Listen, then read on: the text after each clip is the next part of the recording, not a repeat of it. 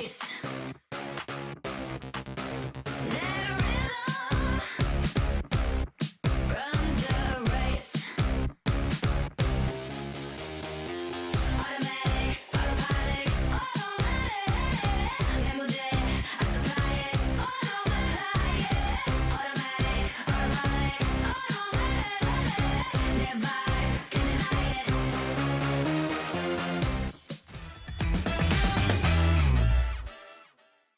สวัสดีครับผมนาดนจากทีมฟูเซนครับสวัสดีครับชื่อเบลมอสจากทีมฟูเซนครับ I'm Noah. My in-game name is Redlo, and I play for Alkazi Esports. I'm Colin or Cowboy in game.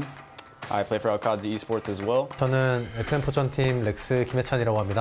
FN 스타로드 이종호라고 합니다. I am Gustav from FaZe Clan. I'm James from FaZe Clan. Today we're building a dream PTC squad that each player costs a certain amount.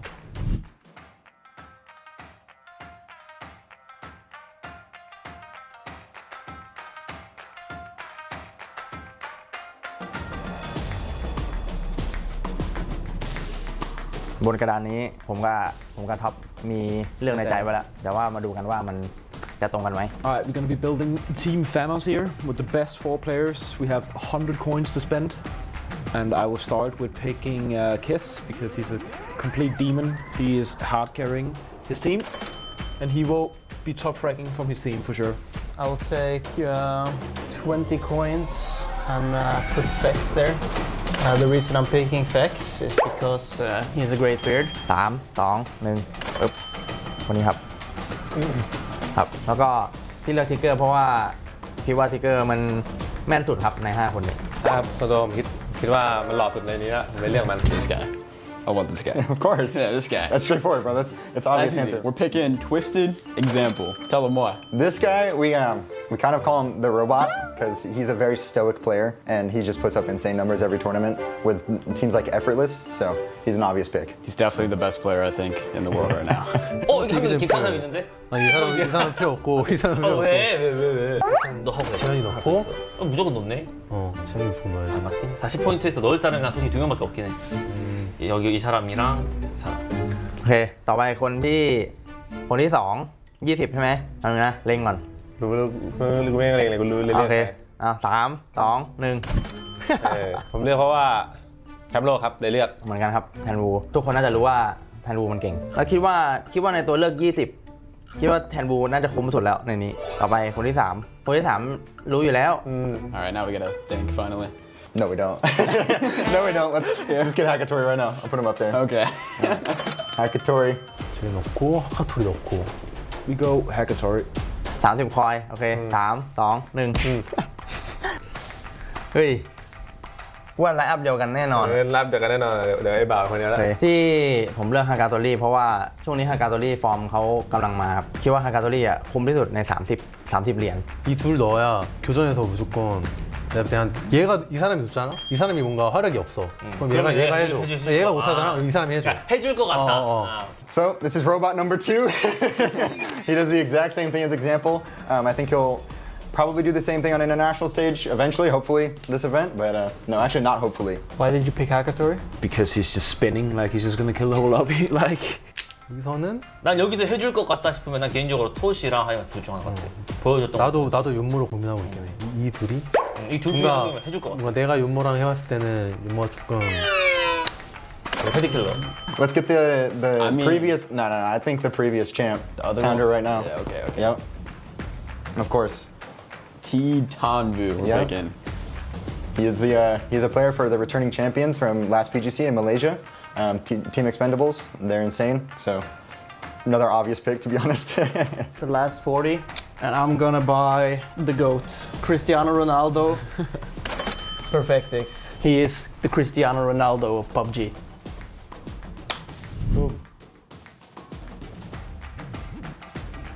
แล้วก็คนสุดท้ายครับ 1 2 3เอ้าเลือกกูดิ โอเคเลือกคนนี้เอาไว้ โอเค เฮ้ยหล่อสุดในทีม ครับผม เก่งสุดในทีม คนเนี้ยที่ผมเลือก กัปตันเพราะว่าผมว่ามันน่าจะหล่อสุดแล้วใน5คนเนี้ย ผมก็คิดงั้นแหละรู้สึกว่าแบบหล่อสุดในนี้แล้วก็รู้สึกว่าได้ยิงคนไม่สุดฉลาดที่สุด มันคือ the best ของ40เหรียญ ถูก แรปนี้ ครับผม 4 คนแล้วนี่คือแรปทีม PTC Squad ของเราครับก็ผมเลือกทีมสุดหล่อครับภาษาไทยน่าจะรวมตัวคนหล่อทีมนี้ 그리고 10점대. 여기 또 있네. 아니야 이 사람 놔두고 여기서는 키스 아니면 또 이엔드겠지. 네가 보는 컨셉이면. 그러니까 여기 컨셉에 맞는 거면 나 이엔드 맞는 거 같아. 아니다. 여태 봤던 거 보고 이거 같아. 키스 맞는 거 같아. 여기 맞네. 그러니까 뭔가 혼자 살아남아가지고 뭔가 슈퍼캐리한 느낌 나잖아. 인맥하지 마시고 객관적으로 해라. 그러니까 뭔가 혼자 살아남아가지고 뭔가 슈퍼캐리한 느낌 나잖아. 난 이렇게 이러면은 설명 컨셉. 잘하니까 다들 그냥 잘할 것 같아. 아니 그러니까 그렇게 말고 이게 혼자 살아남아도 잘할 것 같다라든지. 내가 감독이면 이렇게 뽑을 것 같아. 감독하면 안 되겠다, 그지? 난 감독하면 안 될 것 같아. No IGL. Now we're for corner, dude. Get Nixie. Good pick. Nixie from VP, just won PGS 10. Another like insane fragger. This is all honestly fragging players. I think it'd be funny. I think Hector IGLs, no? I swear someone said that. I'm not. I could be wrong. I'm not thinking so. I'm pretty sure it's Okay. fairest. I'm pretty sure Okay. it's fairest. I don't think we have a single IGL. I think it's all fraggers on our team. But honestly, I think they could four corner. One drop Zarky, one drop Stalber. Prim, Novo. Literally just have fun, dude, and they'll do well. They'll probably get top 3 at least. I feel like robots would be a good name. Robots. We consistently joke on our team, we call them all robots because they literally just show up and just seem to like effortlessly just top frag everything. So I think robots would be a good and suiting name.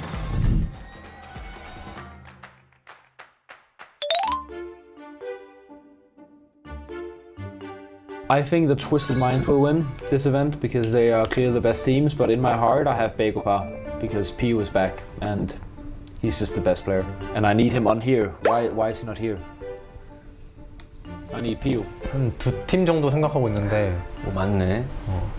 일단 뭐 꾸준히 잘하고 있는 트위스티드 마인즈랑 그리고 되게 폭발력이 있다고 느끼는 디엔프릭스 국뽕인가요? 뽕도 좀 있죠. สำหรับผมทีมที่จะคว้าแชมป์ PCC ปีนี้ผมคิดว่าน่าจะเป็นทีมนี้ครับ พูดเล่นผมคิดว่าทีมฟูเซนครับ ถูกครับจริงเห็นด้วยครับ Personally, I think VP is in the best form of any team here. At least that's what they showed at PGS 10. That would probably be my personal pick, VP. Other than ourselves, of course. I'd probably pick, let's say Twisted. Can't go wrong with them. They're most likely going to win. Thanks for watching, guys. See you guys at the first day of group stage of PGC 2025 on November 28th. See you guys. Goodbye, guys. Goodbye. See you in a few days when they show this. 하나 둘셋 대회 재밌게 재밌게 봐주세요. 봐주세요. ไว้เจอกันในรอบไฟนอลครับ บ๊ายบาย ครับ 그러면 나 이제 마지막 컨셉 하나 더 만들 수 있을 것 같아. 너한테 할게 이거는. 너가 얼굴 담당이니까 너가 생각해. 너가 해야 되는 거야. 그러니까 내 생각인데 내가 생각하고 있는 컨셉인데 선택은 네가 해야 돼. 여기 잘생긴 사람. 잘생긴 사람? 난 여기서 10점 여기. 왜 여기서? 10점은 난 이엔드가 맞는 것 같아. 나 옌드 형. 사진으로 보자. 그럼 사진으로 보자. 난 답 나왔어. 나 백스. 역시 나 보자마자 나왔어. 나 백스. 아카토리. 너무 잘생겼는데? 잘생겼어. 올리시죠. 내가 올릴게. 그래도 나는 해브님? 인맥. 재현이 서운하겠다. 재현이 이거 보면서 약간 재현이 항상 자기가 잘생겼다고 생각해? 자기 얼굴 원탑이라 그래. 올려줘야 되나? 올려? 그냥 해보면. 해브님 올려. 이게 세 번째 컨셉. 잘생기신 분들 포인트별로 이제 김해 저기 렉스 선수가 선택한 다른 분들은 못생겼다고 이제 생각하시면서 선택하신 잘생긴 분들 컨셉.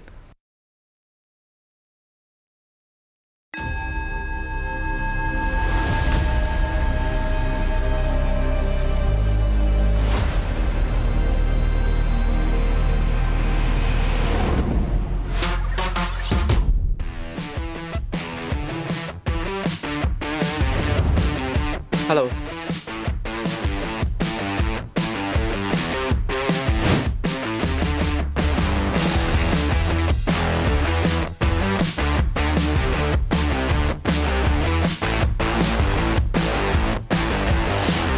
Okay, can I choose different pose? Oh, okay. 봤어 이거. 잘 어울릴 것 같아요.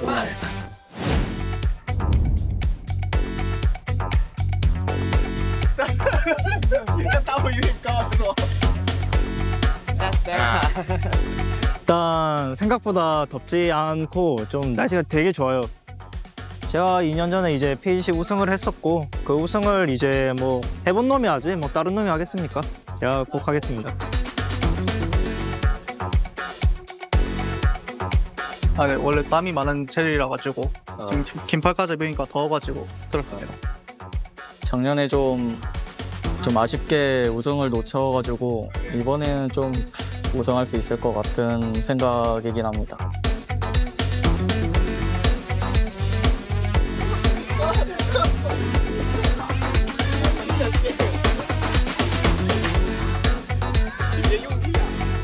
我们就是生活上的，我们的氛围一直很好，但是比赛归比赛，比赛该认真的时候还是会认真的。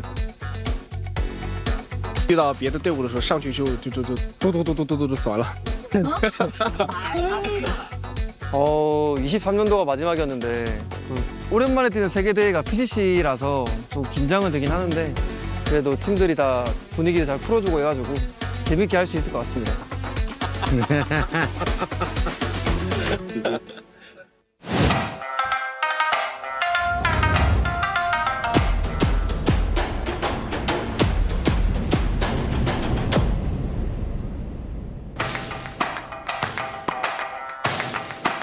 Playing with Cowboy and D has been a great time so far. They're really good kids. They have a lot of potential. 로스 선수가 카우보이랑 저를 되게 케어 잘하는 것 같고 불편한 점이요? 좀 한 번씩 시끄럽다, 로스가. 네.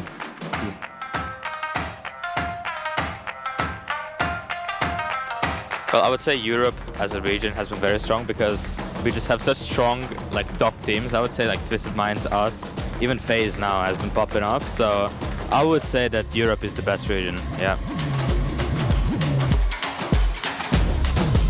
Yeah, good. Yeah.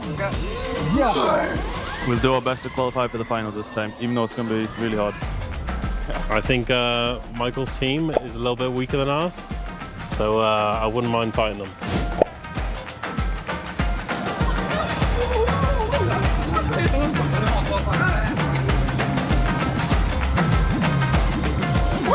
Ah, good. 可能会比较好笑吧，就大家开心就好了。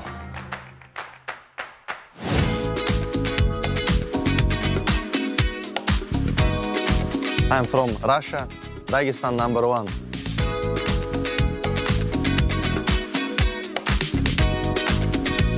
Ми просто робили висновки з минулих турнірів, нічого. Будемо намагатися робити максимальний результат.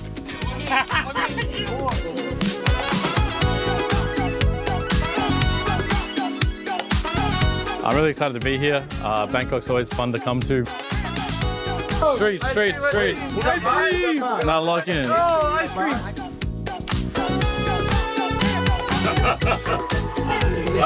Me too. Thank you.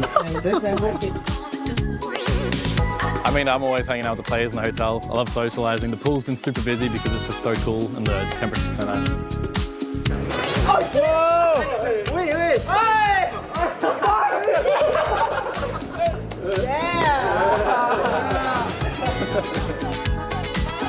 Please, example, break finger. I will beat you even with my broken finger, bro. Just like that.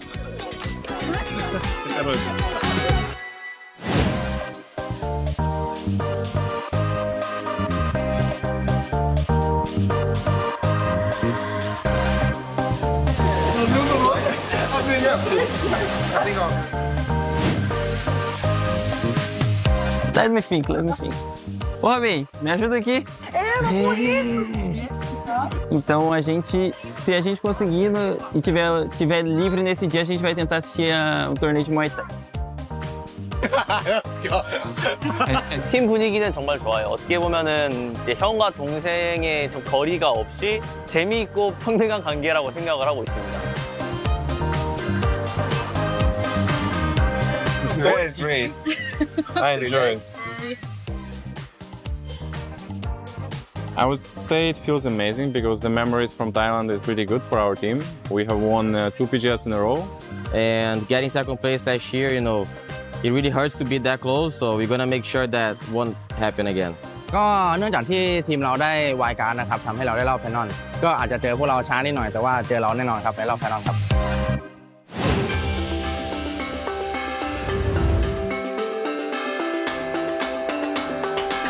ส้มอยู่นะไอ้ทันโอ้โหไอ้นา50,000อ่ะถึง50,000 Các team Việt Nam mà được tham dự các giải chẳng hạn như BGS hay BC thì đều là những đội tuyển mạnh thôi. Vì người Việt Nam bọn em không hề dở.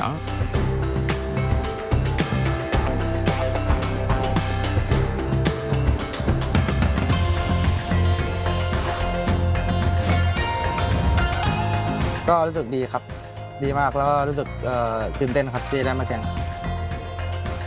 ก็อย่าลืมฝากแฟนคลับนะครับเชียร์ทีมไทยทุกทีมแล้วก็อย่าลืมเชียร์Made in Thailandด้วยครับขอบคุณครับ Em lúc nào cũng thế thôi, không khác gì hết, chỉ là tự tin hơn năm ngoái. 이번에 제가 또 증명해드린다고 약속하고 왔는데 또 좋은 성적으로 증명하고 돌아가겠습니다. 虽然这是 PGC 2025非常难进决赛，但是我希望能在12月12号那一天参加到这次的比赛。 Спасибо всем, кто болеет, кто нас поддерживает. Постараемся на турнире показать красивую игру. 尽可能打好每一场比赛吧。 เต็มที่ที่สุดครับ ก็วันนี้ยังคงอยู่กับแพนนั่นเองค่ะแน่นอนเป็นอีก1 ปีสุดยิ่งใหญ่ที่เราจะมาร่วมค้นหากันว่าใครจะได้คว้าแชมป์นะกับ PGC ในปีนี้กับ PUBG Global Championship ในปี 2025 นั่นเองค่ะ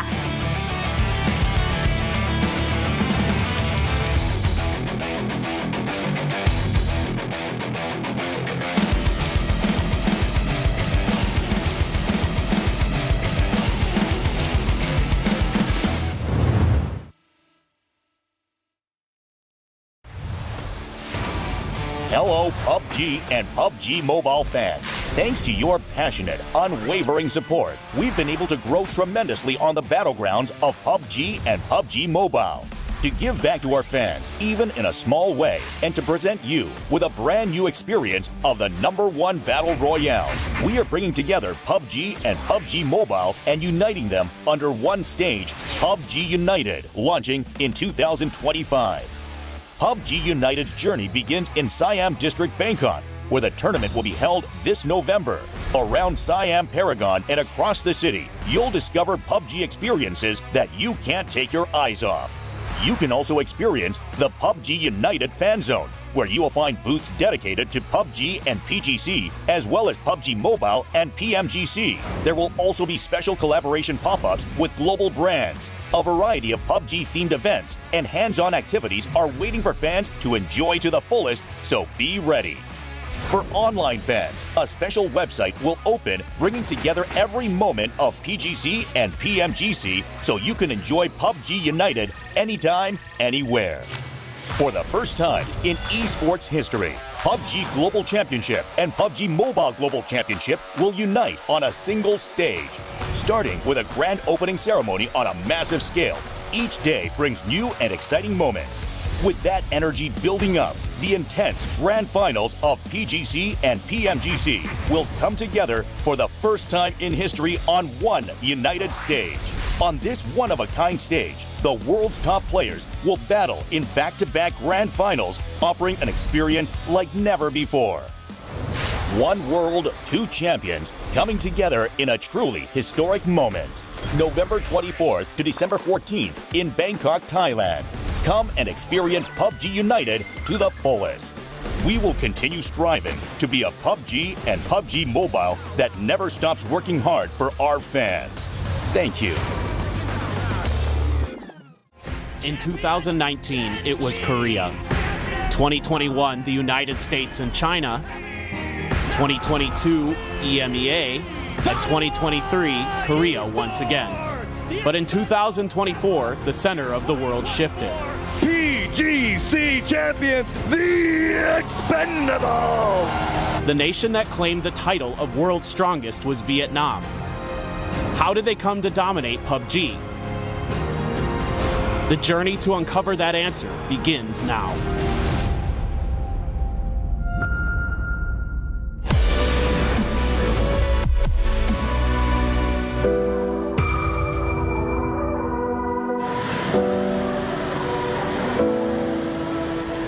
In 2017, a new battleground called PUBG landed in Vietnam.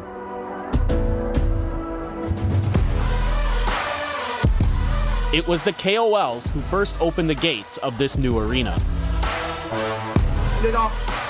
Old keyboards, unstable internet, poor conditions, yet even within that smallness, a spark ignited. In 2018, with PUBG's launch on Steam, the awakening began. Its resonance spread online, offline, in every direction, and it bore fruit.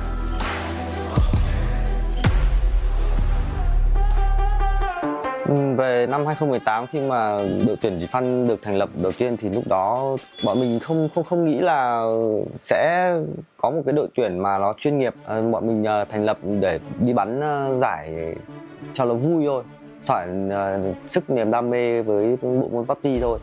Cũng không nghĩ là sẽ tiến xa hoặc là nghĩ là sẽ làm một đội tuyển chuyên nghiệp. Mình nghĩ là team của mình một trong những team có một cái cách thức hoạt động khác hoàn toàn với các team trên thế giới. Bọn mình là vừa livestream cũng như là vừa là game thủ chuyên nghiệp.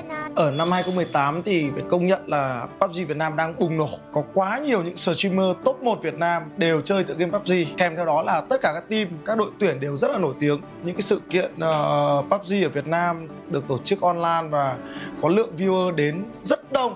Đấy là một cái cảm nhận của anh khi mà thời điểm đấy anh cũng được đi bình luận khá là nhiều những giải đấu lớn. Nên ra đó là một cái cơ hội cực kỳ tuyệt vời cho tất cả những player, những content creator, những bình luận viên, về kể cả những streamer nữa.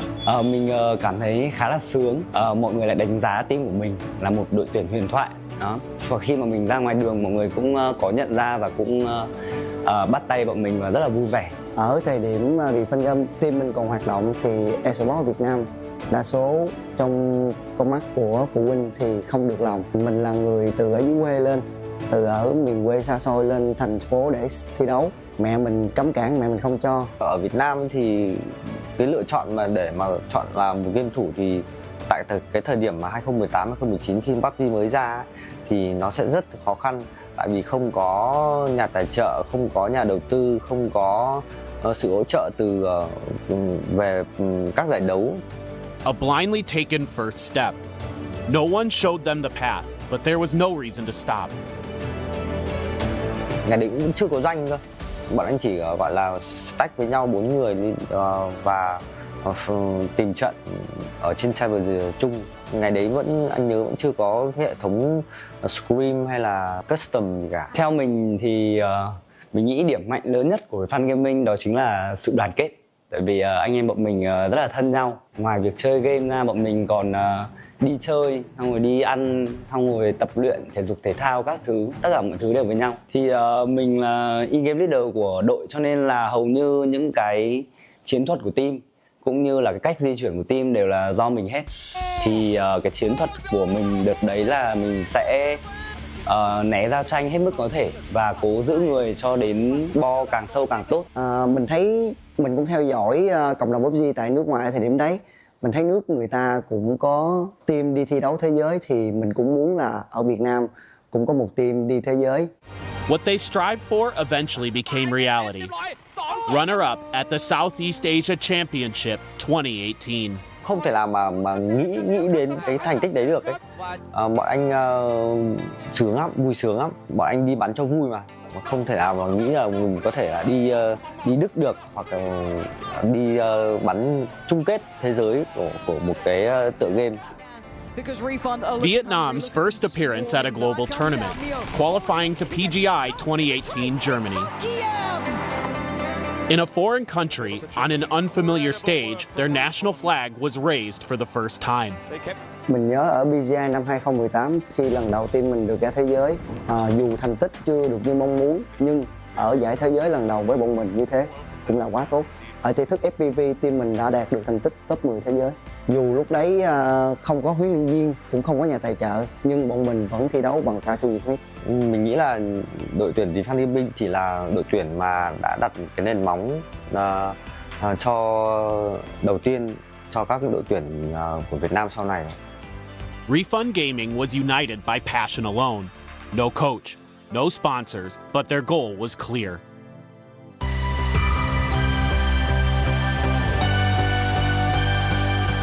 Perhaps it was the spark that Refund ignited. New seeds began to sprout. And the biggest change was structure. They were finally learning how to fight as one team. Cái khoảng thời gian mình gia nhập Device Esports là khoảng cuối tháng 4 năm 2018. Thì khoảng thời gian đấy, cái việc mà một đội tuyển sở hữu một gaming house và tác phong chuyên nghiệp thì rất là ít, hầu như là chỉ có mỗi Device Esports thôi. Ngày xưa các player Việt Nam thì họ chủ yếu là hoạt động tự do thời gian. Thường mấy người game thủ thì họ có thể chơi game đến đêm muộn và tới ngày trưa, ngày hôm sau họ mới thức dậy và ăn sáng. Bên Device thì lại khác, họ có thời gian tập vào lúc sáng, có nghĩa là mình sẽ dậy vào lúc 9 giờ sáng và mình sẽ hoạt động tập khoảng 2 tiếng và đến thời gian ăn trưa. Và lúc mình mới đầu tiên ra Device thì mình khá là ngợp bởi cái sự chuyên nghiệp đấy.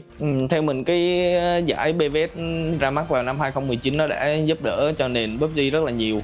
Thứ nhất là có giải đấu để cho các tuyển thủ có thể tranh tài và cũng như là có giải thưởng để các bạn có thể cố gắng hơn.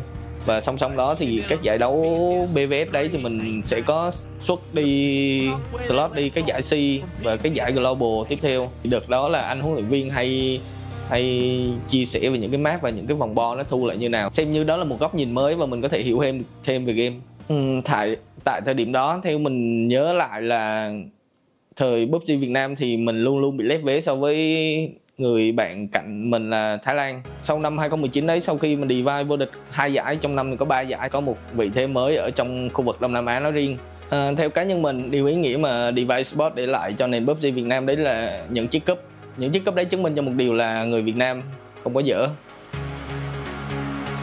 If Refund was the key, Divine Esports was the leader, paving the way by turning a team into a complete system. Là anh em có nói chuyện với nhau nhưng mà anh em hình như là cao của ngoài xung quanh này không? Cái họ Mình đồng ý, mình hoàn toàn đồng ý với việc đánh giá TI hiện tại là đội tuyển thành công nhất trong lịch sử của PUBG Việt Nam. Không chỉ riêng bản thân mình mà cả đội tuyển T là học từ Device, từ hình mẫu của Device rất nhiều. Device là một đội tuyển tiên phong ở PUBG Việt Nam về quản lý con người, quản lý thời gian, về quản lý hình ảnh, quản lý tổ chức. In 2019, Divine Esports conquered the Southeast Asia Championship, and Vietnam began to believe it could compete on the world stage. And that year, the Vietnamese national team headed to the PNC 2019 stage in Seoul. Team Vietnam. Khi mình được slot tham dự giải BNC 2019 thì lúc đó thực sự là có thể là một trong những khoảnh khắc vui nhất của cuộc đời mình. Tình huống mà mình cùng với Sao clear đội Mỹ ở bệnh viện, mình sẽ chạy ở trên tầng 2 cho nhiều tiếng chân lên. Xong đội Mỹ ví dụ ở dưới tầng 1 họ lên thì họ chỉ nghe tiếng chân trước của mình chạy rồi là họ chỉ quay sang bên trái bắn thôi. Thì lúc đó thì Sao sẽ từ bên phải và bắn chĩa qua. Thì cũng không ngờ là nó thành công và nó nổi tiếng đến thế. Bởi vì là giải đó cũng là giải quốc tế đạt hạng cao nhất. 4 player tham dự giải BNC đấy thì đều là 4 đội tuyển khác nhau. Thì sau khi mà học hỏi kinh nghiệm từ các giải lớn thì về chắc chắn là sẽ giúp đỡ cho cái môi trường PUBG của Việt Nam phát triển hơn.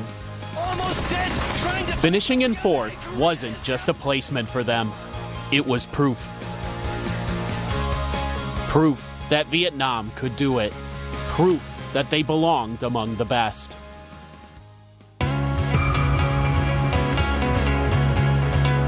In 2020, the world came to a halt, but Vietnam's battleground never stopped. In fact, the world seemed even bigger. Instead of cheers from the crowd, there was the heat from our monitors. Thì trong cái lúc đại dịch Covid thì em vẫn ở gaming house để tập luyện cùng với các đồng đội của mình và ngày ngày tập luyện cho đến khi có giải để cho bọn em thi đấu rồi. Cái thời điểm đó thì em giành 3 chức vô địch liên tiếp và 4 lần giành MVP liên tiếp. Thì bây giờ thì em không thể mà làm như hồi xưa được nữa. Tại vì khi mà mọi người không ra đường chơi thì mọi người sẽ tập trung vào chơi game online hoặc là game mobile là chủ yếu. Thì em đã thấy cái sự tăng vượt trội khi mà đại dịch Covid diễn ra. Và chỉ tiếc một cái là năm đó thì không có tổ chức nhiều giải đấu thôi, còn lại tất cả mọi thứ người chơi rất là đông. Em nghĩ là có, tại vì thời gian đó đã tạo nên kỹ năng hơn ngày hôm nay. The number of registered and participating teams in Vietnam's domestic tournament, PVS, exploded. A record 250 teams participating was born from that boom. Leading into Division X Gaming's victory at the PCS Charity Showdown, young players grew fiercely through online leagues. Mình tham gia game mobile Hà Đông ở năm 2021 thì giải đầu tiên của mình được ra quốc tế đó chính là giải PCS. Của mình rất là vui. Không khí anh em lúc đấy là phấn khích và mọi người muốn thể hiện để có được nhiều thành tích tốt. Khu vực Việt Nam thì chỉ có Device Esports lúc đó là họ vượt trội hơn hẳn các team Việt Nam thì họ vẫn còn học hỏi nhiều bởi vì họ chưa biết cách di chuyển và đi bo giống như các nước khác. Thấy David là tuyển thủ ổn định và hướng tới team tập thể nhiều hơn. Còn Hải Saki thì là một tuyển thủ thời điểm đó thì là tay to và xử lý cá nhân tốt ở các giải Việt Nam. Amid an era of chaos, Vietnam's esports scene continued to grow undeterred. The following year, when PUBG became free to play, countless young people in Vietnam joined the battleground, and the number of registered teams instantly surpassed 200. With more KOL streams and their fired-up fans, the battleground grew larger with each passing day. Thì em đến với cái watch party này để em phục vụ cho team TE. Em đến đây để cổ vũ các anh nhà đẹp trai TE ạ. Nếu mà nói ở Việt Nam thì em nghĩ là đội Anyone Legend và tuyển thủ mà được yêu thích nhất thì có lẽ là Himat.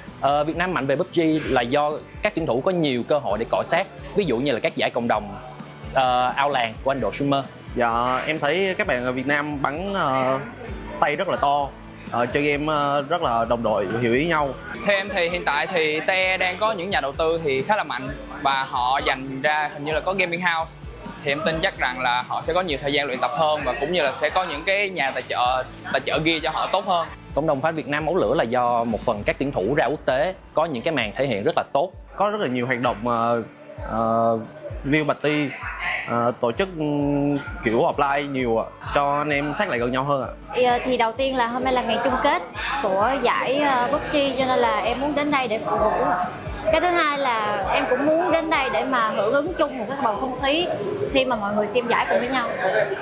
So với trước đây thì PUBG hiện tại em cảm thấy thay đổi rất là nhiều. Hồi xưa thì mọi người chưa có tiếp cận được với cả Esports PUBG hoặc là game. Nhưng mà bây giờ thì sau thành công của các đội tuyển PUBG Việt Nam, PUBG đã tiếp cận tới rất là nhiều người xem và những cái người chơi nhiều hơn. Cá nhân em khi mà em được mọi người công nhận thì em cảm thấy rất là vui. Trước đây thì về định kiến con gái chơi game thì em nghe rất là nhiều. Nhưng mà thật ra là cũng có rất là nhiều bạn nữ chơi game rất là hay. Bạn của em chơi PUBG cũng đều rất là giỏi. Có thể là mọi người chưa biết đến thôi ạ. Anh nghĩ là có bởi vì fan Việt Nam đối với PUBG rất đông. Đến thời điểm hiện tại khi mà có rất nhiều các player của Việt Nam được yêu quý. That year, Vietnam's CES headed to the world stage, finishing 6th at PGC 2022. The national team came in second place at PNC 2022. It's going to be Vietnam! The world acknowledged the spirit of the dragon that had risen. Nhận thức của các bậc phụ huynh về cái bộ môn esports là nó có thay đổi rất rõ rệt trong cái thời gian vừa qua. Lý do là thứ nhất là cái bộ môn esports đã được là một môn thể thao đã được chính thức công nhận. Thứ hai là cái sự thành công của các cái đội trên đấu trường quốc tế thì cái điều này giúp cho các bậc phụ huynh nhìn nhận esports nó như là một cái nghề nghiệp thực sự. Một là dân số Việt Nam đông và dân số trẻ Việt Nam cũng khá đông. Cái thứ hai là tinh thần màu cờ sắc áo, mỗi khi có các sự kiện liên quan tới đại diện quốc gia thì luôn được sự ủng hộ lớn từ mọi lứa tuổi. Thì đây chính là hai yếu tố mà mình tin là sẽ đóng góp cho thể thao điện tử Việt Nam, nước nhà trở thành số 1 thế giới.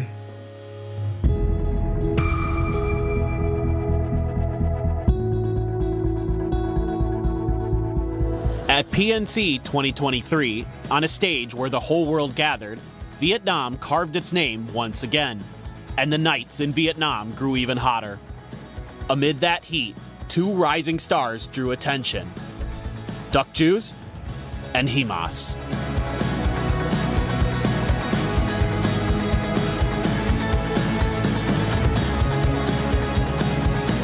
Sau khi kết thúc một giải đấu hay là train hàng ngày thì mình có rủ một số thành viên đi. Mình thấy mình cách đó là tinh thần đồng đội ạ.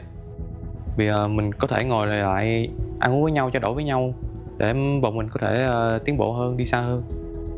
Thì sau khi mà kết thúc giải đấu A Bắc thì mình biết mình được chọn á, thì mình rất là vui, mình đi khoe khắp nơi là mình được đại diện Việt Nam thi đấu tại BNC. Thì khi lần đầu tiên mình được tham gia bán giải cùng với Himas, mình thấy vui lắm. Mình với Himas đã chơi với nhau từ rất lâu. Thì Himas là một người có tư duy chơi game rất là tốt, di chuyển cá nhân cũng rất là tốt. Nhưng mọi thứ đều hướng về Himas hết, kiểu dạng như vậy. Sau khi mà mình biết được lớp là thi đấu tại BNC á, lúc đó là mình đặt mục tiêu khá là cao, đó chính là vô địch. The two rookies jumped straight into the center of the battleground without hesitation, and they became Vietnam's signature weapons. Cảm ơn nha anh em Apaku, cái này không phải là kill thì là cái gì đây, triple. Thì sau khi mình đặt mục tiêu xong thì mình đã không thể hiện tốt tại giải đó, là mình thấy khá thất vọng. Mình nghĩ là chắc là do mình thể hiện tốt tại đấu trường quốc tế á, thì mọi người cũng để ý và cũng đặt kỳ vọng vào mình rất là nhiều. Mình thấy Việt Nam có nhiều cơ hội tranh vô địch với các đội tuyển hùng mạnh của các nước khác hơn. Và Việt Nam mình cũng đánh dấu được một cái lịch sử mới là Việt Nam cũng là một trong những đội tuyển hùng mạnh nhất thế giới. The night Vietnam rose to third place in the world, millions of fans shouted the same name at the same time. With the highest PGC viewership in the world, PUBG was no longer just a game for Vietnam. Then came 2024.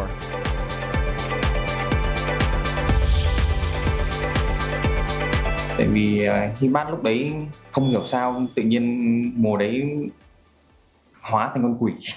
Tại giải đấu BG3 thì có 2 pha là mình nhớ nhất, đó chính là tại vòng bảng thì mình có clutch được team New Happy làm 1v3 và 1v2 của Sonic nữa. Onto his feet, Longster right up against the wall. There you go, high man for Cerberus as the flashes just continue to come, chain after chain after chain. Boom! He'll find December 12th. Bing Bing gets the heel off. He's gonna pink across the side. High mass! Oh, so looking the other direction. Spot the first one. Takes down Kickstarter now. Himas would be able to win this game now. Swaps on over to the MK Peaks on board. Can't connect it, but he wins it in the end.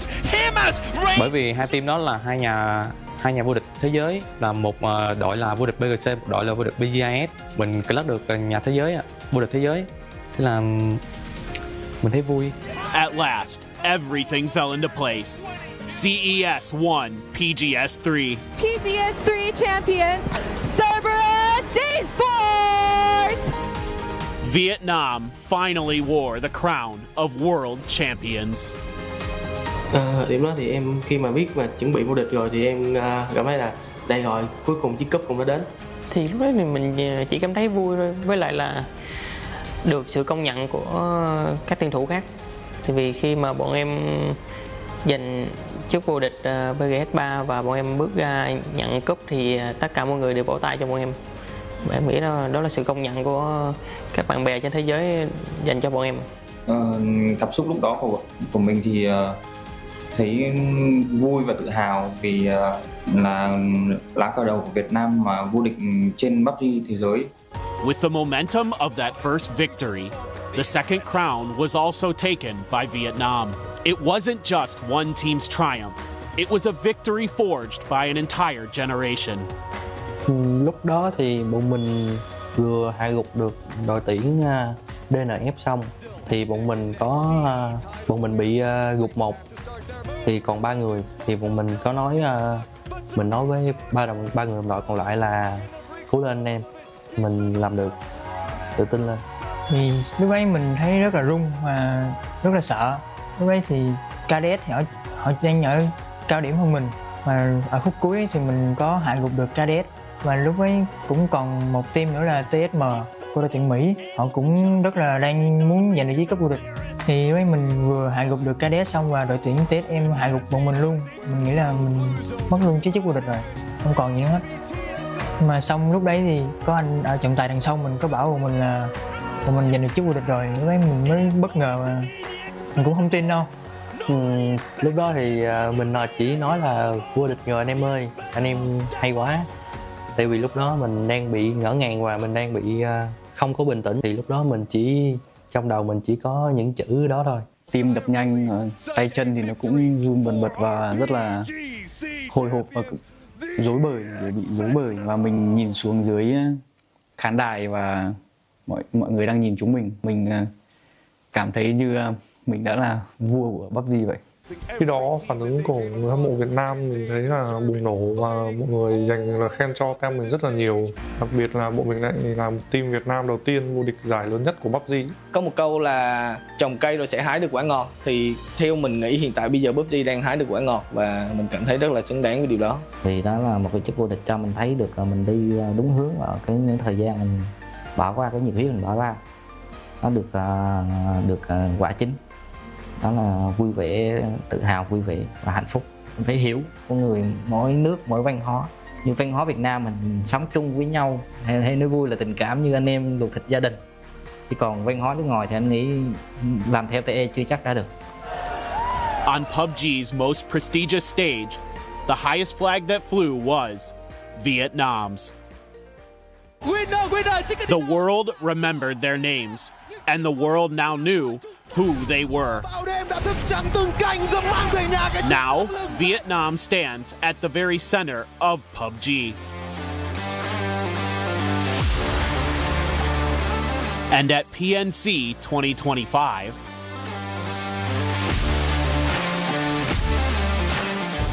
what is now called the greatest victory in Vietnam's esports history unfolded that day.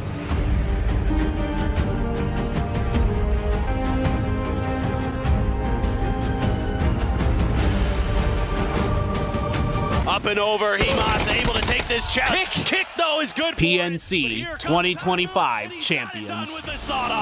Oh, so close for 2 more points added to their tally as they are. Thì cảm xúc của mình thì thấy rất là vui, bởi vì đây là cơ hội đầu tiên của mình được đại diện cho đội tuyển Việt Nam đi thi đấu quốc tế, và cũng là cái mong muốn của mình khi thi đấu chuyên nghiệp.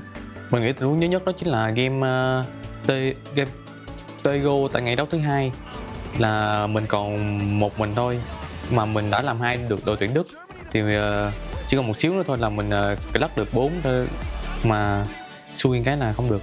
Với cá nhân mình thì Tấn Vũ thì với Himat thì hai người bây giờ hiện tại thì có thể sánh ngang, nhưng mà mỗi người sẽ có thế mạnh khác nhau. Ví dụ như Himat thì mình thấy thì sẽ xử lý rất là tốt về cá nhân, nhưng mà mình lại nghiêng về Tấn Vũ hơn, tại vì Tấn Vũ rất là nhiều tình huống có thể gỡ gạt cho team và có kỹ năng rất tốt. Với Himat thì là mọi người gọi là quỷ đầu bạc, còn với Tấn Vũ thì là quỷ núi. Thì chắc mình nghĩ là tại vì đợt BNC 2025 mình có một cái pha một mình cân hết ở một cái khe núi, nên là fan thấy hay và đặt biệt danh cho mình là quỷ núi. And Himas looking for the grenade. More important, it seems like Vietnam is the thing in front of them. That ridge is juicy to play, but it has to be played. Himas able to take this challenge. Kick for it, but here comes Tanmu, and he's got it. Vì sau 2 năm vừa rồi thì không một đội tuyển nào đánh bại Hàn Quốc hết. Cảm giác khi mà đánh bại được đội tuyển Hàn Quốc để giành chức vô địch thì lúc đó bọn mình cảm thấy rất là vui, mà năm nay thì là có bọn mình nên bọn mình cảm thấy rất là hãnh diện. Nhưng mà bọn mình lại đánh bại đội tuyển Hàn Quốc ngay trên đất Seoul, nên là mình mới nghĩ là ra được cuộc đấy. Đặc biệt hơn nữa là em đánh bại được đội tuyển Hàn Quốc ngay trên đất Seoul. Mình thấy cộng đồng fan PUBG khá là hưởng ứng cái video viral đấy của mình, là rất nhiều lượt like và lượt comment. Ví dụ như mọi người comment là đúng chất với tên Soji. Phải nói thật là cái lap 2025 bọn anh pick up ấy, bọn anh chắc chắn là bọn anh sẽ vô địch Bởi vì cái line-up 2025 anh nghĩ là mạnh nhất từ trước đến giờ. Và anh đã có suy nghĩ trong đầu là nếu năm nay không vô địch thì không năm nào có thể vô địch nữa. Việt Nam vô địch, Việt Nam vô địch, Việt Nam vô địch, Việt Nam vô địch. Vietnam's third crown. A legend was written.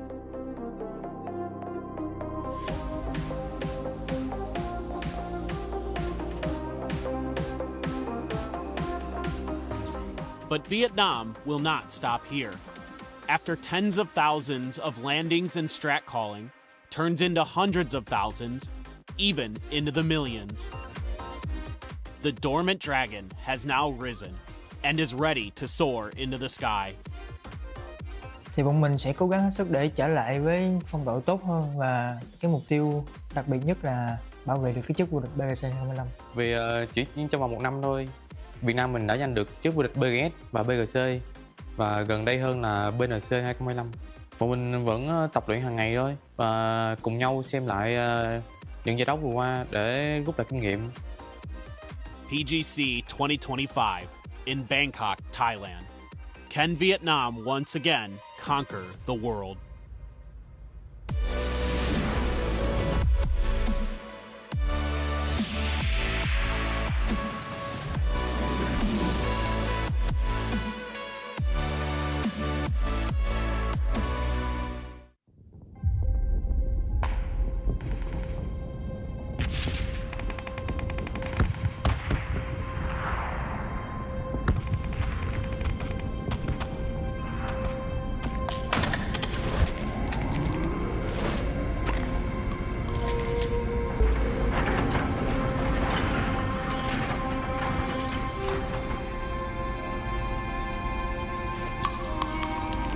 This was never our purpose. You need to know the truth. These satellites, we built them to master the climate. They told us this was to stabilize the environment. I thought we were helping people, but it was a lie. It was a device for their entertainment. Their grand plan was to push the battle to the breaking point, to make the battlegrounds a brutal, unadulterated slaughter for their entertainment.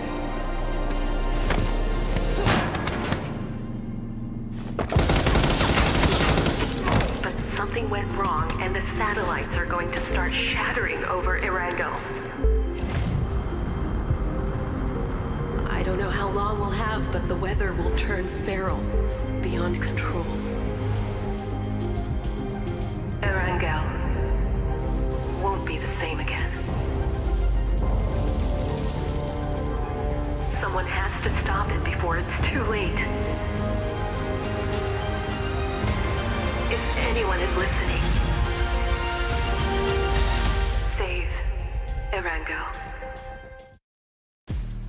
Satellites have crashed down on the ground, and in doing so, snow has covered our long-loved Erangel, turning it into a icy haven of cold and bitterness. And it is up to the players here today at this event match to weather the storm.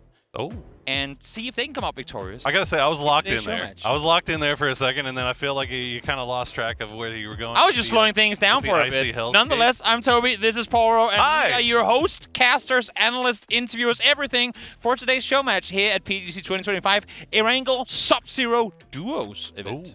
Well, I know you guys were excited with all the games that we got to see the last couple of days. But we figured we needed a little bit of time to cool off, and what better way to cool off than to just snow up. I did the same thing. I just did the same thing to myself. In cooling off, we covered the entirety of Erangel in snow. And it's not just, casual theming and we changed some textures here. No, there's actually things that have been changed physically in the map.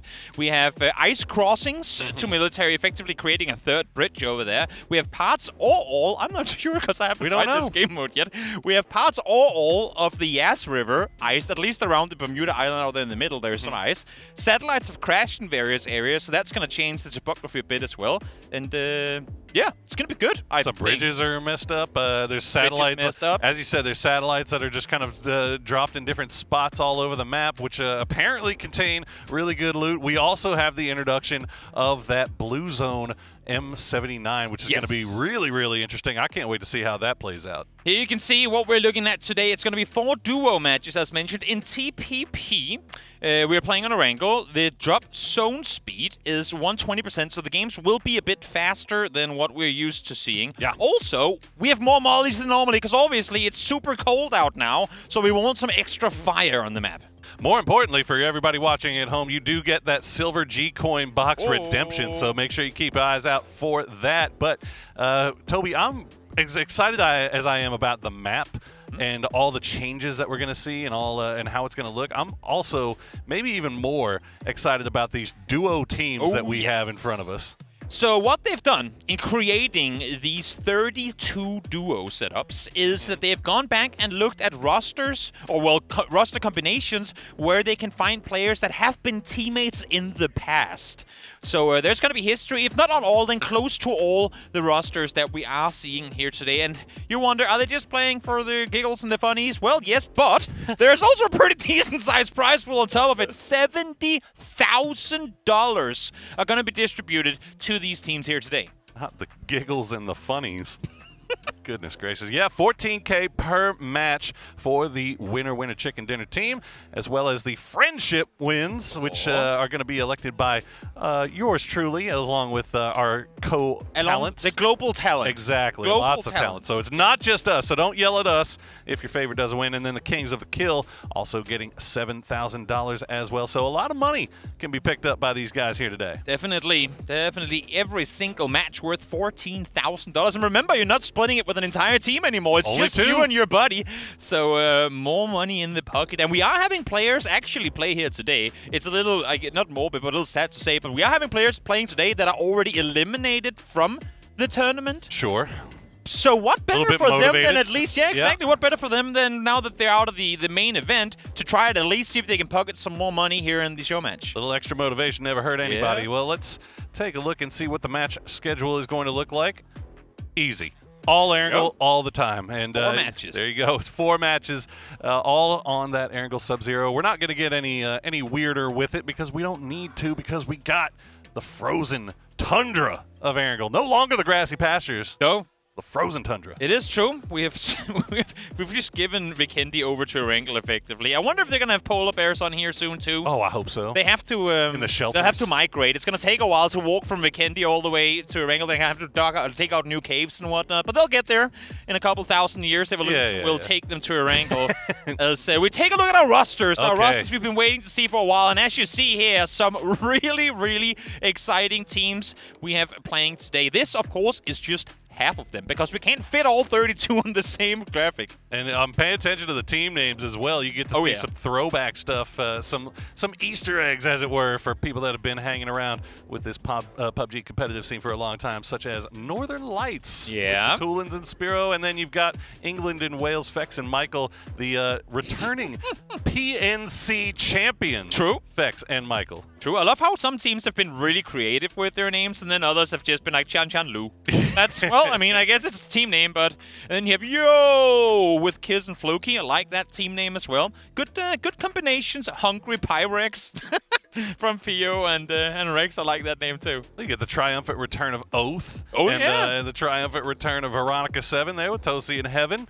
And the mini abusers with Take and Sparking, and then the Cave Boys. Themselves. I'm gonna need some lore on the Cave Boys team name with Shrimsy and Purdy. Is it because they're both old, so they're cavemen? Is that what it is? Well, one is significantly older than Yeah, that's what I was thinking. And I really don't have any place to be calling anybody old, to be honest. So I'm gonna just let them be. Let's see the second half here. Who are some of our other teams that we got in here? We'll see it when they decide to show us. I Come guess. on, Until that point, Bibimbap. I love the fact that the Korean teams have gone for like national dishes. We have Bibimbap with Heather and Hammer, and I believe there's also a kimchi team. That's Glass and Type. We'll see them in just a second. So if everyone was food names, I'm wondering. Ooh. The one thing is we would all be going hungry from here. But well, I'm telling you, I didn't get a chance to stop for lunch today. That's true. But here you go. Second set of teams. What's the first team that catches your eye for? I want to know how you say the RBN Gizera team. Wrap your Danish lips around that one. Papai y Fifinho. Perfect. Look at this. This is why he's a professional, folks. Bebeto y Romario as well as the Kraken and Fantastico. Bebeto y Romario. Bebeto y Romario. Well, BB team put absolutely no thought into this as they roll out with a doozy and Bestalash. But wait, why did they get to play together? I don't know. I don't know. I saw it on Navi as well. We've got look. We didn't make the teams here, chat. We didn't make the teams. We're just here to enjoy the fun. Fair. And, fair. So I'm trying to figure out December 18th. What is it about Xiaopian that makes him worth 5 more days? I'm not sure. Or what is that? No. You can see Shin's hair color. He's already ready for this event. He colored it blue just for today, by the way. Shin colored his hair blue. For this Sub-Zero event. Also, I mean, as much as we're memeing the team names and whatnot, in terms of, I mean, we have a lot of really good duos in this tournament, and I just gotta highlight Haiwu, Himas, and Tanvu on the same team. That, from a mechanical perspective, is terrifying. That does feel kind of scary. That feels a little spooky. Those are arguably the 2 best fraggers in this tournament. I mean, while Himas hasn't necessarily lived up to the expectation with them being eliminated yesterday, just with what we know them being capable of, Himas and Tanvu joining forces, oh, that's dangerous. That is actually fun. I mean, look, I'm kind of scared of Yao as well. Yeah, I'm sorry, yeah. Yao. Kiss and Fluky. That could be pretty spooky there. But then we also got Esquilisa and Jacob in Uwu. I do that for y'all. Had to do that loud and louder, like we see with Ross and Nixie down on the bottom. Loud and louder. Sometimes you're just gonna be honest. I like the honesty of no money as well. I don't think Hello My Bad and Boosting are expecting to win any of the matches here today, because they're no money. Then we have T4 instead of maybe C4. Thunders and Lyrics looking to set up some trick plays potentially. It does require a bit more risk to C4 stuff when you're only 2. You don't really have that expendable player that can just commit a car into a building. That is true. So maybe they won't be C4ing things. They'll just be blue zone grenade launchering buildings instead. Well, yeah, and I'm also interested to see how this terrain, since obviously we're icing things up a little bit, how is that going to affect how the vehicles move around? Will it affect how they move around? So, and if they end up on one of those frozen rivers trying to make a cross and get caught out there, how will that? What's going to happen there? That's so many questions, Toby. So many questions. So many questions and so few answers. Thanos is Gustav and Corexi. I wonder if they snap their fingers. Who? Oh, there's your. We got your polar bear though. That's true. Yeah, that's true. Easy. Oh, 2 of them. 2 of them. Yeah, true. DDT, of course, Spaceman and Shen used to play under DDT. Yeah. It took me, I remember, we were at, what was that event? Now I can't remember, but we were at an event and it took me forever to figure out what DD team stood for, and it was the name of the city the team was originally from. Really? It's like Dragon Team from that city. Now, of course, right now, off the top of my head, I can't remember the city name. It's just north of Shanghai. But it took me a very long time because I couldn't get in touch with any of the players. But I got there in the end, and now I, of course, can't remember. That's fine. We will forgive you for it this time. But yeah, we are getting ready to get into those first matches. Again, so we talked a little bit about what you can expect to see, right? Yep. Like it's going to be frozen Erangel. The blue zone is going to be moving in. It's going to freeze behind the blue zone, and then you also have the blue zone grenades, obviously, and any blue zone grenade. You got the launcher and the regular blue zone grenades that are also going to have that frozen field kind of surrounding it as well. I'm really interested to see if that frozen area stays after the blue zone goes away. Yeah. So that's some questions that we have here, but we're gonna figure this out along as we go, chat. You're here. We're here with you, just learning as we go. Safe disclaimer: Paul and I have not had a chance to play this game mode, so we do not know what we're in for. Just like most of you probably don't really know what you're in for either. And you know what? For it being a show match and as fun as it's gonna be, I kind of like that we're going in completely blind just to be entertained. And what better map to have some variety on than Erangel? I think a lot of people as of late have been. As much as it's the OG map and everyone loves it, everyone's kind of been wishing it's time for something to happen in Erangel. Come on, it's too figured out at this point. We need something happening. So maybe if this game mode turns out to be extremely successful, maybe it stays snowy. Who's to say? Maybe polar bears do make the they do make the migration. Who knows? They can stick around a little bit longer. Well, I don't know if there's a better way to get introduced to a new map, a new mode, anything like that, than to sit here and watch some of the best players on Earth all playing it for fun with these these fun duos. I feel like all caution is going to get thrown to the wind here. Oh, yeah, big time. As well, and also the fact that it's being in TPP, so we get to kind of see how they want to play out this this situation as TPP duos. Here we see them set, ready to play. Tosi there on screen. These are some, again, we're putting together some pretty freaking terrifying rosters. I'm telling you. Tosi at Heaven joining forces, sat next to Corexia and Gustav. I wonder if there's going to be any. We saw it last year. You and I had the pleasure of casting the show match at PGC last year. There was so much banter because obviously they're sat in their like full team booths, so two duos are sat next to one another. Why do they have matching polo? I'm not sure, but if they end up running, tell me that's not. Why would you wear that polo? Okay, we're just not going to draw attention to it. Anyway, no, you're absolutely right. You know, it's been really fun. It's seeing Type and Glass, and now you get to see Batu, Batu and Spiro. Oh no! Old Northern Lights. Oh no! Spiro looked logged in, by the way. This is for fun, Spiro. You can't be this serious already. I think they're set and ready to get the game going. We're having fun here, guys. Oh wow! I need. Whew. Well, hey, you know what? Guess what, man? Tell me. It's Rex's birthday. Congratulations, Rex! Happy birthday to Rex. Yeah. So maybe that's already 1+ point in the friendship win. And he's already got the best birthday present ever, right? It's playing with Pio. Yeah. Yeah, I mean, I'm sure for the most part, people will be pretty proud. We've been able to field a roster alongside Pio. Here we have Nixie and Roth ready to loud play. and louder. And yeah, exactly. Loud and louder and no money are set next to each other. I wonder if that's the reason that we're going to be playing next to louder and louder. We won't be able to hear anything. Therefore, it's going to be difficult to really get anything done. But no, what I was referring to before with, as we can see here, obviously the 4 players sat next to each other like this. We saw it last year, I believe, with Tick and it was Tick and James fighting each other, and they were sat right next to each other too, like sat there leaning over, looking at each other's monitors and whatnot. Hopefully we get a fight in the end of the game between two teams that are sat literally right next to one another. Oh yeah, I was talking to Tig and Sparking, and they're sitting right next to Pio and Rex, and they were like, "Oh, we are 100% screen peeking." Of course, that's gonna happen. Of course. We're going to make sure that happens. It's like, so we check it with, who we got here? Begapa. And I don't know everybody's faces perfectly, Toby. You got to learn everybody's faces. I guess so. Well, who was that then? Why don't you tell me? It was Star-Lord and Songyang. Okay, fine. That was Team Old Boy. Yeah, Team Old Boys. I feel like we have a few Old Boys rosters here today. Hey, it's Bean. Bean.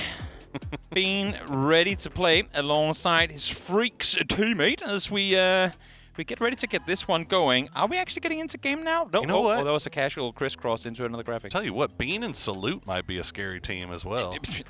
Might be a scary team. That's my only concern for these guys is they're all, I mean, very capable players. They're playing a PGC to begin with, right?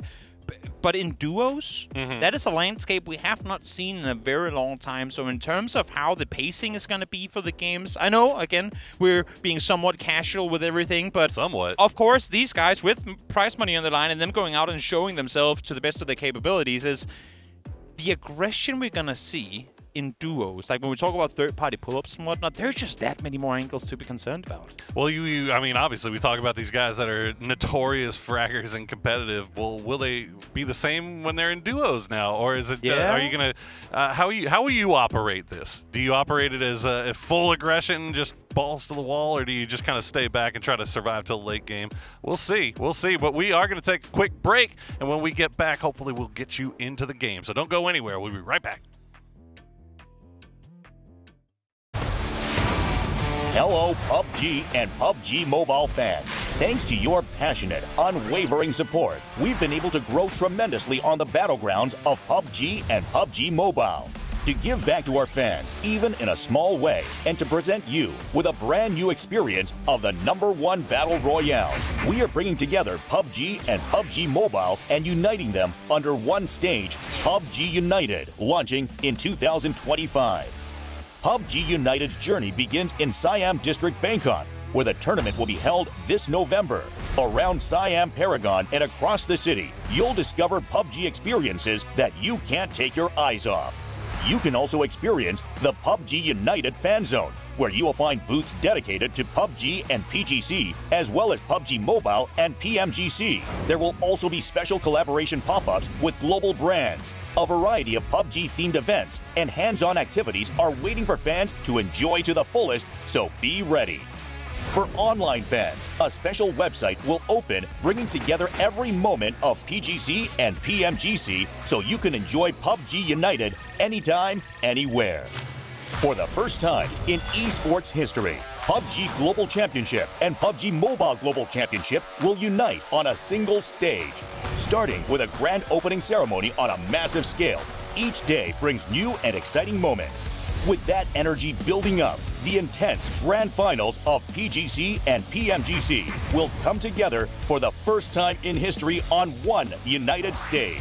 On this one-of-a-kind stage, the world's top players will battle in back-to-back grand finals, offering an experience like never before. One world, two champions coming together in a truly historic moment. November 24th to December 14th in Bangkok, Thailand. Come and experience PUBG United to the fullest. We will continue striving to be a PUBG and PUBG Mobile that never stops working hard for our fans. Thank you.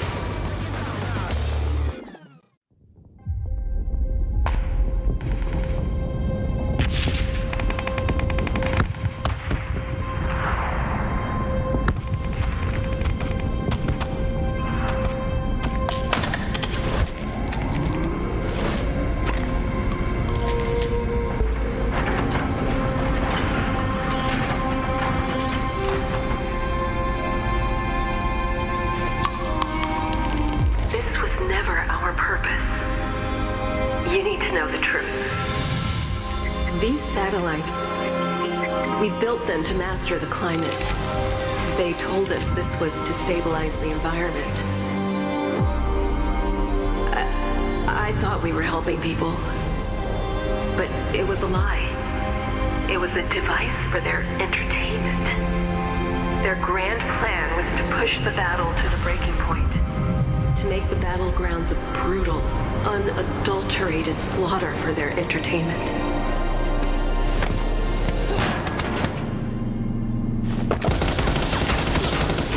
But something went wrong, and the satellites are going to start shattering over Erangel. I don't know how long we'll have, but the weather will turn feral, beyond control. Erangel won't be the same again. Someone has to stop it before it's too late. If anyone is listening, save Erangel.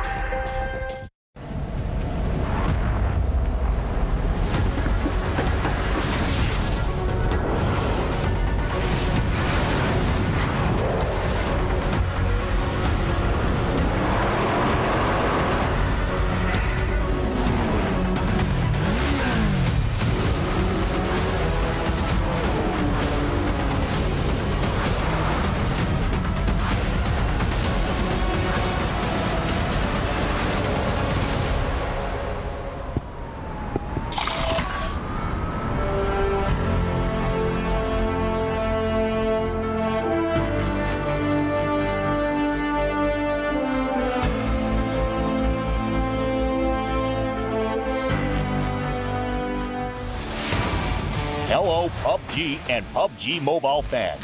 Thanks to your passionate, unwavering support, we've been able to grow tremendously on the battlegrounds of PUBG and PUBG Mobile. To give back to our fans, even in a small way, and to present you with a brand new experience of the #1 Battle Royale, we are bringing together PUBG and PUBG Mobile and uniting them under one stage, PUBG United, launching in 2025. PUBG United's journey begins in Siam District, Bangkok, where the tournament will be held this November. Around Siam Paragon and across the city, you'll discover PUBG experiences that you can't take your eyes off. You can also experience the PUBG United Fan Zone, where you will find booths dedicated to PUBG and PGC, as well as PUBG Mobile and PMGC. There will also be special collaboration pop-ups with global brands. A variety of PUBG-themed events and hands-on activities are waiting for fans to enjoy to the fullest, so be ready. For online fans, a special website will open, bringing together every moment of PGC and PMGC so you can enjoy PUBG United anytime, anywhere. For the first time in esports history, PUBG Global Championship and PUBG Mobile Global Championship will unite on a single stage. Starting with a grand opening ceremony on a massive scale, each day brings new and exciting moments. With that energy building up, the intense grand finals of PGC and PMGC will come together for the first time in history on one united stage. On this one-of-a-kind stage, the world's top players will battle in back-to-back grand finals, offering an experience like never before. One world, two champions, coming together in a truly historic moment. November 24th to December 14th in Bangkok, Thailand. Come and experience PUBG United to the fullest. We will continue striving to be a PUBG and PUBG Mobile that never stops working hard for our fans. Thank you.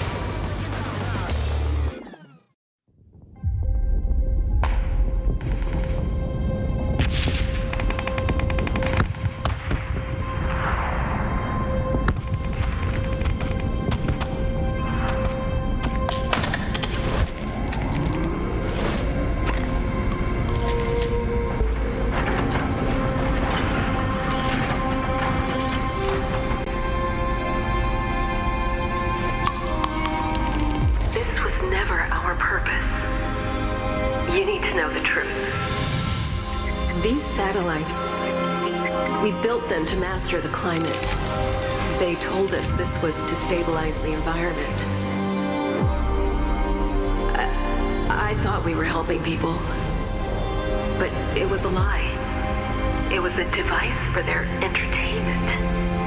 Their grand plan was to push the battle to the breaking point, to make the battlegrounds a brutal, unadulterated slaughter for their entertainment.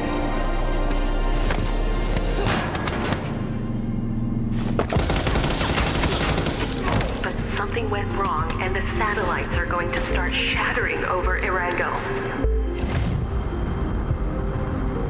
I don't know how long we'll have, but the weather will turn feral, beyond control. Erangel won't be the same again. Someone has to stop it before it's too late. If anyone is listening,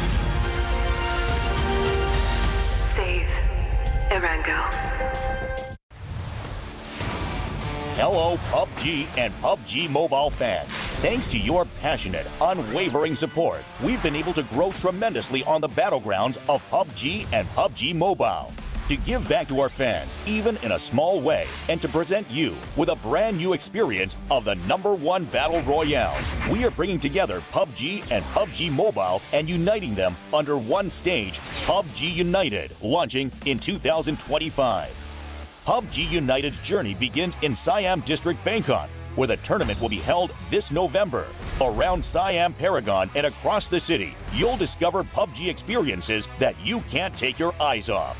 You can also experience the PUBG United Fan Zone, where you will find booths dedicated to PUBG and PGC, as well as PUBG Mobile and PMGC. There will also be special collaboration pop-ups with global brands. A variety of PUBG-themed events and hands-on activities are waiting for fans to enjoy to the fullest, so be ready. For online fans, a special website will open, bringing together every moment of PGC and PMGC so you can enjoy PUBG United anytime, anywhere.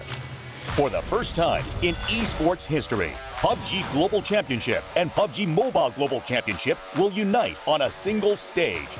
Starting with a grand opening ceremony on a massive scale, each day brings new and exciting moments. With that energy building up, the intense grand finals of PGC and PMGC will come together for the first time in history on one united stage. On this one-of-a-kind stage, the world's top players will battle in back-to-back grand finals, offering an experience like never before. One world, two champions coming together in a truly historic moment. November 24th to December 14th in Bangkok, Thailand. Come and experience PUBG United to the fullest. We will continue striving to be a PUBG and PUBG Mobile that never stops working hard for our fans. Thank you.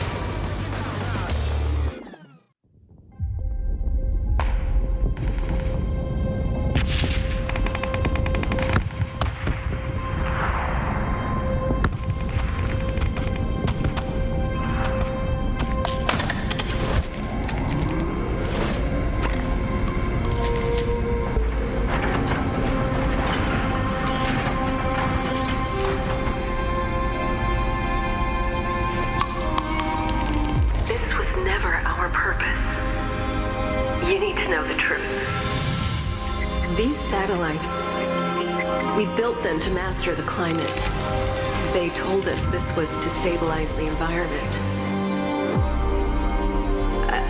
I thought we were helping people, but it was a lie. It was a device for their entertainment. Their grand plan was to push the battle to the breaking point, to make the battlegrounds a brutal, unadulterated slaughter for their entertainment.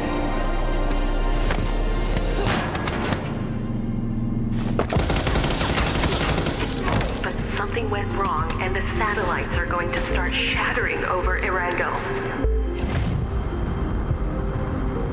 I don't know how long we'll have, but the weather will turn feral, beyond control. Erangel won't be the same again. Someone has to stop it before it's too late. If anyone is listening, save Erangel. Hello, PUBG and PUBG Mobile fans. Thanks to your passionate, unwavering support, we've been able to grow tremendously on the battlegrounds of PUBG and PUBG Mobile. To give back to our fans, even in a small way, and to present you with a brand new experience of the #1 Battle Royale, we are bringing together PUBG and PUBG Mobile and uniting them under one stage, PUBG United, launching in 2025. PUBG United's journey begins in Siam District, Bangkok, where the tournament will be held this November. Around Siam Paragon and across the city, you'll discover PUBG experiences that you can't take your eyes off. You can also experience the PUBG United Fan Zone, where you will find booths dedicated to PUBG and PGC, as well as PUBG Mobile and PMGC. There will also be special collaboration pop-ups with global brands. A variety of PUBG-themed events and hands-on activities are waiting for fans to enjoy to the fullest, so be ready. For online fans, a special website will open, bringing together every moment of PGC and PMGC so you can enjoy PUBG United anytime, anywhere. For the first time in esports history, PUBG Global Championship and PUBG Mobile Global Championship will unite on a single stage. Starting with a grand opening ceremony on a massive scale, each day brings new and exciting moments. With that energy building up, the intense grand finals of PGC and PMGC will come together for the first time in history on one united stage.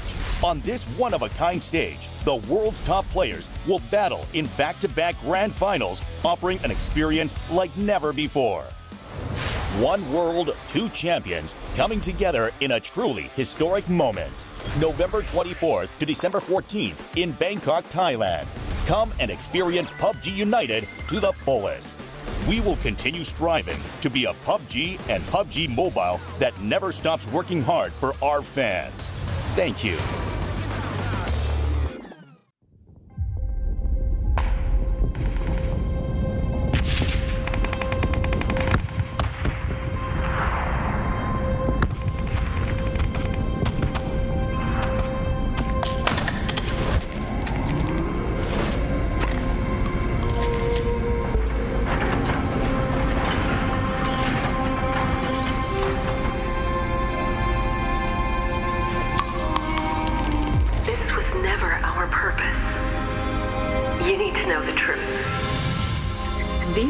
satellites. We built them to master the climate. They told us this was to stabilize the environment. I thought we were helping people, but it was a lie. It was a device for their entertainment. Their grand plan was to push the battle to the breaking point, to make the battlegrounds a brutal, unadulterated slaughter for their entertainment.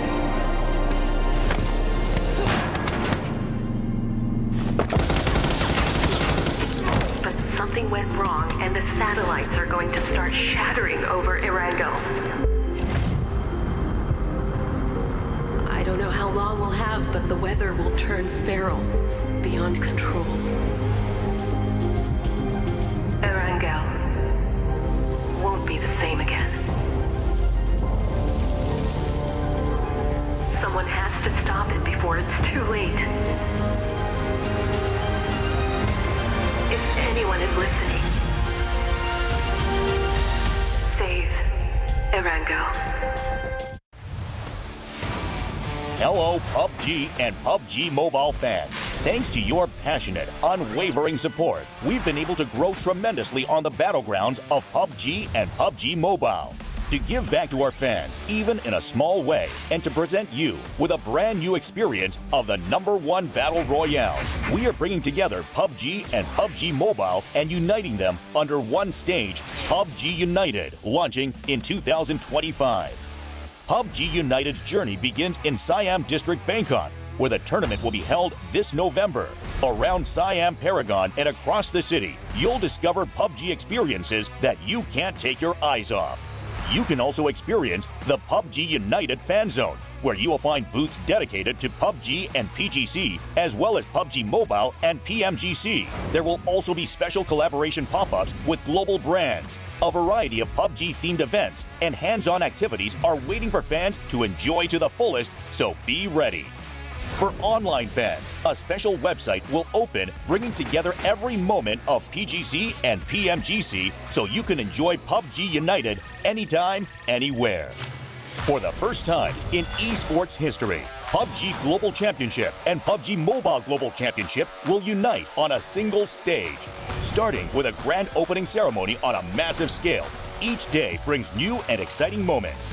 With that energy building up, the intense grand finals of PGC and PMGC will come together for the first time in history on one united stage.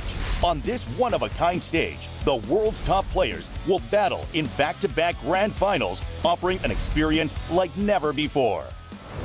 One world, two champions, coming together in a truly historic moment. November 24th to December 14th in Bangkok, Thailand. Come and experience PUBG United to the fullest. We will continue striving to be a PUBG and PUBG Mobile that never stops working hard for our fans. Thank you.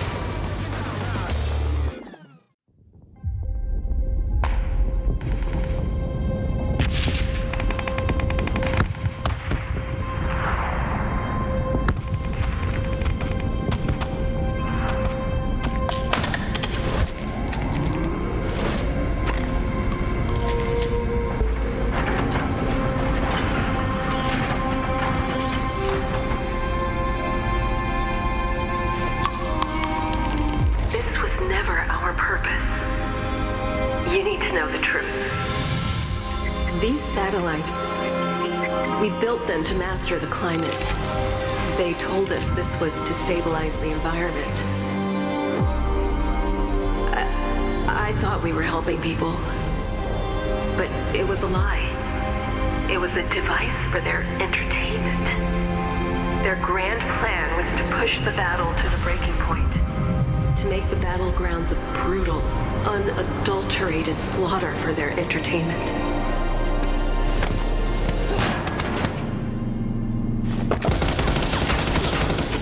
But something went wrong, and the satellites are going to start shattering over Erangel. I don't know how long we'll have, but the weather will turn feral, beyond control. Erangel won't be the same again. Someone Someone has to stop it before it's too late. If anyone is listening, save Erango.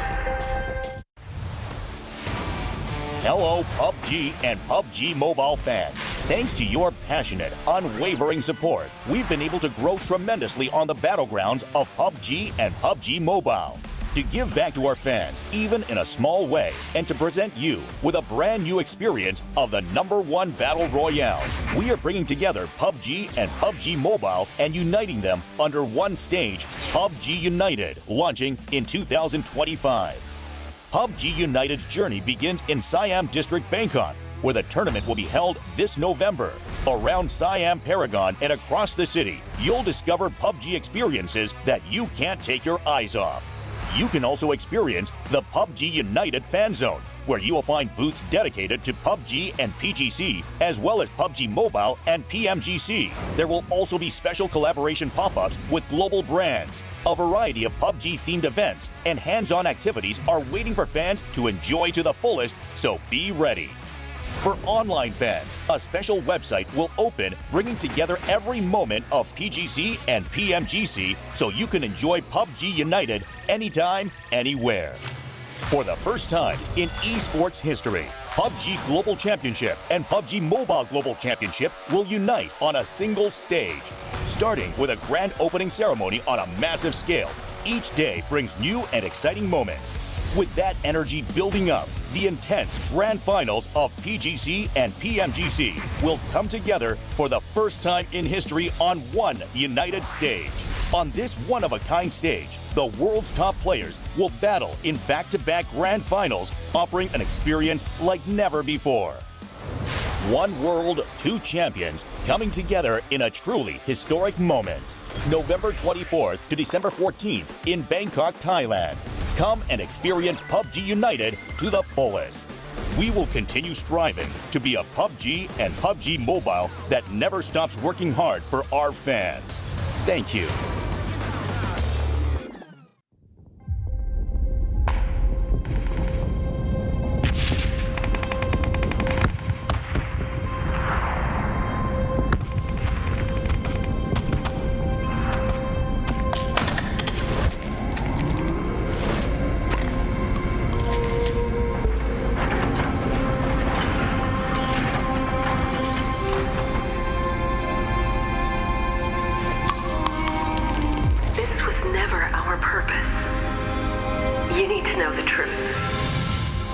These satellites, we built them to master the climate. They told us this was to stabilize the environment. I thought we were helping people, but it was a lie. It was a device for their entertainment. Their grand plan was to push the battle to the breaking point, to make the battlegrounds a brutal, unadulterated slaughter for their entertainment.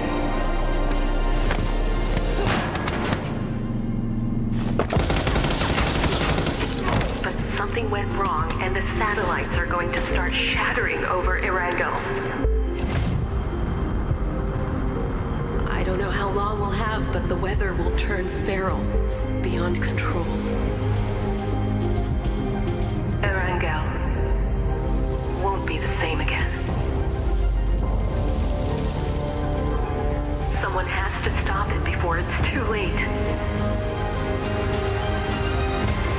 If anyone is listening,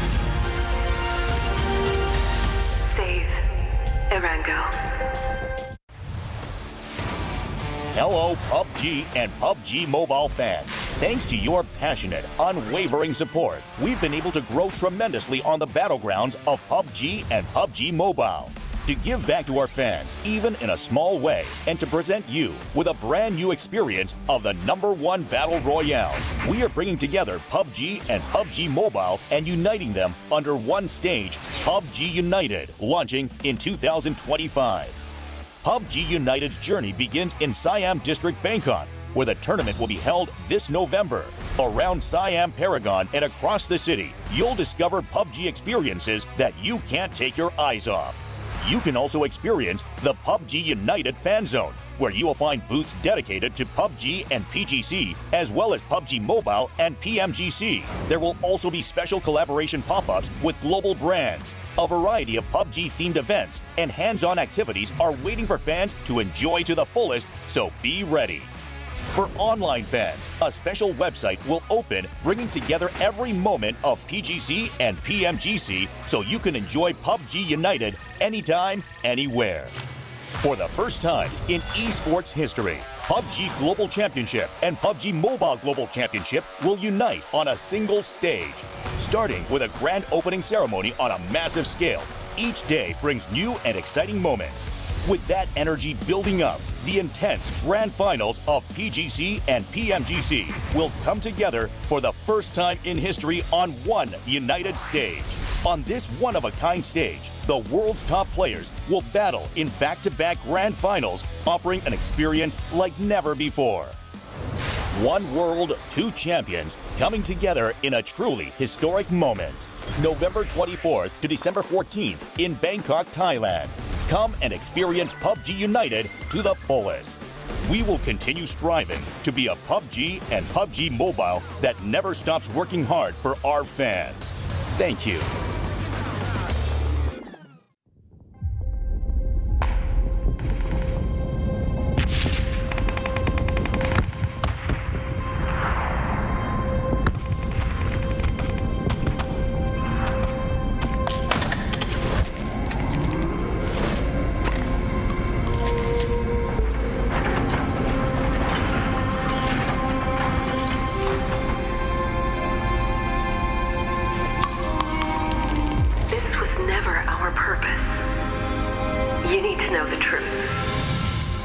These satellites, we built them to master the climate.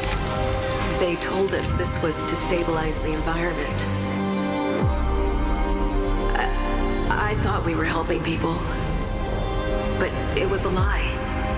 It was a device for their entertainment.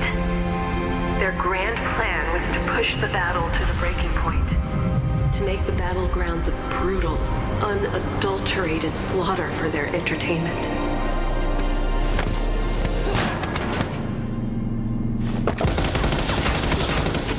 But something went wrong, and the satellites are going to start shattering over Erangel. I don't know how long we'll have, but the weather will turn feral, beyond control. Erangel won't be the same again. Someone has to stop it before it's too late.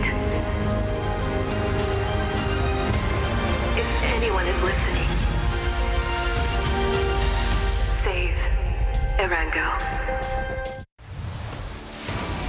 Hello, PUBG and PUBG Mobile fans. Thanks to your passionate, unwavering support, we've been able to grow tremendously on the battlegrounds of PUBG and PUBG Mobile. To give back to our fans, even in a small way, and to present you with a brand new experience of the #1 Battle Royale, we are bringing together PUBG and PUBG Mobile and uniting them under one stage, PUBG United, launching in 2025. PUBG United's journey begins in Siam District, Bangkok, where the tournament will be held this November. Around Siam Paragon and across the city, you'll discover PUBG experiences that you can't take your eyes off.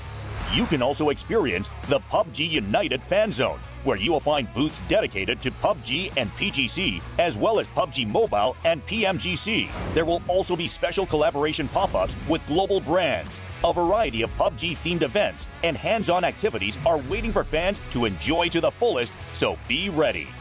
For online fans, a special website will open, bringing together every moment of PGC and PMGC so you can enjoy PUBG United anytime, anywhere. For the first time in esports history, PUBG Global Championship and PUBG Mobile Global Championship will unite on a single stage. Starting with a grand opening ceremony on a massive scale, each day brings new and exciting moments. With that energy building up, the intense grand finals of PGC and PMGC will come together for the first time in history on one united stage. On this one-of-a-kind stage, the world's top players will battle in back-to-back grand finals, offering an experience like never before. One world, two champions coming together in a truly historic moment. November 24th to December 14th in Bangkok, Thailand. Come and experience PUBG United to the fullest. We will continue striving to be a PUBG and PUBG Mobile that never stops working hard for our fans. Thank you.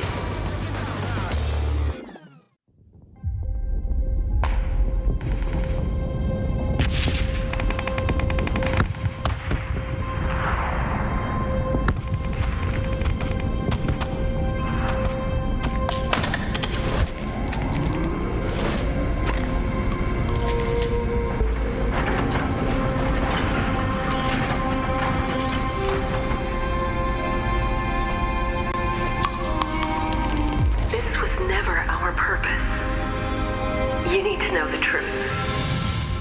These satellites, we built them to master the climate.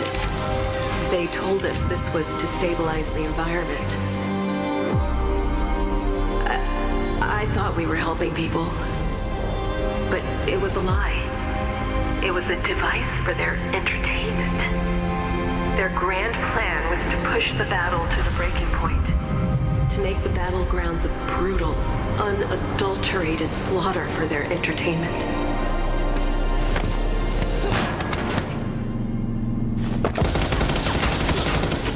But something went wrong, and the satellites are going to start shattering over Erangel. I don't know how long we'll have, but the weather will turn feral, beyond control. Erangel won't be the same again. Someone has to stop it before it's too late. If anyone is listening, save Erangel.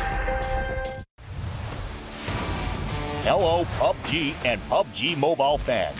Thanks to your passionate, unwavering support, we've been able to grow tremendously on the battlegrounds of PUBG and PUBG Mobile. To give back to our fans, even in a small way, and to present you with a brand new experience of the #1 Battle Royale, we are bringing together PUBG and PUBG Mobile and uniting them under one stage, PUBG United, launching in 2025. PUBG United's journey begins in Siam District, Bangkok, where the tournament will be held this November. Around Siam Paragon and across the city, you'll discover PUBG experiences that you can't take your eyes off. You can also experience the PUBG United Fan Zone, where you will find booths dedicated to PUBG and PGC, as well as PUBG Mobile and PMGC. There will also be special collaboration pop-ups with global brands. A variety of PUBG-themed events and hands-on activities are waiting for fans to enjoy to the fullest, so be ready. For online fans, a special website will open, bringing together every moment of PGC and PMGC so you can enjoy PUBG United anytime, anywhere. For the first time in esports history, PUBG Global Championship and PUBG Mobile Global Championship will unite on a single stage. Starting with a grand opening ceremony on a massive scale, each day brings new and exciting moments. With that energy building up, the intense grand finals of PGC and PMGC will come together for the first time in history on one united stage. On this one-of-a-kind stage, the world's top players will battle in back-to-back grand finals, offering an experience like never before. One world, two champions coming together in a truly historic moment. November 24th to December 14th in Bangkok, Thailand. Come and experience PUBG United to the fullest. We will continue striving to be a PUBG and PUBG Mobile that never stops working hard for our fans. Thank you.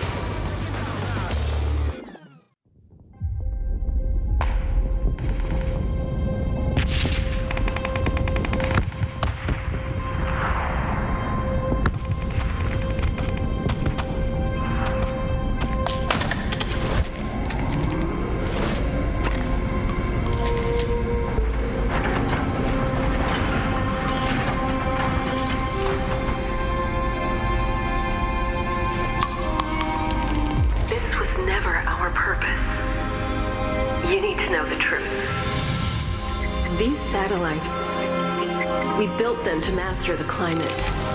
They told us this was to stabilize the environment. I thought we were helping people, but it was a lie. It was a device for their entertainment.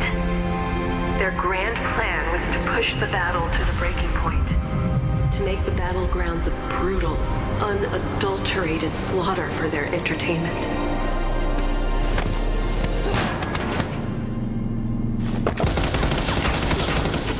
But something went wrong, and the satellites are going to start shattering over Erangel. I don't know how long we'll have, but the weather will turn feral, beyond control. Erangel won't be the same again. Someone has to stop it before it's too late. If anyone is listening, save Erangel. Hello, PUBG and PUBG Mobile fans. Thanks to your passionate, unwavering support, we've been able to grow tremendously on the battlegrounds of PUBG and PUBG Mobile. To give back to our fans, even in a small way, and to present you with a brand new experience of the #1 Battle Royale, we are bringing together PUBG and PUBG Mobile and uniting them under one stage, PUBG United, launching in 2025. PUBG United's journey begins in Siam District, Bangkok, where the tournament will be held this November. Around Siam Paragon and across the city, you'll discover PUBG experiences that you can't take your eyes off. You can also experience the PUBG United Fan Zone, where you will find booths dedicated to PUBG and PGC, as well as PUBG Mobile and PMGC. There will also be special collaboration pop-ups with global brands. A variety of PUBG-themed events and hands-on activities are waiting for fans to enjoy to the fullest, so be ready. For online fans, a special website will open, bringing together every moment of PGC and PMGC so you can enjoy PUBG United anytime, anywhere.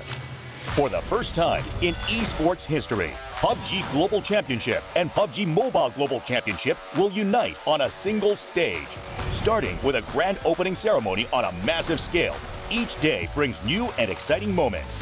With that energy building up, the intense grand finals of PGC and PMGC will come together for the first time in history on one united stage.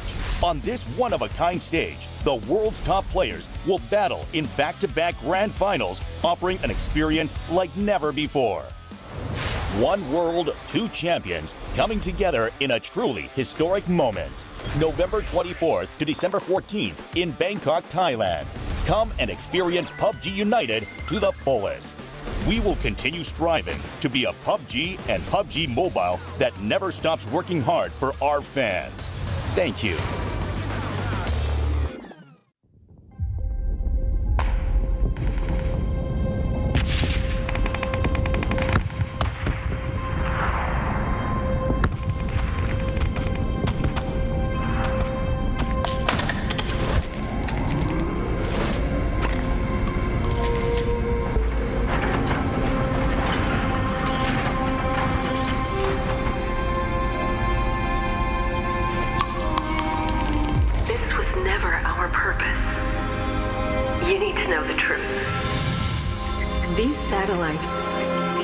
We built them to master the climate. They told us this was to stabilize the environment. I thought we were helping people, but it was a lie. It was a device for their entertainment. Their grand plan was to push the battle to the breaking point, to make the battlegrounds a brutal, unadulterated slaughter for their entertainment.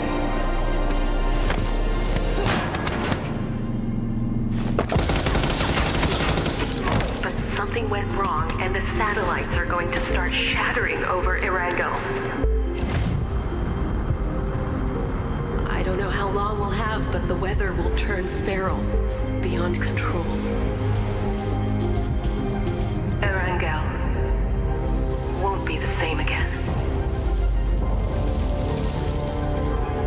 Someone has to stop it before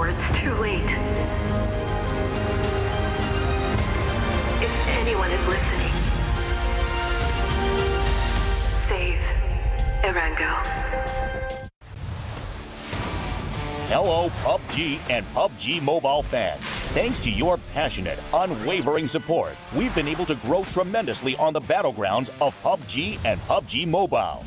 To give back to our fans, even in a small way, and to present you with a brand new experience of the #1 Battle Royale, we are bringing together PUBG and PUBG Mobile and uniting them under one stage, PUBG United, launching in 2025.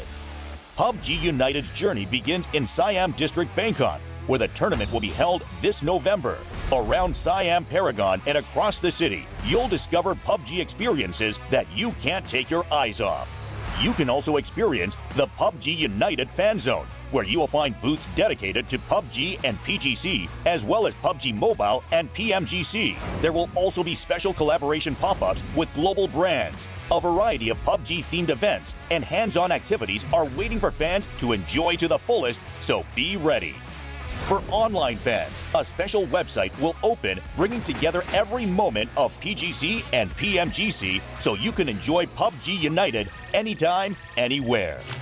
For the first time in esports history, PUBG Global Championship and PUBG Mobile Global Championship will unite on a single stage. Starting with a grand opening ceremony on a massive scale, each day brings new and exciting moments. With that energy building up, the intense grand finals of PGC and PMGC will come together for the first time in history on one united stage. On this one-of-a-kind stage, the world's top players will battle in back-to-back grand finals, offering an experience like never before. One world, two champions coming together in a truly historic moment. November 24th to December 14th in Bangkok, Thailand. Come and experience PUBG United to the fullest. We will continue striving to be a PUBG and PUBG Mobile that never stops working hard for our fans. Thank you.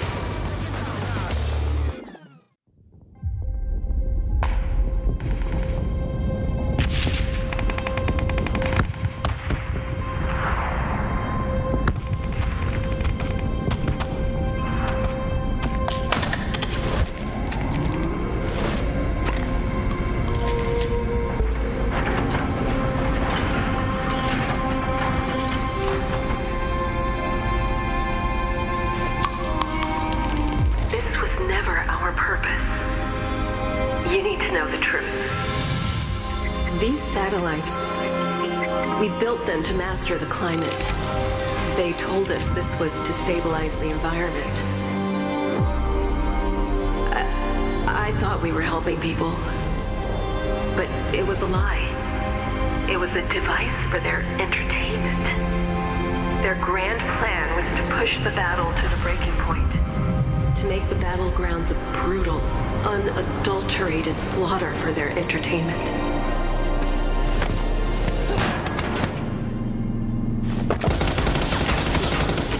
But something went wrong, and the satellites are going to start shattering over Erangel. I don't know how long we'll have, but the weather will turn feral, beyond control.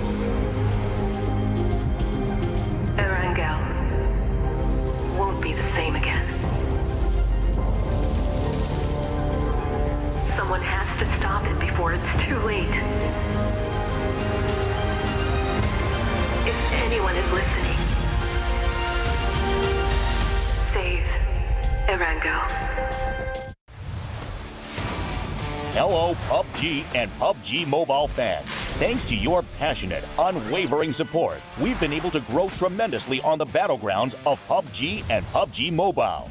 To give back to our fans, even in a small way, and to present you with a brand new experience of the #1 Battle Royale, we are bringing together PUBG and PUBG Mobile and uniting them under one stage, PUBG United, launching in 2025. PUBG United's journey begins in Siam District, Bangkok, where the tournament will be held this November. Around Siam Paragon and across the city, you'll discover PUBG experiences that you can't take your eyes off. You can also experience the PUBG United Fan Zone, where you will find booths dedicated to PUBG and PGC, as well as PUBG Mobile and PMGC. There will also be special collaboration pop-ups with global brands. A variety of PUBG-themed events and hands-on activities are waiting for fans to enjoy to the fullest, so be ready. For online fans, a special website will open, bringing together every moment of PGC and PMGC so you can enjoy PUBG United anytime, anywhere. For the first time in esports history, PUBG Global Championship and PUBG Mobile Global Championship will unite on a single stage. Starting with a grand opening ceremony on a massive scale, each day brings new and exciting moments. With that energy building up, the intense grand finals of PGC and PMGC will come together for the first time in history on one united stage. On this one-of-a-kind stage, the world's top players will battle in back-to-back grand finals, offering an experience like never before. One world, two champions coming together in a truly historic moment. November 24th to December 14th in Bangkok, Thailand. Come and experience PUBG United to the fullest. We will continue striving to be a PUBG and PUBG Mobile that never stops working hard for our fans. Thank you.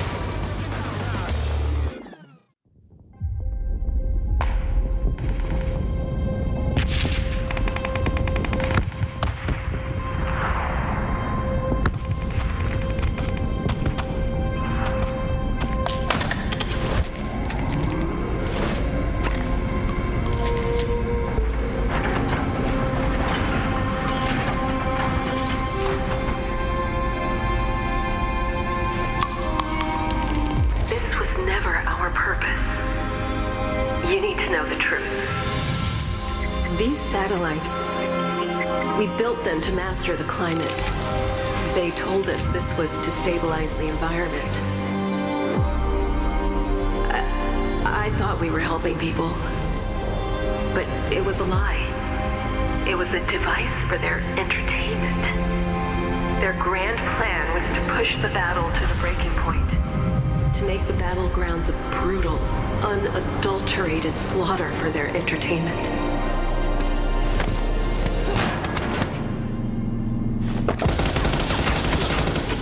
But something went wrong, and the satellites are going to start shattering over Erangel.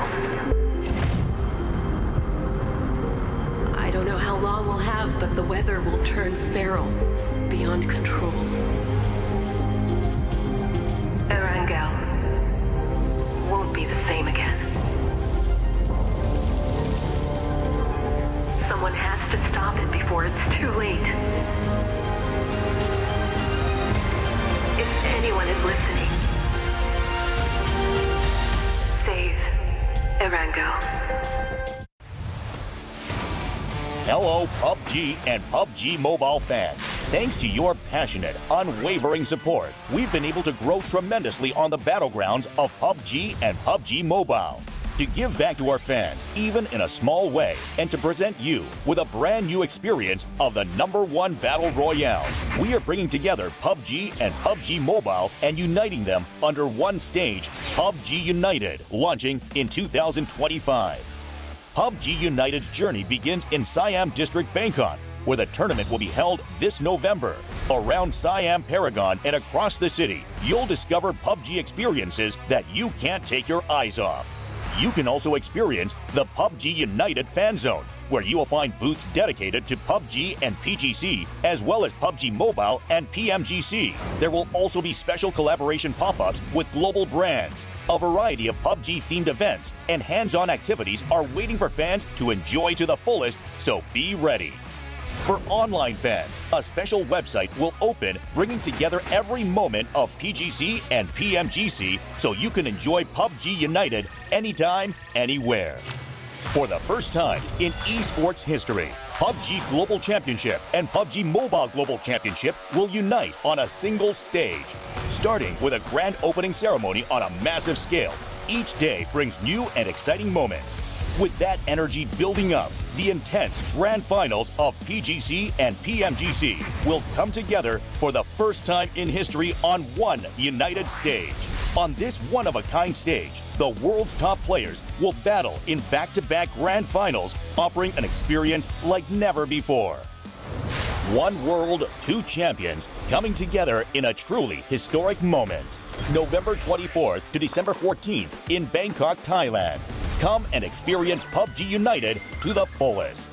We will continue striving to be a PUBG and PUBG Mobile that never stops working hard for our fans. Thank you.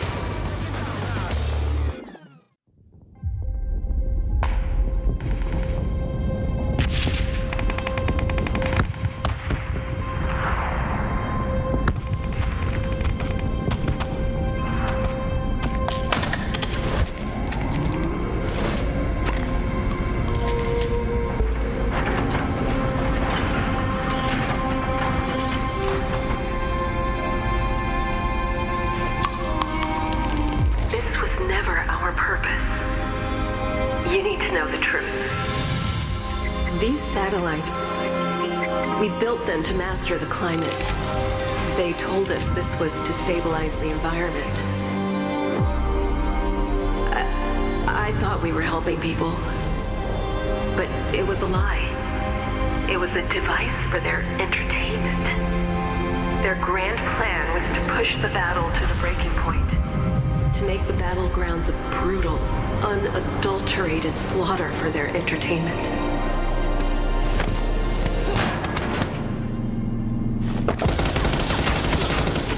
But something went wrong, and the satellites are going to start shattering over Erangel. I don't know how long we'll have, but the weather will turn feral, beyond control. Erangel won't be the same again. Someone has to stop it before it's too late. If anyone is listening, save Erangel. Hello, PUBG and PUBG Mobile fans. Thanks to your passionate, unwavering support, we've been able to grow tremendously on the battlegrounds of PUBG and PUBG Mobile. To give back to our fans, even in a small way, and to present you with a brand new experience of the #1 Battle Royale, we are bringing together PUBG and PUBG Mobile and uniting them under one stage, PUBG United, launching in 2025. PUBG United's journey begins in Siam District, Bangkok, where the tournament will be held this November. Around Siam Paragon and across the city, you'll discover PUBG experiences that you can't take your eyes off. You can also experience the PUBG United Fan Zone, where you will find booths dedicated to PUBG and PGC, as well as PUBG Mobile and PMGC. There will also be special collaboration pop-ups with global brands. A variety of PUBG-themed events and hands-on activities are waiting for fans to enjoy to the fullest, so be ready. For online fans, a special website will open, bringing together every moment of PGC and PMGC so you can enjoy PUBG United anytime, anywhere. For the first time in esports history, PUBG Global Championship and PUBG Mobile Global Championship will unite on a single stage. Starting with a grand opening ceremony on a massive scale, each day brings new and exciting moments. With that energy building up, the intense grand finals of PGC and PMGC will come together for the first time in history on one united stage. On this one-of-a-kind stage, the world's top players will battle in back-to-back grand finals, offering an experience like never before. One world, two champions coming together in a truly historic moment. November 24th to December 14th in Bangkok, Thailand. Come and experience PUBG United to the fullest. We will continue striving to be a PUBG and PUBG Mobile that never stops working hard for our fans. Thank you.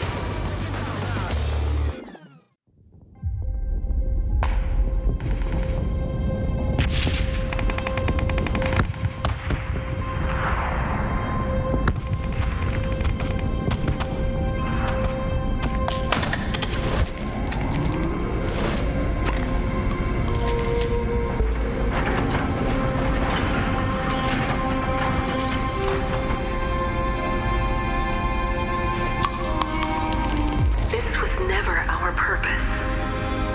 You need to know the truth. These satellites, we built them to master the climate. They told us this was to stabilize the environment. I thought we were helping people, but it was a lie. It was a device for their entertainment. Their grand plan was to push the battle to the breaking point, to make the battlegrounds a brutal, unadulterated slaughter for their entertainment.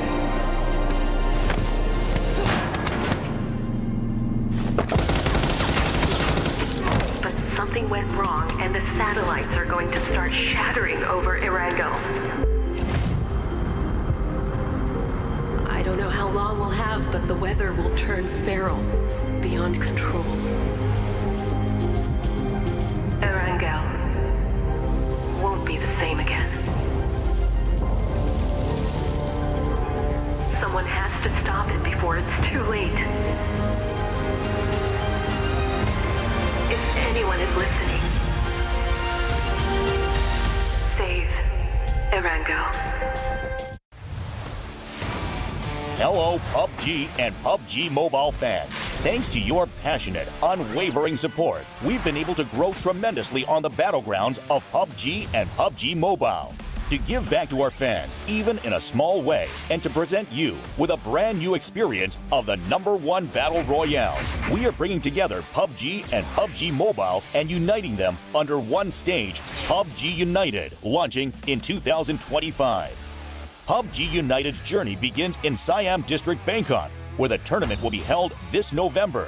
Around Siam Paragon and across the city, you'll discover PUBG experiences that you can't take your eyes off. You can also experience the PUBG United Fan Zone, where you will find booths dedicated to PUBG and PGC, as well as PUBG Mobile and PMGC. There will also be special collaboration pop-ups with global brands. A variety of PUBG-themed events and hands-on activities are waiting for fans to enjoy to the fullest, so be ready. For online fans, a special website will open, bringing together every moment of PGC and PMGC so you can enjoy PUBG United anytime, anywhere. For the first time in esports history, PUBG Global Championship and PUBG Mobile Global Championship will unite on a single stage. Starting with a grand opening ceremony on a massive scale, each day brings new and exciting moments. With that energy building up, the intense grand finals of PGC and PMGC will come together for the first time in history on one united stage. On this one-of-a-kind stage, the world's top players will battle in back-to-back grand finals, offering an experience like never before. One world, two champions coming together in a truly historic moment. November 24th to December 14th in Bangkok, Thailand. Come and experience PUBG United to the fullest. We will continue striving to be a PUBG and PUBG Mobile that never stops working hard for our fans. Thank you.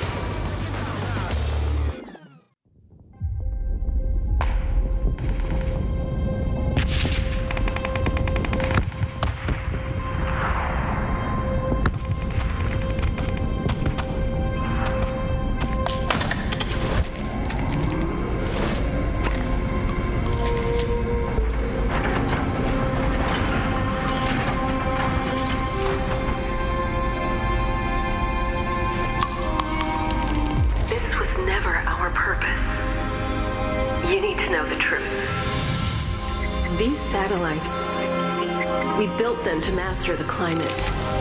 They told us this was to stabilize the environment. I thought we were helping people, but it was a lie. It was a device for their entertainment. Their grand plan was to push the battle to the breaking point, to make the battlegrounds a brutal, unadulterated slaughter for their entertainment.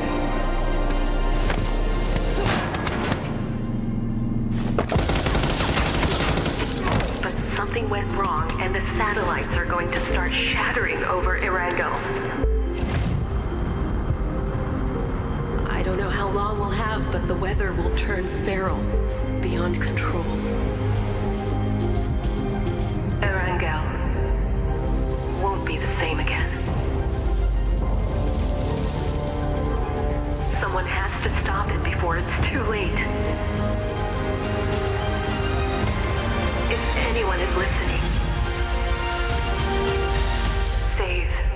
Erango.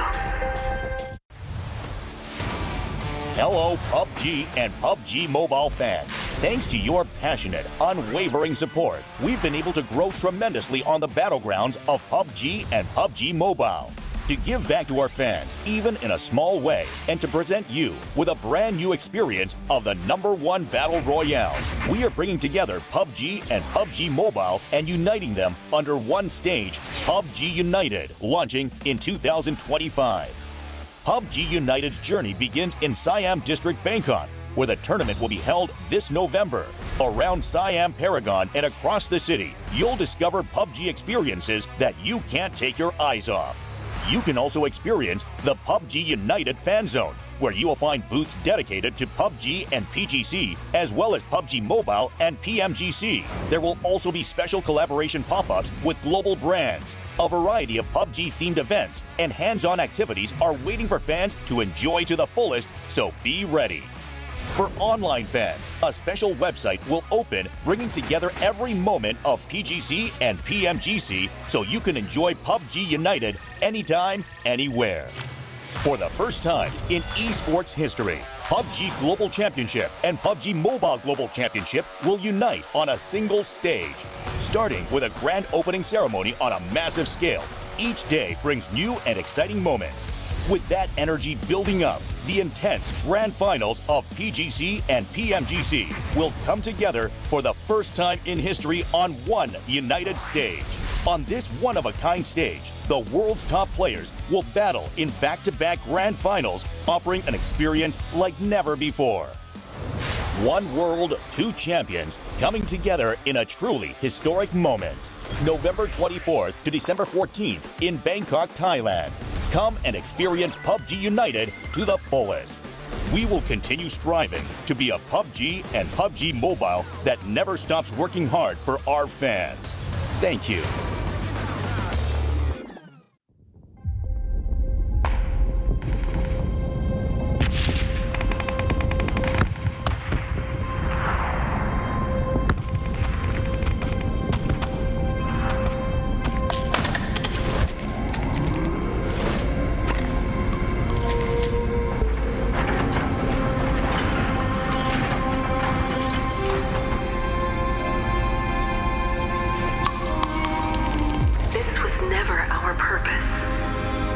You need to know the truth. These satellites, we built them to master the climate. They told us this was to stabilize the environment. I thought we were helping people, but it was a lie. It was a device for their entertainment. Their grand plan was to push the battle to the breaking point, to make the battlegrounds a brutal, unadulterated slaughter for their entertainment.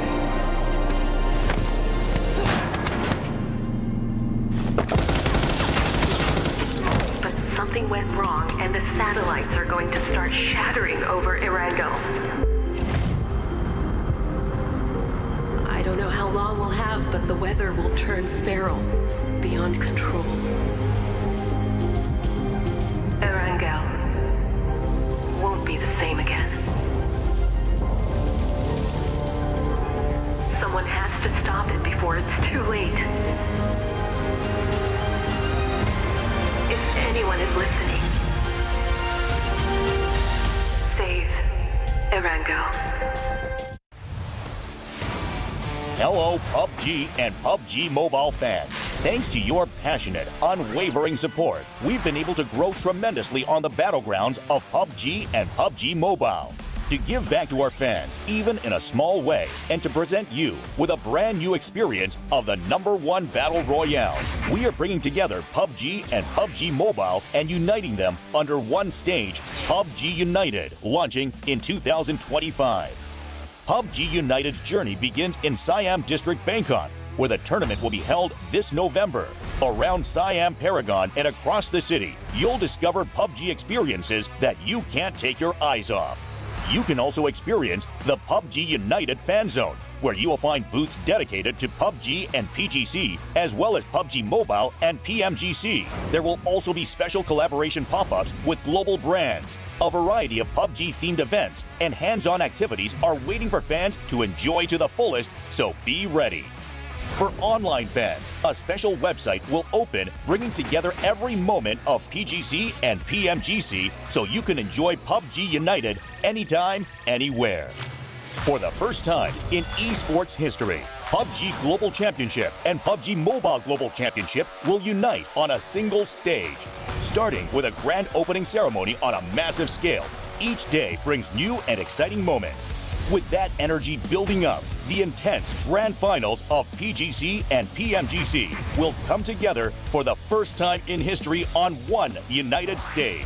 On this one-of-a-kind stage, the world's top players will battle in back-to-back grand finals, offering an experience like never before. One world, two champions, coming together in a truly historic moment. November 24th to December 14th in Bangkok, Thailand. Come and experience PUBG United to the fullest. We will continue striving to be a PUBG and PUBG Mobile that never stops working hard for our fans. Thank you.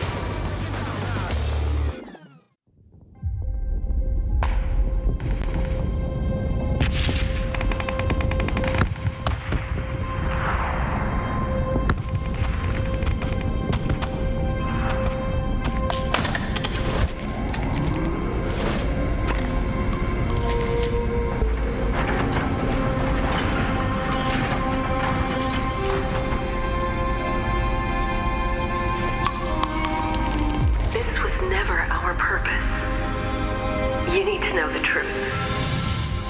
These satellites, we built them to master the climate. They told us this was to stabilize the environment. I thought we were helping people, but it was a lie. It was a device for their entertainment. Their grand plan was to push the battle to the breaking point, to make the battlegrounds a brutal, unadulterated slaughter for their entertainment.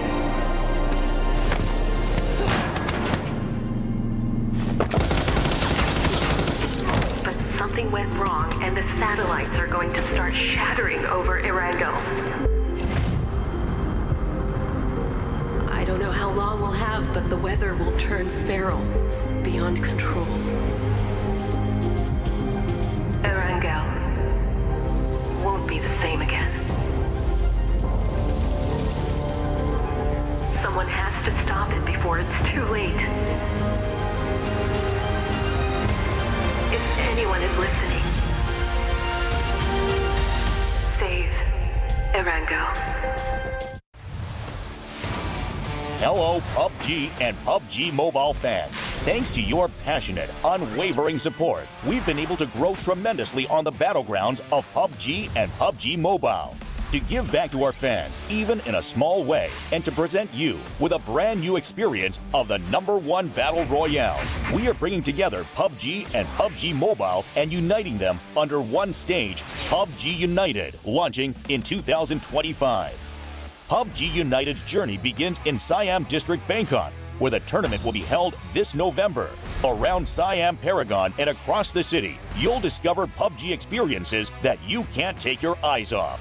You can also experience the PUBG United Fan Zone, where you will find booths dedicated to PUBG and PGC, as well as PUBG Mobile and PMGC. There will also be special collaboration pop-ups with global brands. A variety of PUBG-themed events and hands-on activities are waiting for fans to enjoy to the fullest, so be ready. For online fans, a special website will open, bringing together every moment of PGC and PMGC so you can enjoy PUBG United anytime, anywhere. For the first time in esports history, PUBG Global Championship and PUBG Mobile Global Championship will unite on a single stage. Starting with a grand opening ceremony on a massive scale, each day brings new and exciting moments. With that energy building up, the intense grand finals of PGC and PMGC will come together for the first time in history on one united stage. On this one-of-a-kind stage, the world's top players will battle in back-to-back grand finals, offering an experience like never before. One world, two champions, coming together in a truly historic moment. November 24th to December 14th in Bangkok, Thailand. Come and experience PUBG United to the fullest. We will continue striving to be a PUBG and PUBG Mobile that never stops working hard for our fans. Thank you.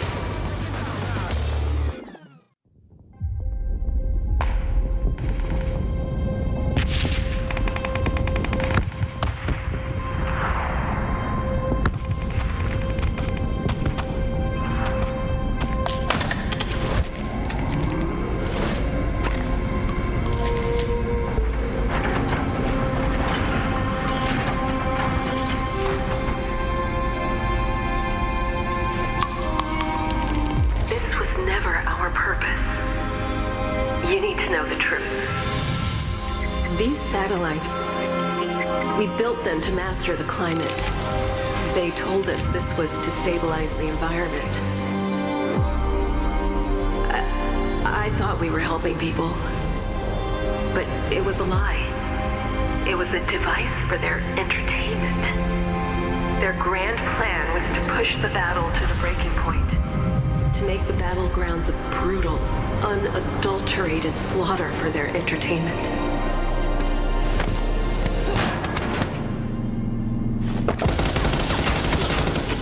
But something went wrong, and the satellites are going to start shattering over Erangel. I don't know how long we'll have, but the weather will turn feral, beyond control. Erangel won't be the same again. Someone has to stop it before it's too late. If anyone is listening, save Erangel. Hello, PUBG and PUBG Mobile fans. Thanks to your passionate, unwavering support, we've been able to grow tremendously on the battlegrounds of PUBG and PUBG Mobile. To give back to our fans, even in a small way, and to present you with a brand new experience of the #1 Battle Royale, we are bringing together PUBG and PUBG Mobile and uniting them under one stage, PUBG United, launching in 2025. PUBG United's journey begins in Siam District, Bangkok, where the tournament will be held this November. Around Siam Paragon and across the city, you'll discover PUBG experiences that you can't take your eyes off. You can also experience the PUBG United Fan Zone, where you will find booths dedicated to PUBG and PGC, as well as PUBG Mobile and PMGC. There will also be special collaboration pop-ups with global brands. A variety of PUBG-themed events and hands-on activities are waiting for fans to enjoy to the fullest, so be ready. For online fans, a special website will open, bringing together every moment of PGC and PMGC so you can enjoy PUBG United anytime, anywhere. For the first time in esports history, PUBG Global Championship and PUBG Mobile Global Championship will unite on a single stage. Starting with a grand opening ceremony on a massive scale, each day brings new and exciting moments. With that energy building up, the intense grand finals of PGC and PMGC will come together for the first time in history on one united stage.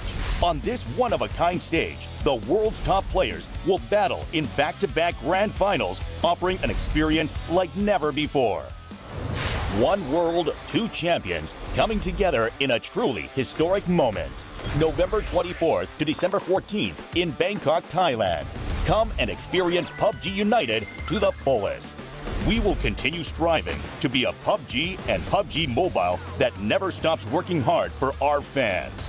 Thank you.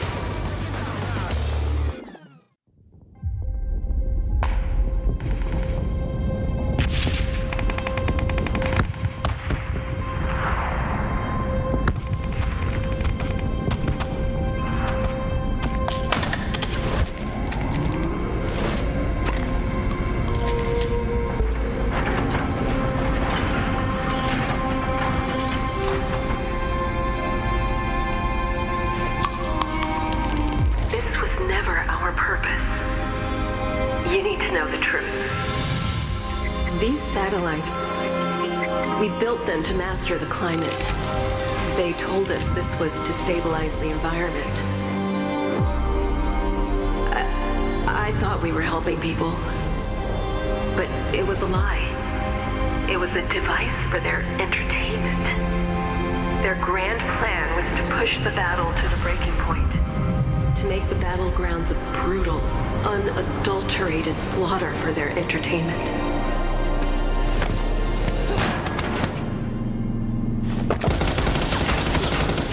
But something went wrong, and the satellites are going to start shattering over Erangel. I don't know how long we'll have, but the weather will turn feral, beyond control. Erangel won't be the same again. Someone has to stop it before it's too late. If anyone is listening,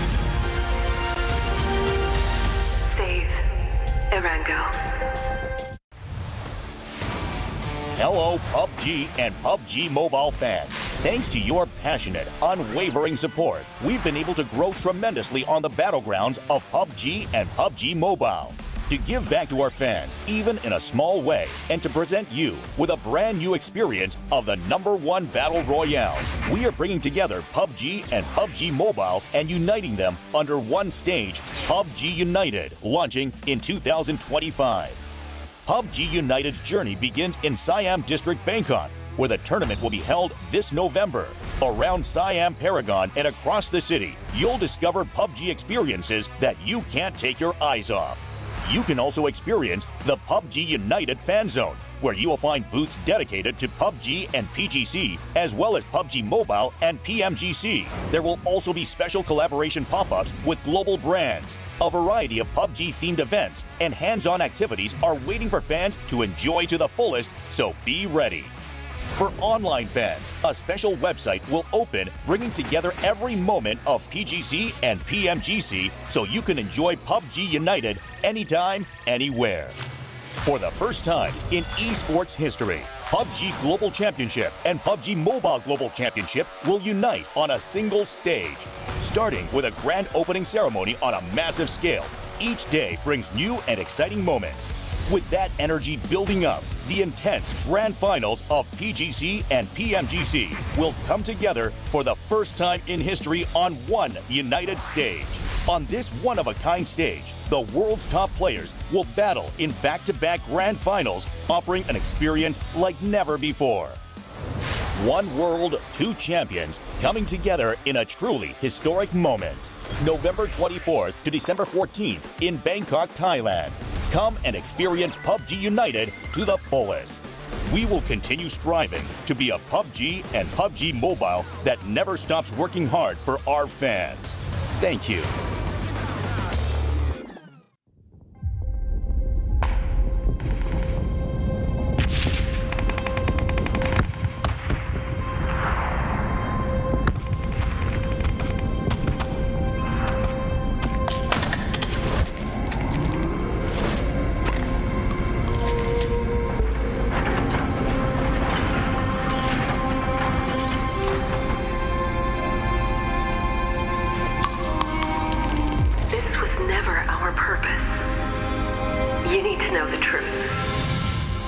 These satellites, we built them to master the climate.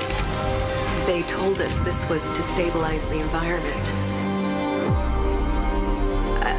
I thought we were helping people, but it was a lie. It was a device for their entertainment. Their grand plan was to push the battle to the breaking point, to make the battlegrounds a brutal, unadulterated slaughter for their entertainment.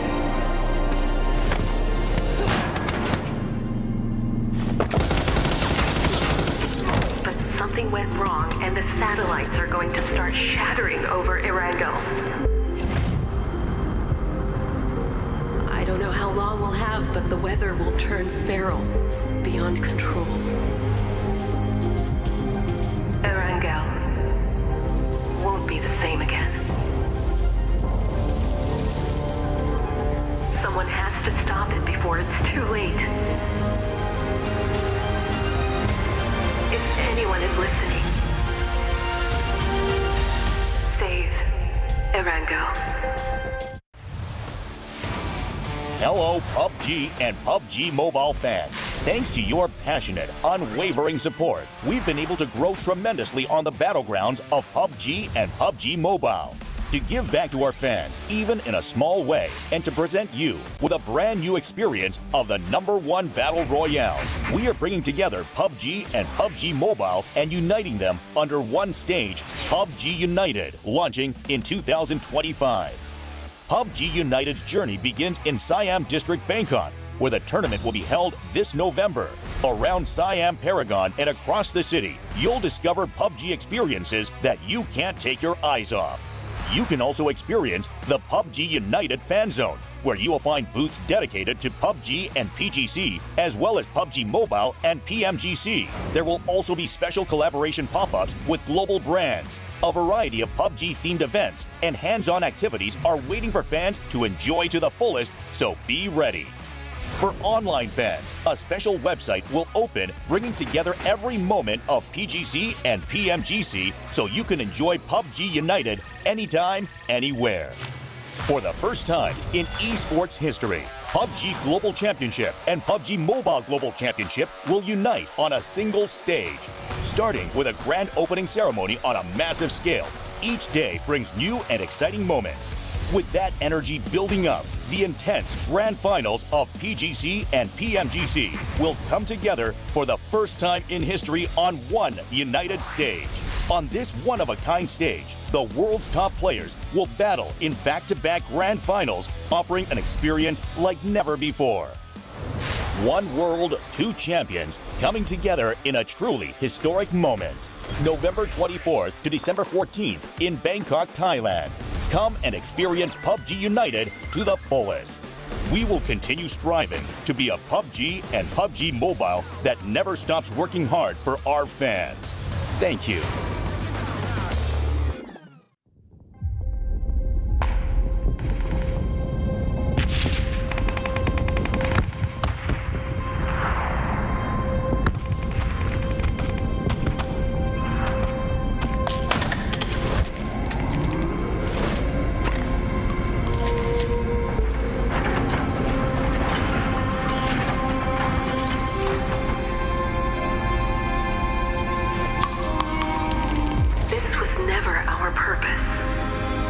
You need to know the truth.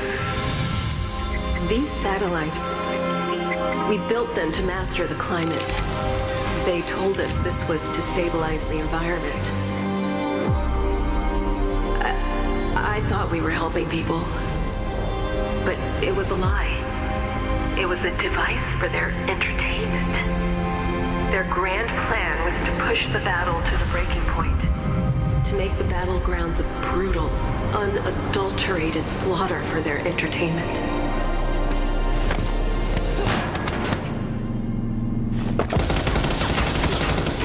But something went wrong, and the satellites are going to start shattering over Erango. I don't know how long we'll have, but the weather will turn feral, beyond control. Erango won't be the same again. Someone has to stop it before it's too late. If anyone is listening, save Erango.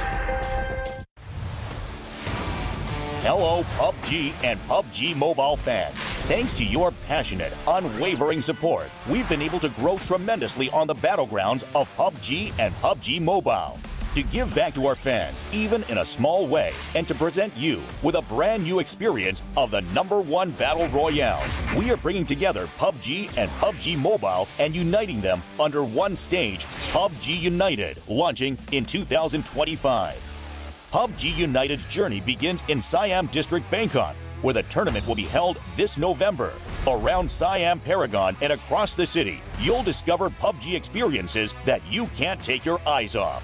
You can also experience the PUBG United Fan Zone, where you will find booths dedicated to PUBG and PGC, as well as PUBG Mobile and PMGC. There will also be special collaboration pop-ups with global brands. A variety of PUBG-themed events and hands-on activities are waiting for fans to enjoy to the fullest, so be ready. For online fans, a special website will open, bringing together every moment of PGC and PMGC so you can enjoy PUBG United anytime, anywhere. For the first time in esports history, PUBG Global Championship and PUBG Mobile Global Championship will unite on a single stage. Starting with a grand opening ceremony on a massive scale, each day brings new and exciting moments. With that energy building up, the intense grand finals of PGC and PMGC will come together for the first time in history on one united stage. On this one-of-a-kind stage, the world's top players will battle in back-to-back grand finals, offering an experience like never before. One world, two champions, coming together in a truly historic moment. November 24th to December 14th in Bangkok, Thailand. Come and experience PUBG United to the fullest. We will continue striving to be a PUBG and PUBG Mobile that never stops working hard for our fans. Thank you. Hello. Hey everybody, welcome back after what has been a very long and unforeseen and unfortunate technical pause and delay. We are going to go into game here shortly, but there will be some changes. We'll let you know what those are as we proceed. But once again, I am Porsaurus, joining me is Toby. But the most important thing is we get to still see that snowy Erangel map. And we said we'll be right back, and technically there's no definition of what right back means, so sure, here we are.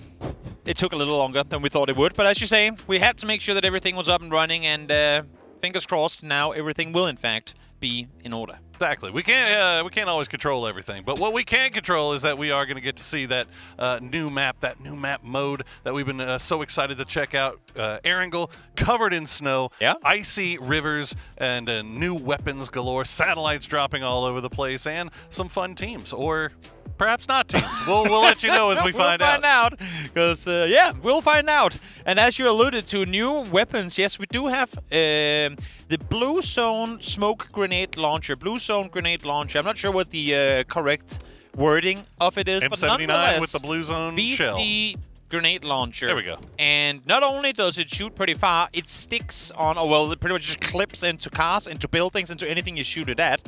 I'm kind of wondering if you shoot it at a person and just run around with a blue zone around him like a raining cloud over the top of his head. That's a great question. I'm curious about that too now. I don't think it's going to be the case, but you know what? We'll find out.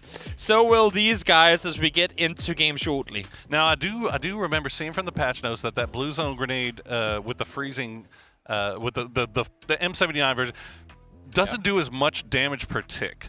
Now it does still do a pretty good amount of damage. I think it's 8 per tick, if I'm not mistaken. But we'll see how it impacts everything. But I think the other thing I'm really interested to see is when BRDMs get involved. Shooting that into the side of the BRDM, does it do enough damage to actually impact what's going on there? Will the person have to get out and try to heal up, or will they be able to survive through it? Because normally, we always say you don't throw one blue zone nade, because people just chug a first aid when you're halfway down health, and you'll be fine anyway, so you normally have to spend 2.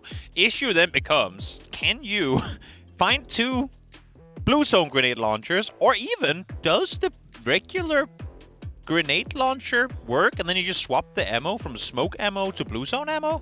Is it the same thing, or is it 2 different? I'm actually, again, we said it in the, what ended up being the pre-show. The pre-show, yeah. With a little bit of a break in between. But we are coming into this as blind as the vast majority of viewers probably are in terms of what's going to happen, because obviously we've been here, so we haven't had a chance to try this out, so it's going to be fun and new for all of us, players included, to see what's going to happen once we get on service. The players, you know what, as frustrating as delays can be and have been here, it's actually been kind of fun seeing all these players, I mean, the language barriers, whatever there might be, seeing all these players walk around to each other's booths. They were stood all behind Pio moments ago, sat on Twire looking at old VODs. Like, we were talking Twisted Minds. I mean, all of the Korean multinational VOD review. NA was there as well. Everyone was there doing VOD review together of the matches. So, yes, delays aren't fun for the players here. I don't think it's been that much of a burden. Quite the contrary. They've had fun kind of roaming around to each other's stalls and hanging out. Yeah, absolutely. Getting to kind of interact with some guys that you don't always get to hang out with. You only get to see them once or twice a year, especially unless you're one of those teams like Bangkok or Forest. Well, Bangkok and Forest that's been to every event. Well, a couple of teams have been to every event too. Yeah, so that's not too far. But just getting to catch up. That is true. See these guys now getting into games, starting to warm up a little bit before freezing themselves on snowy Sub-Zero Erangel. Teammates, are they going to be teaming, you think? Anyone going with my teammate? My actual teammate is over there. Do I want to take him out early? Or you think there's going to be any of that rivalry when you find your actual teammate in game and you can go up against him? What do you think? Look, again, this might have to do with just maybe it's just like a experience thing, or like all my sporting experience and like all my life. If I ever had gotten it in a lobby with a teammate, I'd never want to team up. I'm hunting them.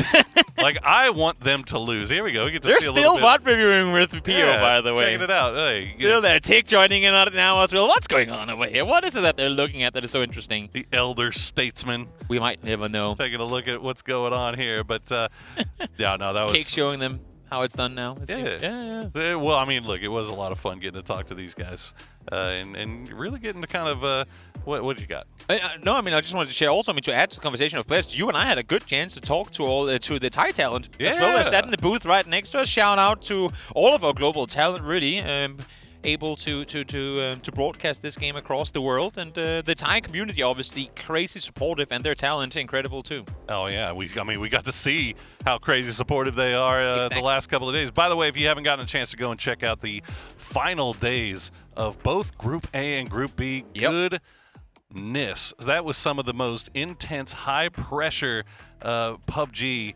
Going, just through the whole day. Make sure you check out the entire day's worth of games, because I know, Matchroom and Paperthing got to work on Group A, and we were working on Group B, but both teams, both lobbies, really, so much movement up and down the leaderboard all throughout the day. Nobody was certain about who was going to be in the bottom three or who was going to be in the last chance, who was going to be getting that free pass, well, I don't want to say free, the pass through to the grand final by making it into the top 5. None of those things were set in stone until the final game was done. So make sure you go and check those out while waiting for Erangel Sub-Zero to kind of pop off here. Exactly. We're having a good time. It's getting colder by the second. That's the thing. We are in Thailand after all, and they need to freeze down Erangel. It takes a while. It takes a little bit to get that all done. And as you can see here, the players still roaming around, checking in with one another now, going back to their teammates. And we brought it up earlier. Obviously, there is a pretty decent-sized prize pool, $70,000 in the line for this event. And for the teams, you saw Copenhagen Wolves for a second there. For the teams that already now are out of the tournament because they finished in the bottom 3 of the group stages, at least they here can try and make something of it. Yeah. It's I'm really hoping that we find a way to get this. I'm really hoping we find a way to get this stuff going, because I'm really excited to see that Erangel map, man. I really want to see it. But we got, I think, a little bit more difficulties to work through once again. So we'll still be working that out. But again, make sure that you do get a chance to go and watch those final 2 days of the group stages. Make sure you get a chance to go in there and check out Sub-Zero Erangel, because it is going to be everything that we've seen about it so far makes it look like it's going to be a lot of fun. You know what? You came in here to watch PUBG, and if you haven't watched those games already, watch them right now while we're waiting to get this thing on the road, because they were great, and this is going to be fantastic as well. Watch ours first. Ours were cooler, and you can watch whichever one you want. Nonetheless, we're going to go to a break, and hopefully we'll be back when we have the issue solved. Hello, PUBG and PUBG Mobile fans. Thanks to your passionate, unwavering support, we've been able to grow tremendously on the battlegrounds of PUBG and PUBG Mobile. to give back to our fans, even in a small way, and to present you with a brand new experience of the #1 Battle Royale.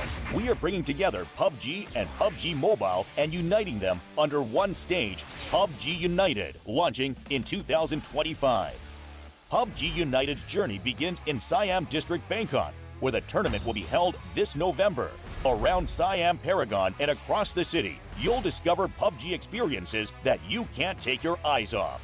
You can also experience the PUBG United Fan Zone, where you will find booths dedicated to PUBG and PGC, as well as PUBG Mobile and PMGC. There will also be special collaboration pop-ups with global brands. A variety of PUBG-themed events and hands-on activities are waiting for fans to enjoy to the fullest, so be ready.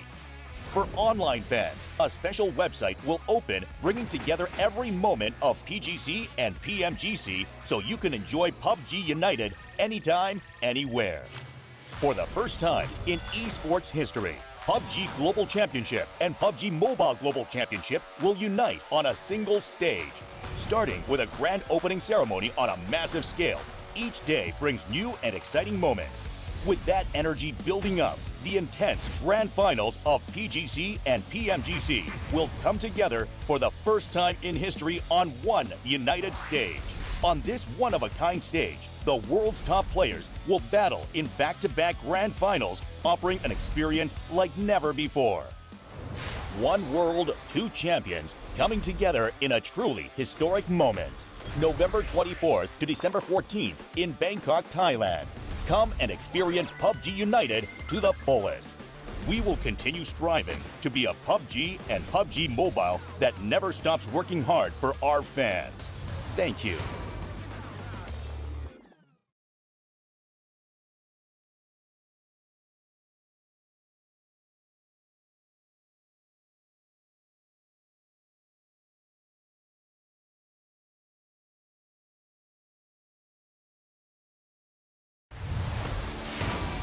Hello, PUBG and PUBG Mobile fans. Thanks to your passionate, unwavering support, we've been able to grow tremendously on the battlegrounds of PUBG and PUBG Mobile. To give back to our fans, even in a small way, and to present you with a brand new experience of the #1 Battle Royale, we are bringing together PUBG and PUBG Mobile and uniting them under one stage, PUBG United, launching in 2025. PUBG United's journey begins in Siam District, Bangkok, where the tournament will be held this November. Around Siam Paragon and across the city, you'll discover PUBG experiences that you can't take your eyes off. You can also experience the PUBG United Fan Zone, where you will find booths dedicated to PUBG and PGC, as well as PUBG Mobile and PMGC. There will also be special collaboration pop-ups with global brands. A variety of PUBG-themed events and hands-on activities are waiting for fans to enjoy to the fullest, so be ready.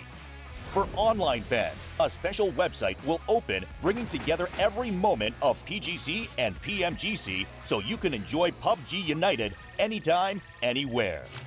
For the first time in esports history, PUBG Global Championship and PUBG Mobile Global Championship will unite on a single stage. Starting with a grand opening ceremony on a massive scale, each day brings new and exciting moments. With that energy building up, the intense grand finals of PGC and PMGC will come together for the first time in history on one united stage. On this one-of-a-kind stage, the world's top players will battle in back-to-back grand finals, offering an experience like never before. One world, two champions, coming together in a truly historic moment. November 24th to December 14th in Bangkok, Thailand.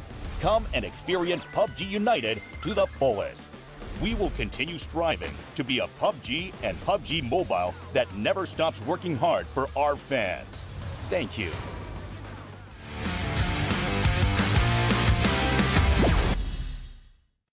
Hi PUBG Esports fans, I'm your PUBG Esports guide Annie, and I'm here again with Paper Thin. Hey guys, what's up? So we're finally here again to talk about the year's finale, PGC 2025. Yeah, it was a really great year. I mean, so many exciting events. We had the PGSs in Shanghai to start with 17 Gaming and BB Team taking really exciting wins. And then we had EWC where Twisted Minds took home a huge victory. They were looking great. We go into PGS, into Malaysia, and of course it's Twisted Minds again, winning yet another PGS. Absolutely phenomenal stuff. And then we got a surprise win with Virtus Pro, who really stepped up big for the final PGS of the year. Yeah, so after this Road to PGC events, we now have the 33 teams who will be participating in this year's finale, PGC 2025. PUBG Global Championship 2025 will be held in Bangkok, Thailand, in Central World and Siam Paragon from November 28th to December 14th. So this time we will unite PUBG and PUBG Mobile together so you can enjoy PUBG and PUBG Mobile in Bangkok, Thailand. And in the grand final, we'll have PMGC and PGC all together in the single united stage where you can enjoy both PGC and PMGC and the united ceremony. So don't miss out. We have changed the format in PGC 2025. Last year, we had a different start based on the performance on the Road to PGC tournaments, but now it's a fresh new start. We have made the format simple, but giving a second chance. Yeah, I really like this format, especially for the fans. Like, there's so much to be hyped about here because we're dividing everybody, 32 teams, into two different groups, right? So you need to do well in the groups to get that direct ticket to the grand finals. 5 teams from each group go to the grand finals. Then the middle 8 teams from each group go on to that last chance stage, right? So that's another 3 days where those teams are going to battle it out for the last 5 spots. So again, so intense. It's going to come down to the wire for sure on those last couple of days to find out which 15 teams are going to go into that grand finals to join Full Sense, who gets that direct slot. So as you mentioned, we have wildcard team for the host country, the best Thai team, which goes to Full Sense, but this time they go straight to the grand finals. Yeah, this is really cool for them. They've performed really well overall this year. You look at players like Tanadol and Tigger, who have been really, really good in the fragging department. Obviously, Flash is and Belmoth are long stays in Thai esports. So these guys are going to be a threat, no doubt about it. As this is the first time for wildcard team to go straight to the grand finals, I hope this Thailand team, Full Sense, show a great performance in front of their home fans. Let's move on to top 8 teams from the PGS points. Having 3 EMEA teams in first and second, the Twisted Minds and Virtus Pro, we can see how strong the EMEA teams have been in the global stage. First is the Twisted Minds have won PGS 9 and EWC. Yeah, there's no doubter about this team being the favorites coming into PGC.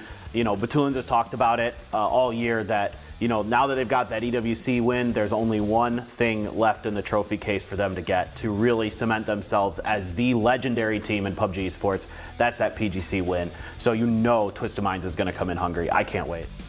Next in the second is Virtus Pro, which kind of surprised me winning PGS 10. Exactly. I mean, we're really happy to see Ibiza finally get a trophy after such a long time in PUBG Esports. That was such a cool moment. And clearly, him kind of changing some of the ideas of this team to give them better macro plans has really, really paid off, no doubt about it. They rocketed up the leaderboards these last 2 events.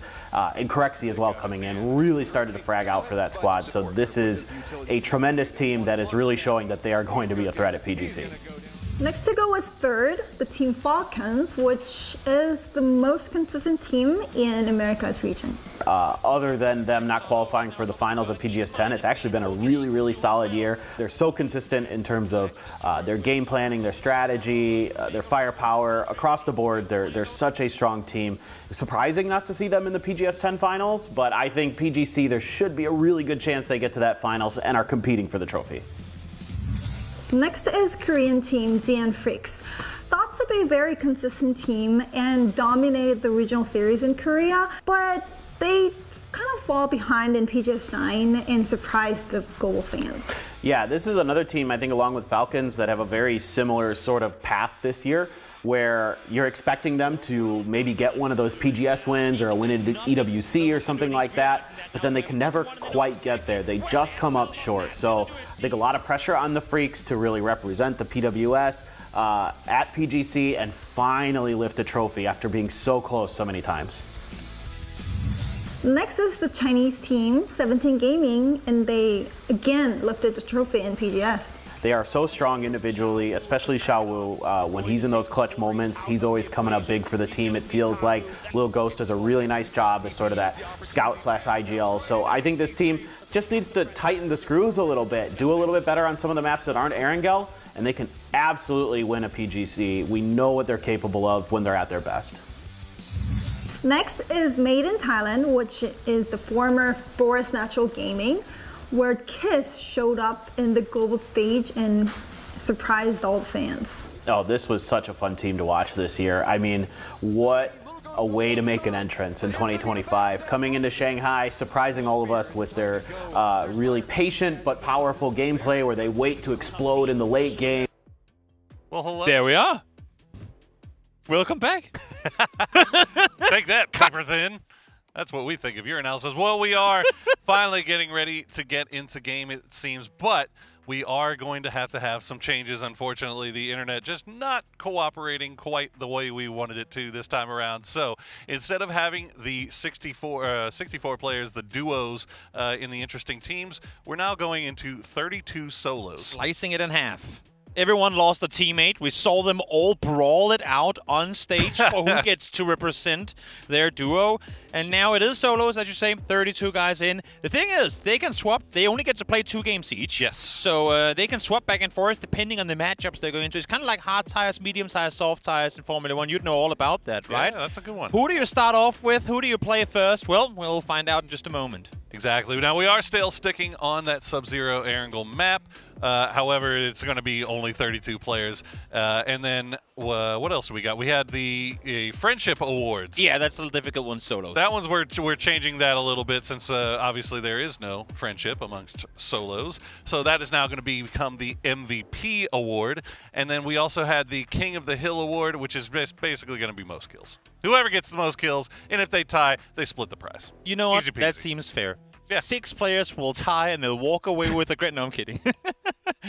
but yeah, that's the where deal. we're at. And with that said, hopefully soon we will get into it, because as much as we talk about it, now we've had the breaks, talk to the players and whatnot, I'm getting more and more excited to actually see what this game mode has to offer, because the times that we've seen change come through in Erangel, there's been some that's been mentioned, but more often than not, there's been a lot and very impactful things as well that kind of went under the radar, sort of you only know once you go out and explore the map yourself. So curious to see if we have some big map changes coming in with it. Yeah, I mean, there's a bunch of different things that they've changed on this map based on the lore of the event that has happened to make Erangel end up being so snowy. So we'll keep track of those as we go throughout the day, and we'll see if we can spot out anything. And if you guys spot anything out too, you make sure you type it in the chat. Let us know. Let everybody else know what it is that you spotted out, because we're all in this together, guys. We're all in this together. We are.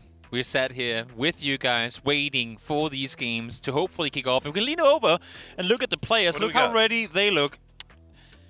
They look really ready. I'm going to give it like a solid 3 out of 10, but some of them are sat headsets on ready to go. The others are kind of roaming on, but I am seeing players now being ushered back to their seats. People are running across the backstage here as well. That's usually a good sign that we're about to get things going. Yeah, anytime you see people dressed all in black running back and forth, that's actually a really good sign. So, yeah. Yeah, so I'm assuming that we'll get in there. I'm actually curious now if it was you and I, Toby, if we were a duo that had now been forced into playing as solos, would you be there to provide me with coaching behind me as I'm going through the map and telling me what I should be doing, where I should be going, what I should be looking for? I mean, you definitely need it, but my coach track record isn't that great. So I don't know if you would want me in as a coach. Nonetheless, I would be there, if anything, for moral support, and to laugh at you when you mess up, obviously, because that's part of my job as your co-caster. But yeah, no, I think I would. What about you? Would you be there supporting me all the way through, or do you just go home and? Absolutely not. No, you're in this on your own, buddy. There's an MVP award at stake here. Fair enough. And by God, fair enough. I would be trying for it here as we see a little bit more international looking here as we try to figure out where. The thing is, we're watching all this happen. I was going to say, can we please have a cameraman on the other side? Because we need to know. They're all laughing together, too. They're locked in, You know what? They're watching our broadcast right now going, look at those old fools. They're just set up there being roasted on the camera. Could be. Yeah. It's Well, I did see a number of them having they were kind of checking each other's drip and checking this. Hey, they look. By the way, Rex's birthday. Yes, sir. Happy birthday, Rex. Happy birthday, Rex. How old do you think he has turned today? 21. Chat, what do you think? Not a day. Let us know. How old is Rex now? As he gets the secret strat book from Team Gunnar. Falcons, Yeah. Gunnar out there sharing the intel on what to do in the game of solos. Because, I mean, outside of doing it in whether streaming or just playing at home, I don't think these guys play solos too often. At least not in a competitive environment like what we have here as we... I'm pretty sure... What? Super zoom. I'm pretty sure the only time I've seen these guys play solos is when they're playing solo in a squad lobby, and they're just trying to go through and just roast as many so just PO every full game. squads, everything. Yeah. Yeah. It could be. I don't know. Could be. Nixie seems ready. Pentagram boys, ish. They're starting to high five each other, getting those hands warmed up, ready for the games to come. And yeah, waiting for this one to go down there. Oh, this is getting more and more aggressive. Seems like GameStart Win is feeling it as well. Guys, I promise. Alongside Petrichor. I promise we're not trying to bait you here, guys. We wouldn't be here if they didn't think that we were almost ready to get in. Oh, we have the camera on their backside, but now they're not looking at anything Well, special. Sparking's in lobby right there. PO a little bit less so, but he might not be the Bagel Pie lad that's participating right now. So, we'll remains to be seen. Tig, looks like the camera. I'm not sure. Yeah, Tig and Trimsy, they got to pick one. Who's going to go in there? Well, that's what's being debated right now amongst all these duos, is who actually gets to play. So what they're doing right now is they're analyzing Tanvu's VODs and going, is he worthy? How do you pick? How do you pick in a solo tournament? Do you go with Tanvu or do you go with Himas? I mean... Just individual prowess, solo matchup. Himas or Tanvu? Well, I mean, if we're thinking just hypothetical right now, it's got to be Tanvu right now. Tanvu's just been absolutely insane. But I mean, also had the 1,000 damage game in the end. Okay, look, I love Himas as much as the next person, but let's not pretend like that one game is going to be enough to just disregard the entire rest of the group stages. Latsam is out here to learn from the best. I mean, you have a world champ. Oh, we're actually getting some leaks here. They're showing him what? It's replay footage. Okay, we're looking back at the VODs of tournaments past. What is Type up to? Who knows? That is a good question. Just being happy. He knows. He is being happy, it seems, as Nick C still roaming around. He's not been selected to play, it looks like. He's just casually roaming around. Well, that's the other thing, is that they're not sticking with their duos that were assigned going into this. They're going to be going as their own org team. Effectively, yes. So yeah, so like for example, Ming, he's going to be trading off games with his teammate that's in here as well. That is Non. So you know, they just basically had to pick amongst themselves, right? So yeah. So, you know, Batu will get one game, and then the next game will have to go over to Example. So yeah, that's how it's going to be. That's how it's going to be. Corexy, you know what? The fact that they're sitting actually getting warmed up now, Corexy looking as serious as ever, it's a good sign. Same thing happening here. Douchey getting warmed up. Best of luck, chilling a bit. Hello, best of luck. How are you doing? He looks very pleased. He doesn't seem too thrilled. Very pleased. Glasses being adjusted for Snakers. Headset on. Active game moding engages. Yeah, I mean, you know what? I'm starting to see that, okay, we're actually about to do this on these phases. Looks like they're getting starting to get into it here. So you see, looks like Rello's going to get the Game 1 nod, and Roth will be right behind him supporting as Fex and Michael, no longer teammates, now bitter rivals on the field of solos, the frozen field of solos. Yeah.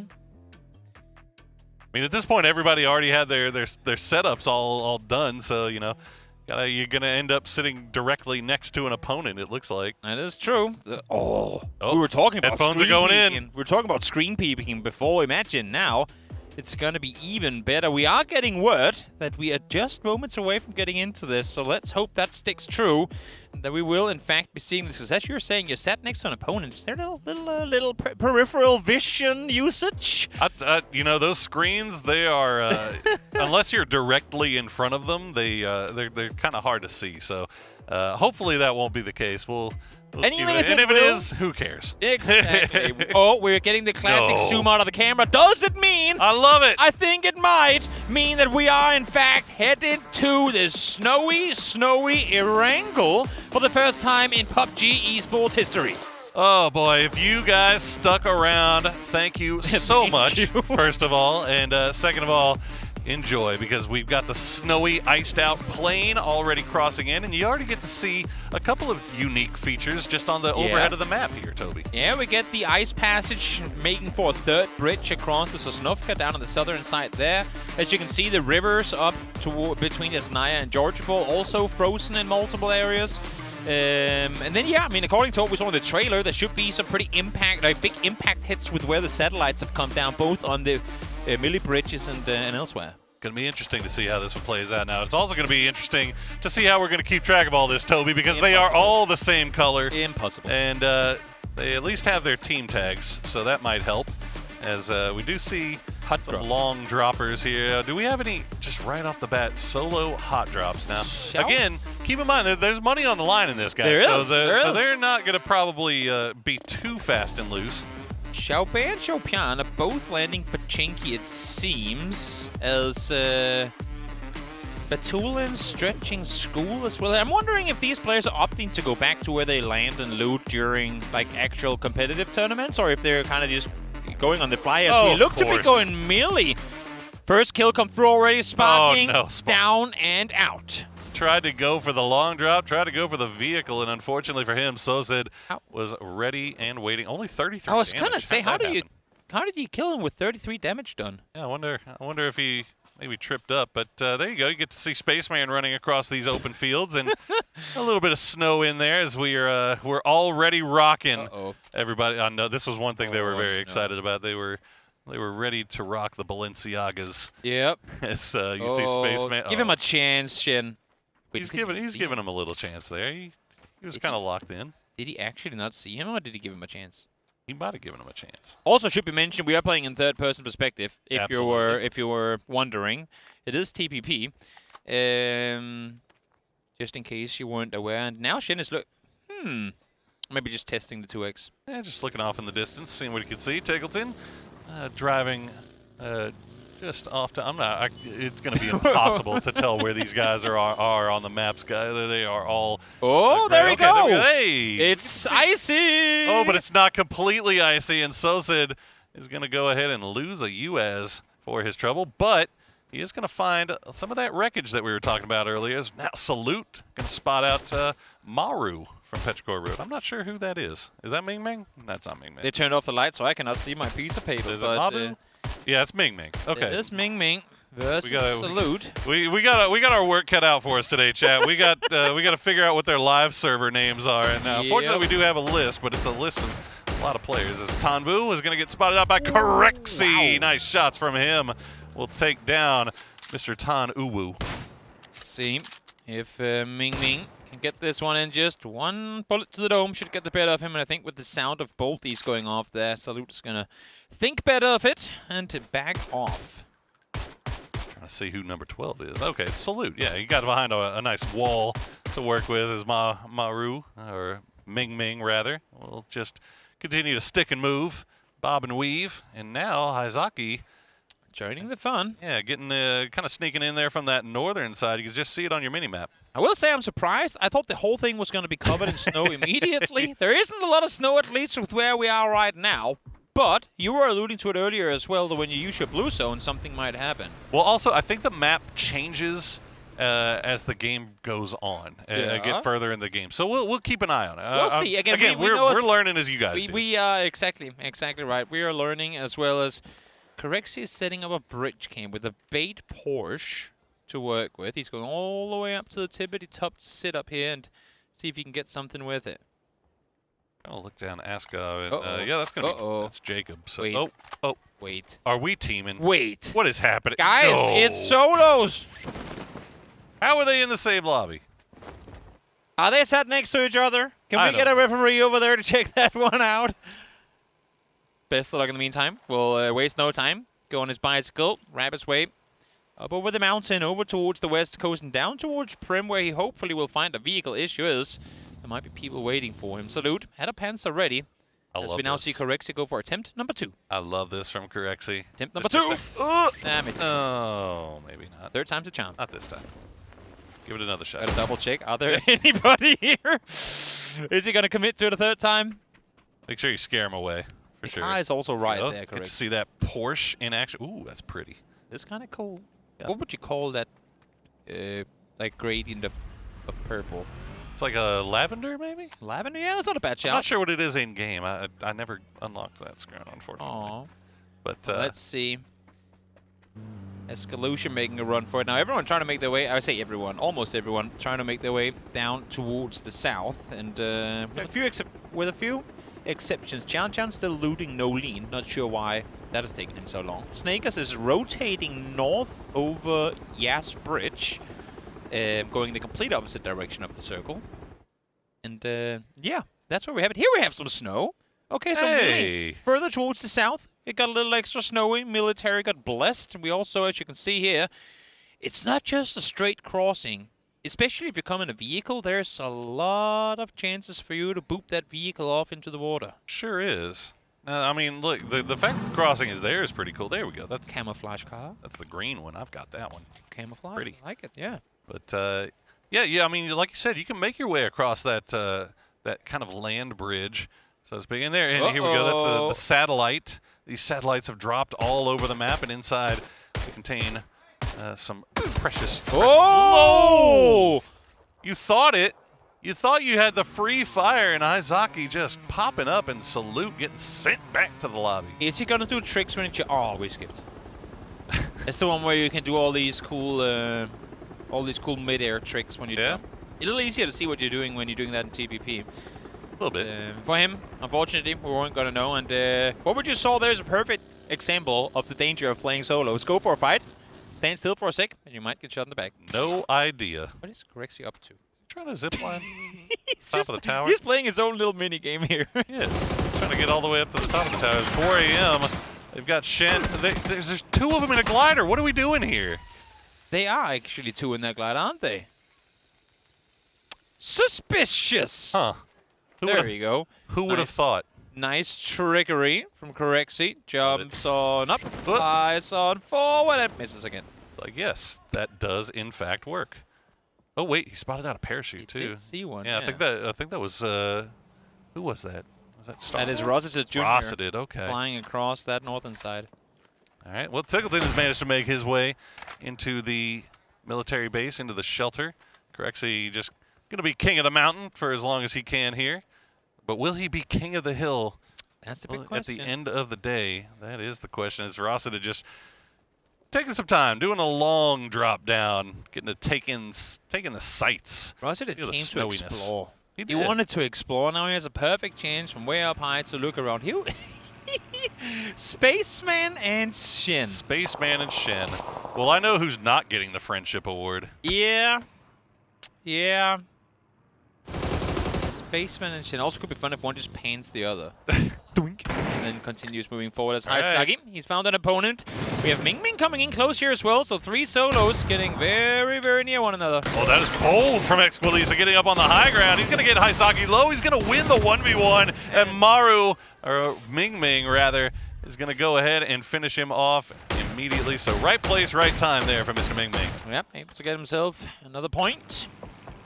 We obviously do not have a leaderboard, at least not right now, as Shen continuing try and see if we can hit anything with the bolt. Not that easy when you're in a glider now. Swaps over to the AR, not able to get him there either. All right, I do not condone teaming whatsoever, but I really want to see him hit that bolty from the glider. That could have been kind of cool. That would have been kind of nasty. Circle 2 has popped. It has. We're going off to the west. Well, what's it look like out in the zone, you ask? Let's take a look at Snakers as you see the outside rim of that vision is getting a little bit frosty. Frosty. Yeah, we are getting closer and closer to Christmas and all the festivities that include, so a little frosty. No hurt, no buddy. As best of luck, able to take out Diffix. We are now down to 24 players. We are indeed, and now make it 23 as Rello is going to find Zakraken hovering around in that military base area. He's kind of the only one that's in military base proper right now. Sosa about the closest, and he's off in the distance at the captain's house. But look at this, in the blue zone, you see the snow is falling. It's starting to collect on the ground a little bit more here. Why don't we have that on the whole map, though? That might just be me asking big questions, but wouldn't that look kind of cool with the snow on the whole map? Yeah, why not? Looks yeah. Cool. I do like it. It gives a nice little wintry vibe. Feel. Yeah, well, you see a lot of players opting to just kind of hang out in the blue, come in a little bit later as the Corexy. Yeah, now that we're later in the game, Corexy, the snow is falling on his high ground position. Oh, nice. Yeah, so we'll see if this keeps transitioning as we get later in the game, but you can already tell the difference between what it was at the beginning of the game and what it is now. And Corexy is from Finland. Keep that in mind. He's used to he's in his natural habitat. Exactly. Uh-oh. Minus degrees outside. Yes, I will walk around outside in shorts and a t-shirt. That's the Finnish way. Ming Ming's already got one kill for himself, and looking for number 2 is Sosa is going to find the angle, so Ming might want to move around. Now, Xiaopian going to make his way through, but Type doing a little bit of a casual camp on the coastline. Xiaopian doing a little dancing, swapping in the seats, and he's staying alive for the time being. Yeah, able to do so. Type having to reposition his vehicle. He's now realizing, wait, there's more people coming in. It's Tosi grabbing around that western side. Are they sat next to each other, Type and Tosi? Oh, you see a lot of bolties. Oh, okay. Well, that's one good thing about getting to play solos, Toby, is you're going to see a lot more bolties in action. True. As we've seen already, that one shot, one kill coming in big time clutch here. Is Best of Luck going to spot out, I think that's Space, who is that? Space Marine. That's Space Marine that's is Fex. That's Fex. Fex, Okay. the Space Marine. There he is. Making his way across the bridge, able to do so without any real competition because there ain't anyone holding, at least on the southern side of it, and Best of Luck wasn't quite in position to do a whole lot when he came around. Oh, Corexy sliding around. Those tires ain't got spikes on him, so making it a little more difficult to drive. I thought you said he was from Finland. But there he has spiked tires. Oh, okay. Yeah.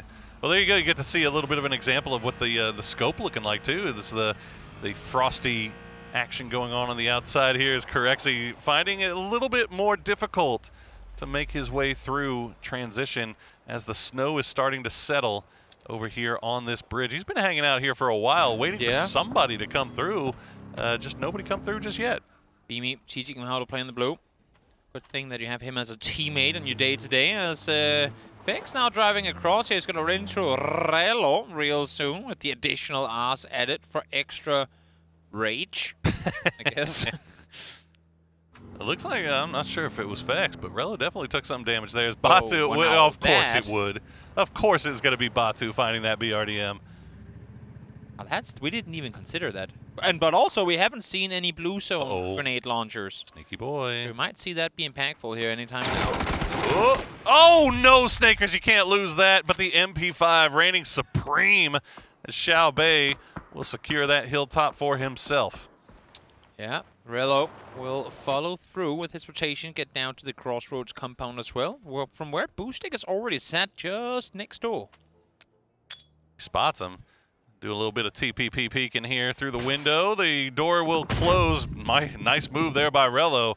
Close that before that grenade came through, but now the door is gone, so you have to make sure you keep sticking and moving as Boostic will continue to play around that Star-Lord. Meanwhile, he's going to have somebody. Oh, that's Fex. Okay. Oh, the chase. Coming up from the top, but Fex, he wants to take this fight. He's going to go ahead and make his push through. They're giving a little casual honk to each other, and there's that blue zone grenade. The blue zone grenade launcher, and I think that answers our question, too, of whether it's a dedicated blue zone grenade launcher or if it's just ammo you find on the ground and add into your grenade launcher. I think that's the latter, that it's just a type of ammunition that you can add into your grenade launcher. Yeah, you see it, it doesn't last as long either. It kind of pops up and goes away pretty quickly.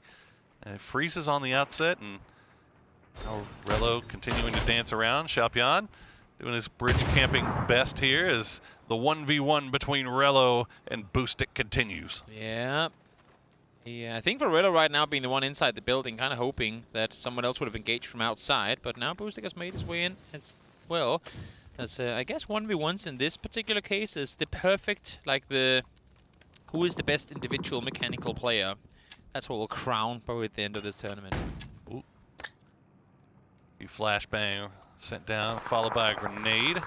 Really with that util work. Boostic is going to be wise to it. He'll drop back down as Fex does get eliminated. As that's going to be another kill picked up there by Ming Ming. He seems to be pretty active here. Let's see if we can find more with it. Boostic going to wrap the corner. Goes into first-person perspective.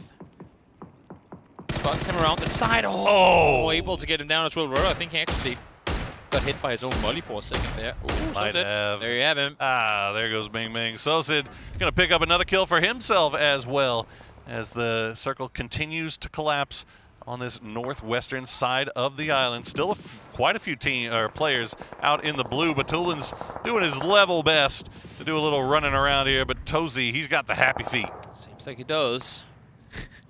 You don't want to take this fight, I mean, let alone when you're a full team against the BRDM, they can be scary, but as a solo, Tozy's like, bro, I got a bolt, what am I supposed to do about this? There's not much I can do. Yeah, exactly. Songjang doing his level best to keep ahead of the circle as well. As you see, it's freezing up right behind it. He's shivering, he's running in. And let's see, we still got Tian off to the north. We still got Levante. Got a few other players that are starting making their way in as Corexi gets a little close to Rossadid. Good shot from him. Can he get the last one? No, he can't. And Corexi, oh no. Got to go out into the zone, and that's going to hurt a little bit, but not enough to take him down. Rossadid going back into hiding in his little shack. Songyang too, having to find a way inside the circle. It did shift somewhat in his direction, but with it being phase 5 now, of course we are having these circles close in a bit quicker. So with it being phase 5 now, gotta start moving towards the circle, or you're gonna be done for. Yeah, you can see they're ticking pretty hard at this point. So Levante better get a move on if he wants to get inside this zone, or otherwise he's just gonna go ahead and go down like Xiao Pian just did. And yeah, I think a lot of these players maybe not anticipating how quick these circles were gonna be. Yep. And that is gonna be a lesson learned. Definitely. Tozy set on one side, Rossadid on the other. Here we see some strawberries with the tag gear for Pentagram's hammer to try and make his way further forward. Tozy don't want anyone joining him in his shack, so he's going to try and see if he can take out Tickleton. Not allow for any open angles here. Not able to connect the shots needed to find him, though. Yeah, I'm actually surprised that Tig was able to just kind of sit there blindly seat swapping, and Corexi going to punish him for it in the end. So 13 left alive as we head into the late game now.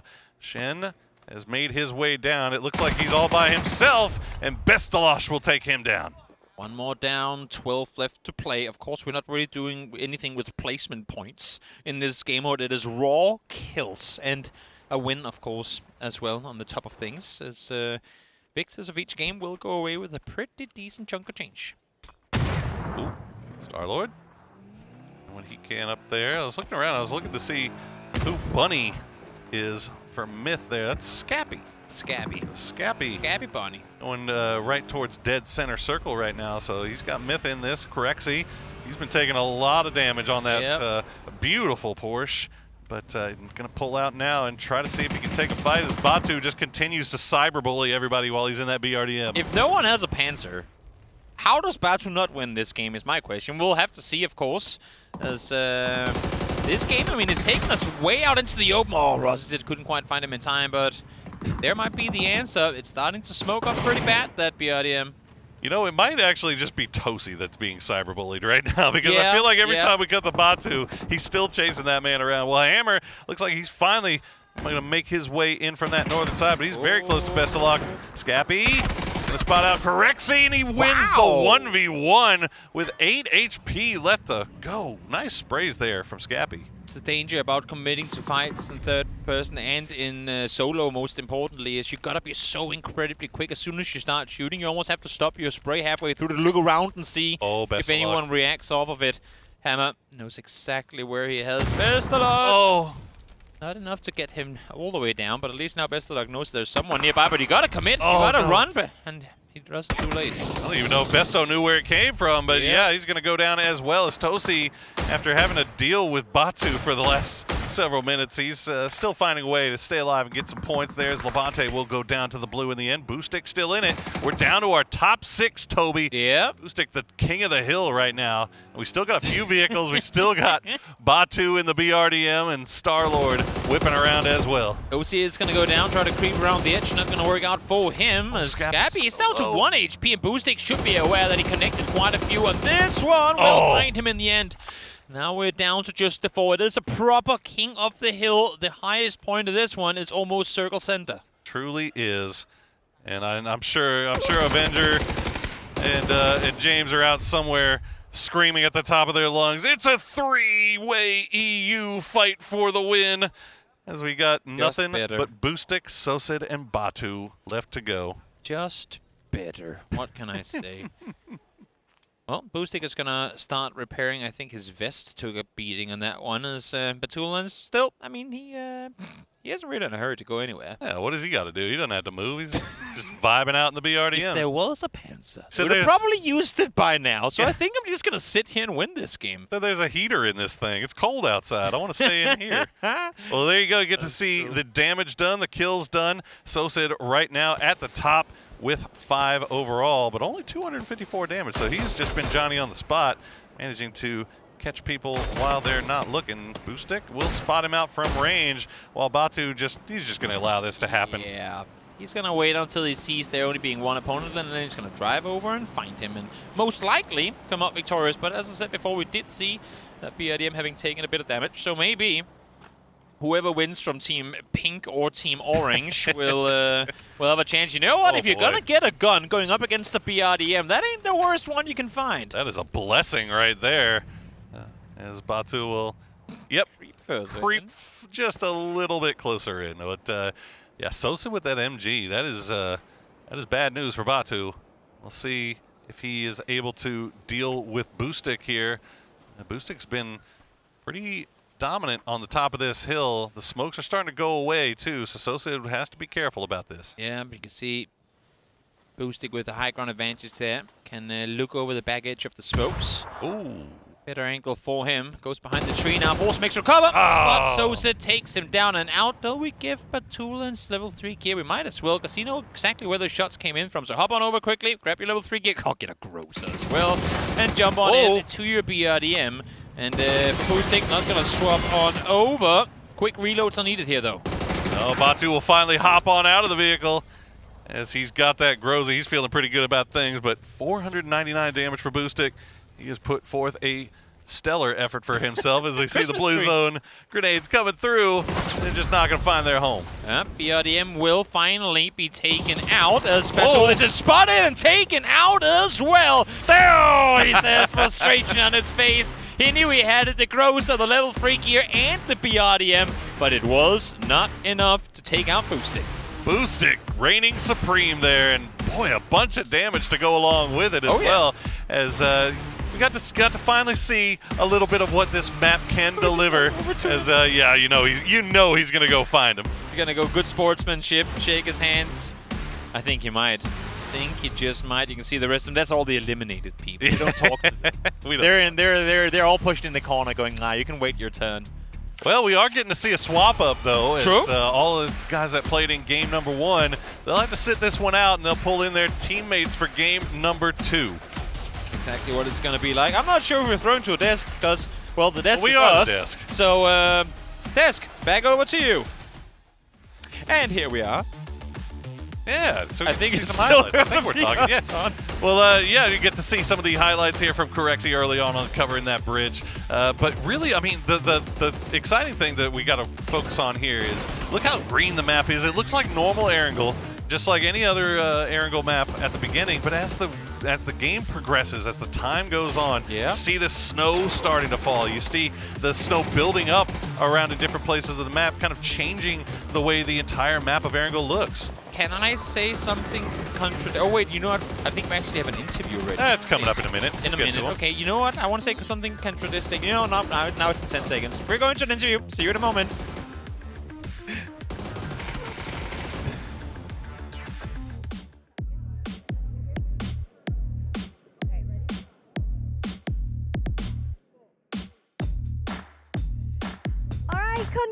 Congratulations to Bartolin. He is the first chicken dinner for I'm second. today. You're second? Yeah. Oh, he's not the first. All right, so let's start with it. Here, because today is the first map. Okay. So as the map is new, so I would like to ask about the features that is started today. Yeah, so first feature, I felt like when I'm outside of the circle, blue zone, like I felt like cold. The sound of winter. Yeah, something like that. That's the first feature. Okay, so what's the experience that you would like to share with someone who haven't had the experience before? The wear the cold sweater or something like Yeah, weather is cold.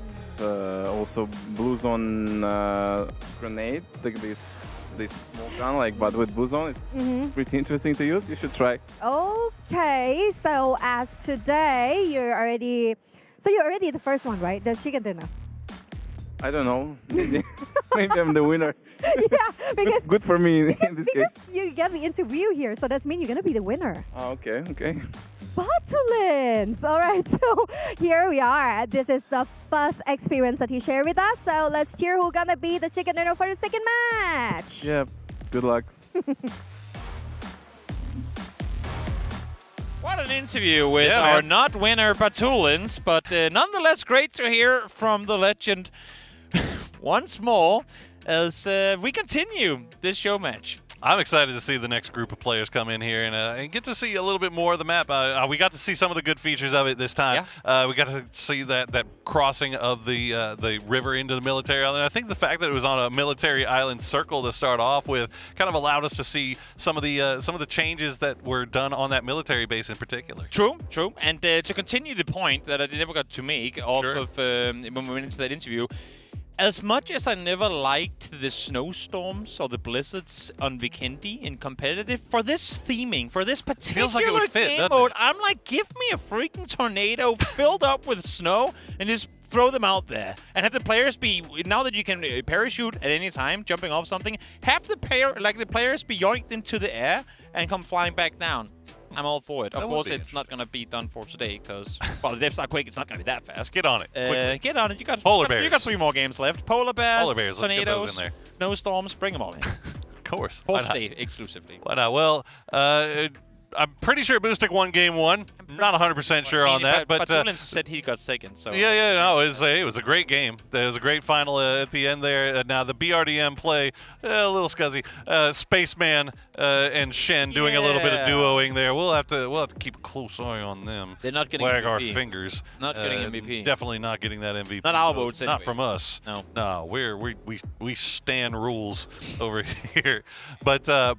I'm waiting. Hopefully we get everybody into this game and we'll get this lobby going here quickly and show you guys another round here on this snowy New Erangel. It's going to be a good time, no doubt about it. I mean, it's... I'm trying to think whether there are any other areas now, because we obviously, it was primarily, if not near exclusively, focused in on Military Island. I didn't get a chance to look at the map enough to see if there was anywhere else in the map where like big changes had been done, similar to the ice pathing we have down towards the south. There was out in the fields on the southern side of Gatka, a big chunk of snow and ice there as well. So maybe they have added an area into that map. And also, I mean, as we normally see when there are these event modes on maps, parts of them, not always all, because I don't think Erangel is going to stay snow forever, but parts of that structure tends to stay in. So there are those areas around Gatka that have kind of become dull, I feel like, over time. If they now get, just a couple of containers, a bit of a trench here and there, maybe making snowdrifts, making a little fun area, making a little bit more dippy around that. But I know also that Stalber, I think, has seen or not Stalber. Stalber. Stalber, I think, has got some changes on it as well.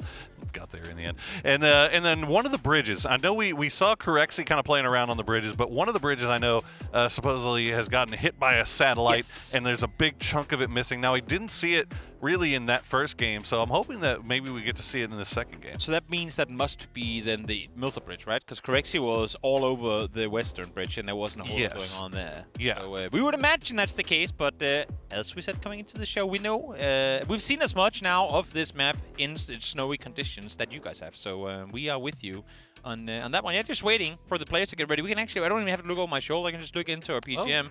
They're all stood around whose PC right now? I'm seeing Elrain. Does Navi really need a coach for solo games? What are they doing here? Oh, they're doing interviews. Fair enough. Fair enough. It's a Hagatori interview. Yeah. You gotta have your social media present in these type moments. There's the players still walking around, getting ready for match 2, and I'm curious to see who's gonna field the lobby. Because again, you're only allowed to play twice. So are they gonna stick with the same guy? Maybe for Boostic, he just won. Does he want to stay and play one more? Stay with the and hot then hand. out the last 2? Or do they swap him? That's a good question. These are the decisions that you need a coach like Alrain there to help you make. Of course, yes. But yeah, you know, while we're waiting on this, what'd you think about the blue zone? How it in this mode where the snow starts coming down and your outside of your screen gets frozen and your scopes get frozen. It kind of makes it a little bit more difficult. I mean, we saw a couple of players having a little bit more difficulty trying to kind of fight teams that were already inside the zone, and then that wall from the blue zone looks a little bit more difficult to see through. Maybe the vision. I mean, around the edge of the scope, while it does get a bit frosty, I don't think that's gonna have the biggest impact. But if it actually goes in and grits up the kind of the main view itself, of course, that's gonna be a pretty big deal. And then it goes back to, I remember way back in the day, we had the whole debate of should it be easier being out in the blue looking in than spotting a player outside blue. They made some gradient changes to the way the blue looked, both outside looking in and inside looking out. Maybe if there's a factor in that it's harder to look into the circle, but you're kind of rewarded for being inside circle looking out. If that's a factor as well, of course, that's going to be a pretty big deal. But outside of that... and then I also wonder if it's because we saw like how the changes kind of go progressively as the game goes on, right? So like later circles, obviously a little bit more snowy, a little bit more damage is getting done, and a little bit more of those changes coming through. So I don't know. Maybe coming in C1 is a little bit easier than trying to make your way in say C5. We did see Corexi spinning his vehicle out quite a bit. I'm wondering if that was if the snow actually once we hit that phase of the game where obviously there's now snow on the ground and it starts to snow all around. I think that happened post phase 2, if my short-term memory serves me correct. But obviously if it does, and it means that it's like driving cars around on McKinley where the snowmobile will just go straight through and the cars will go, whoa. Yeah, well that's the other thing. If that's a factor, which it seemed like it was then, I'm not sure if it was, but if it was, then obviously that's a pretty big deal. Yeah, that's the other. I don't know if that was like something that maybe he was doing himself. He came in the middle of his... like if he was doing the little wiggle thing to see if maybe... he was testing the traction. Exactly, like he's testing the traction to see if it goes, or if that was just how the traction was working out in the end. So we'll see. But look at this. We are, in fact, going to get a interview with our Game 1 winner, Mr. Boostic.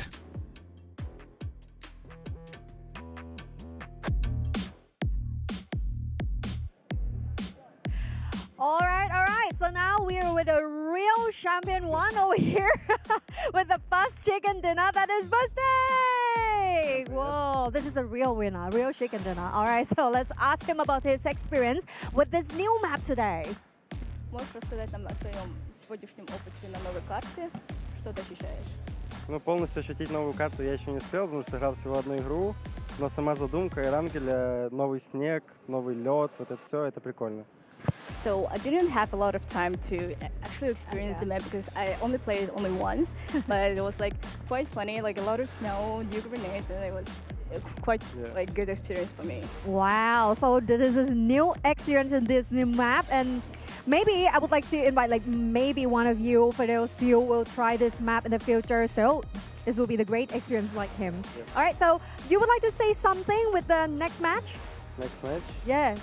I want to say good luck to my team. Wow, okay. Misha, удачи. What does that mean? Good luck to Misha. Oh, okay, sure. So let's cheer for them. Yep. So it would seem that Boostic has in fact been subbed out for Game 2. Taking his win, holding it close, comes back in for Game 3. Well, that's the question. Do you want your lead-off batter to be your best shot at getting points, or would you rather have him about baseball? Or would you rather have him back cleanup and come in at the end? You tell me. You're the baseball guy. Sports ball. Would you rather have your best player at the beginning getting you points, or would you? Oh, look at this. I'm so glad he. You know what? that. I got to spin his spinner today. It was pretty cool. The thing moves too. Like it'll stay spinning for a hot minute. Yeah. Were you ever a yo-yo kid?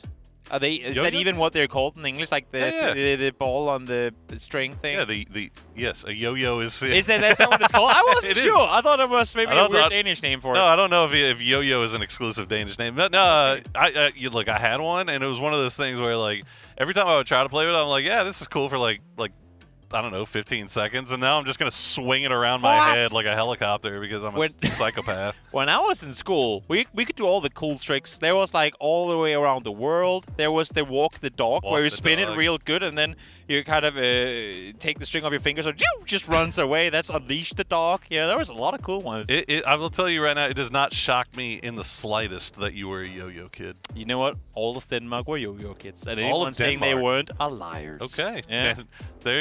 Today I learned yo-yos had a death grip on the Danish youth. Yeah.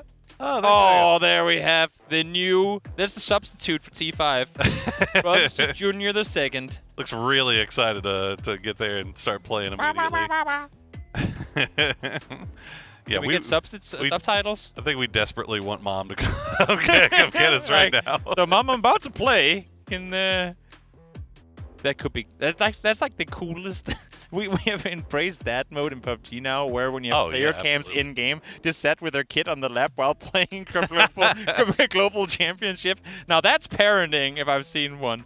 It's like a football player running around with their kid like strapped on the back, you know.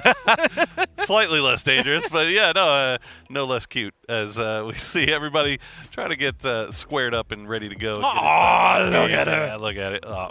Got a little Jordan in her. Yeah. Ready to go dunking.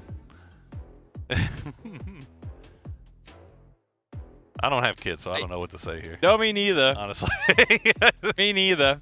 I'm just staring. There's something very, I don't know, what's the word for it?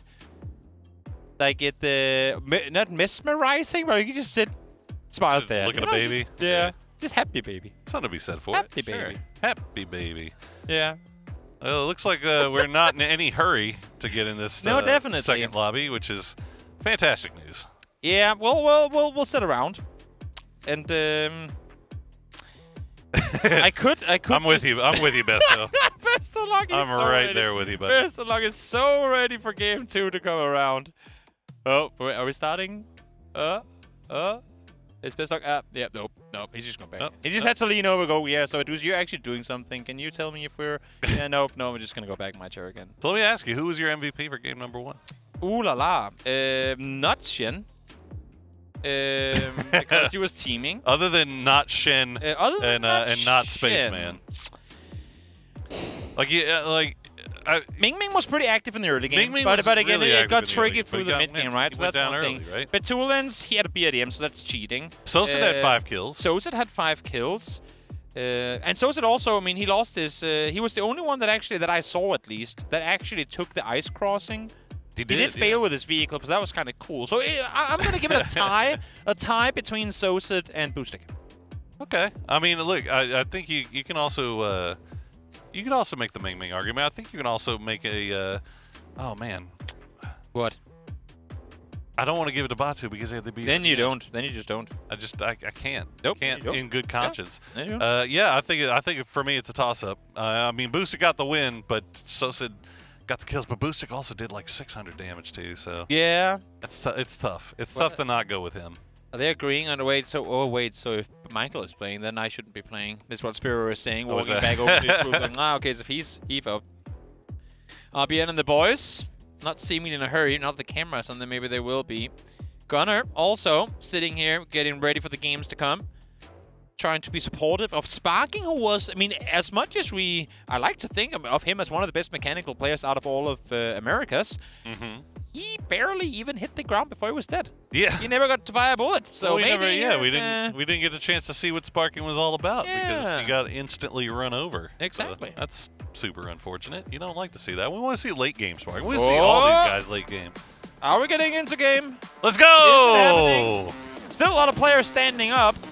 They better get back to their seats as fast as they can. Well, half of them aren't playing, so they can do whatever they want. I don't That's care. a valid point. Look at it. We got a Frosty Plain to keep track of. Back to the game we go. Match number 2, and some change-ups. I don't think it was a rule that all players had to be changed. They might have been. If so, then it they just can't play more than 2 games. That's what it is, right? Yeah. So some of them will be the same. Some of them will be new.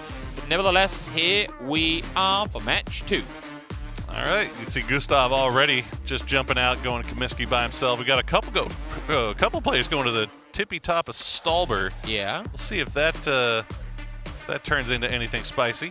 And if anyone was ever confused, he is Gustav in real life. Just Gustav IRL. Just in case you were wondering. Not the fake Gustav. It's for his hiking streams. He never got to start, but he had to make sure he had the nickname. The IRL stream. Yeah, you want to lock that down early. You don't want anybody stealing that away from you. As looks like Glaz actually. Yeah, Scappy getting a little bit close, but he got the vehicle. He's already on out of there. Lyrix driving around. It looks like Lyrix is going to hit the ground before Lyrix can actually see him. Rella's going to get Lapolka. We do have a little bit of a dust up here between Pio and Hangy and one other over there. I'm not sure. That's 3 men on top of Heather. And okay, we're going north this time. So cool. We got to see the military base island, and this time we're going to see what the north looks like after getting frozen over. I'm looking at the map feed and seeing if there's any clear changes, and all I'm seeing right now is obviously the river, Rossok River. Oh, look at this. Seems pretty different. And oh my lord, now that is something. That's what we were talking about before, the south of Gatka Farms. Actually, this one's even further, all the way down towards Fairpier. That is definitely a big change up. Yeah, that's not a satellite. Yo, that's a whole rocket. Go back and check it out. Yeah. Stop driving away. Observers, at least, go back and check it out. It's kind of cool. It is kind of cool. But this is what I was talking about. And when we've had these sort of events in the past, not so much in Erangel, but on other maps instead. I mean, the motorbike backflip thing on Miramar that added all the jumps and all the ramps, right? They left that in after that whole extreme sport event was done for. So who knows? Maybe we get to keep big satellites on the southern side of Erangel. You know what the other thing that's kind of interesting to me is, and I don't know how to describe this. It's like the lighting is coming from a different direction. And it like this is to the north of Yaz, right? Like, but it has a different look about it, just because the shadows are coming in from a different angle, and it's kind of cool. It's a whole other conversation, but there is something to be said about. I mean, I remember in early days. Oh wait, that's. If I hold my thought every time 2 players are close to each other, we're never gonna talk about anything. That's fair. But there was in the beginning of PUBG, they experimented with, like foggy rain weather. There was, I mean, rain as a whole. There was just overcast. And I mean, we had both sun up, like sunrise and sunset and all that. A lot of different types of day you could play. And a lot of it's still in play, of course. Never liked sunset. No, I was never. I mean, and everyone really were hating on the foggy weather, too, because it was so difficult to play. People just crossbow abusing, like a crossbow and VSS abusing the foggy weather. But I really loved overcast. Yeah, there was overcast something about like it was as if all the details got a little bit sharper with the way the lighting were, and I thought back in the days, and honestly I still kind of do, that it could be kind of cool if the weather could be just overcast. We're not talking about the rain and like all the other really big impactful things, but just for the sake of micro variety in a factor that doesn't matter too much. Just going into rain, going, oh look, today it's overcast, or smaller things. I love the bat wings on the back of the seat of that. Is he gonna hit that bridge and keep going? Is he speed running? Yo, this? My oh my. December 12th, dropping knowledge on the kids. December 900 IQ, and then he flips it and dies. No. Well, look, I already got to see the cool thing. I don't care about anything else at this point. No, it's actually kind of cool. Not gonna lie. All right, who is this? I gotta look at my master sheet. Who is here. 5151? Yeah, 5151. I gotta look. Oh, it's Bean. Bean. Okay, that's Bean. Yep, that's how you spell Bean in Korean. I guess. In case you didn't know. Sure. Fantastico is our player number 17, and he has found himself close to Himas, way up on the northern coast. See, look at the little bat wings on the back of the seat. It's for extra. Yeah, get a little power. It's like aerodynamics. Yeah. He can turn on, what is it called? DSR? Oh, yeah. Like I know what you mean. the wing flap just for the extra speed boost. Is that what it's called, DSR? Not DSR. It's yeah. Something. DRS. It's It's DRS. There you go. go. I was close enough. For someone that doesn't really watch Formula 1. Oh, boy, yeah. I've been locked in all year, and it's about to get really crazy. Oh, yeah, Almost no, over, I know. though. I've had to tune in now because it's getting so close. Almost over, so hey. One more. Make sure you watch F1 too, guys. It's fun. Hey, and cheer for Lando. Lando came in and watched PUBG while we were in at EWC. You say watch Lando Norris. For those of you guys who don't know, very, very famous Formula 1 driver. Is actually an avid PUBG player. Yeah. Has played it for a long time. I've seen him stream the game during COVID in particular, where obviously the racers couldn't really go out and race. He was playing PUBG, like streaming PUBG very often. You can still go in on his YouTube, his Twitch channel and find his VODs. There's still videos of him playing PUBG in there. Zera getting baited there by who's Sovereign. Let's see if we can find Sovereign on our little kill list here. I'm trying to figure out who he is. That's Nixie. Okay. Exactly. And there you go. Himas going to take down Hangi, but Nixie will survive just a little bit longer as Gizera is just getting baited by ridgelines here. And oh, that's a Nixie with a bolty. That is terrifying. Nixie has actually played under the name Sovereign for quite a while now. It's on his streams and whatnot. He always, I mean, he's one of the streams that I watch because I tend to watch streams in the morning, which would be in the middle of the night for you, obviously. Course, yeah. But like sit with my morning coffee, tune in, see who is online, and one of the guys who's oftentimes there is Nixie, chilling as Mr. Sovereign, playing ranked games and whatnot. Good times. Good times. Make sure you support the community. Yeah, go out there and watch these guys. Follow all stream. the channels. Exactly. Oh, Michael. Fantastico got that Bolty again, and looks like we were right. You know, we said it last game. Bolty's being a big player in this one since we're playing solos. As Bunny Scappy will take a few parting shots there at vehicle escaping. This is not a bad spot here for Scappy, as he's seeing a lot. But I think a lot of our players, most of our players, actually learning their lesson from game one. Those circles move really fast, so we're seeing a lot of everybody already kind of making their way into C1. Yep. Also, I mean, if you thought this was a difficult area of the map to play in squads and duos, try solos, where you can't really be that many people in each compound or each house, and there ain't a whole lot of them to pick and choose between. That is, if we continue to go down, you know, south of Severny in that area of the map, you're very, very much out in the open, and this is what's going to happen if you stay out there. Eventually, those bolts will connect. They will. It's not often that we get to see these guys play bolties either, as you see That's true. Heaven doing a little bit of a peak battle there with Mr. Bean. It's December 12th, making his way up from the south side. We'll just be passing Boatyard, and I gotta be honest, I think I'm looking around, and it's kind of a little bit tougher to see the gray, but it looks like we just got Larix, Pio, and one of the boys from 17. Yeah, Xiaowu. Shrimsy is way miles out of the blue. Yeah, he's all the way on the western coast, eating a little bit of blue zone. But other than that, I think that's pretty much everybody else already in zone. I'm wondering where this Porsche is registered. It's on an EU license plate, but it doesn't give us a country indicator. It's a little questions. Misleading. As someone who's really into license plates, yeah, you would be, wouldn't you? Maybe I should know off of it being 3 letters God, this and lighting, 4 numbers. This lighting is throwing me off. Like just and now that you say it, I think I see what you're saying. It's coming from the north right now. So you see these long shadows, and it's just making things just it's like an uncanny valley type thing where it's like I know this, but I recognize this, but it's like slightly different. All players almost already inside circle. That's all actually kind of impressive. Love that. Yep. I know. Well, shooting range we go. Oh, that was a bold action shot. Ooh. Fortunately for whoever was in that car, missed it. And not even taking it 15 times. I like staring into the souls of people when I shoot at them. Yeah, you would. All right, Mabu, or Ming Ming, back at it once again, and this time it's going to be a doozy. He's going to go back and forth with that.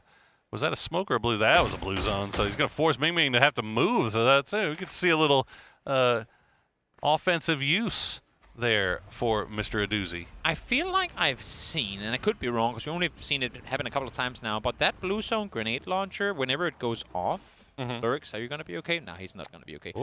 Whenever it goes off, I feel like there's a brief moment where it goes like, kind of freezes solid at the peak of the expansion of it.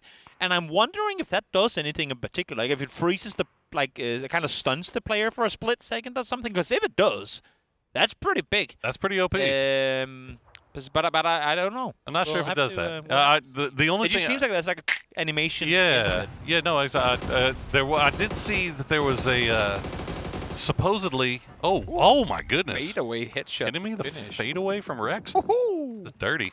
I did see that apparently when you shoot that blue zone grenade, there's like some kind of beep warning that the blue zone is about to go off. So so it lets you know whenever the blue zone is actually going to expand after you've hit that shot. But I haven't gotten a chance to hear it just yet. But I did see that in the patch note as we see Scappy is going to get taken down by Ming Ming, and December 12th we'll go ahead and trade him out. Danger. Fighting early in solos, as as we saw in the previous game. And honestly, it was Ming Ming who was a perfect example of it then too. As soon as you start shooting, there's oftentimes someone else, especially when you're out in the open like this, who will have an angle on you.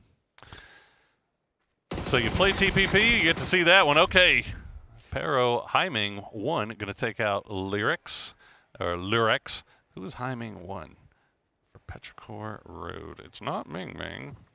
So who could it possibly be as we get to see what TPP is going to look like there? Haiming 1. I'm just leaving you on the mic for this. I don't know. I just I don't know. your research. I can't figure out who it is. Yeah, Michael. Yeah, this is just letting you know what he thinks about this peak battle as the blue zone grenade will come through and will force him to move the double blue zone grenade there from Rello.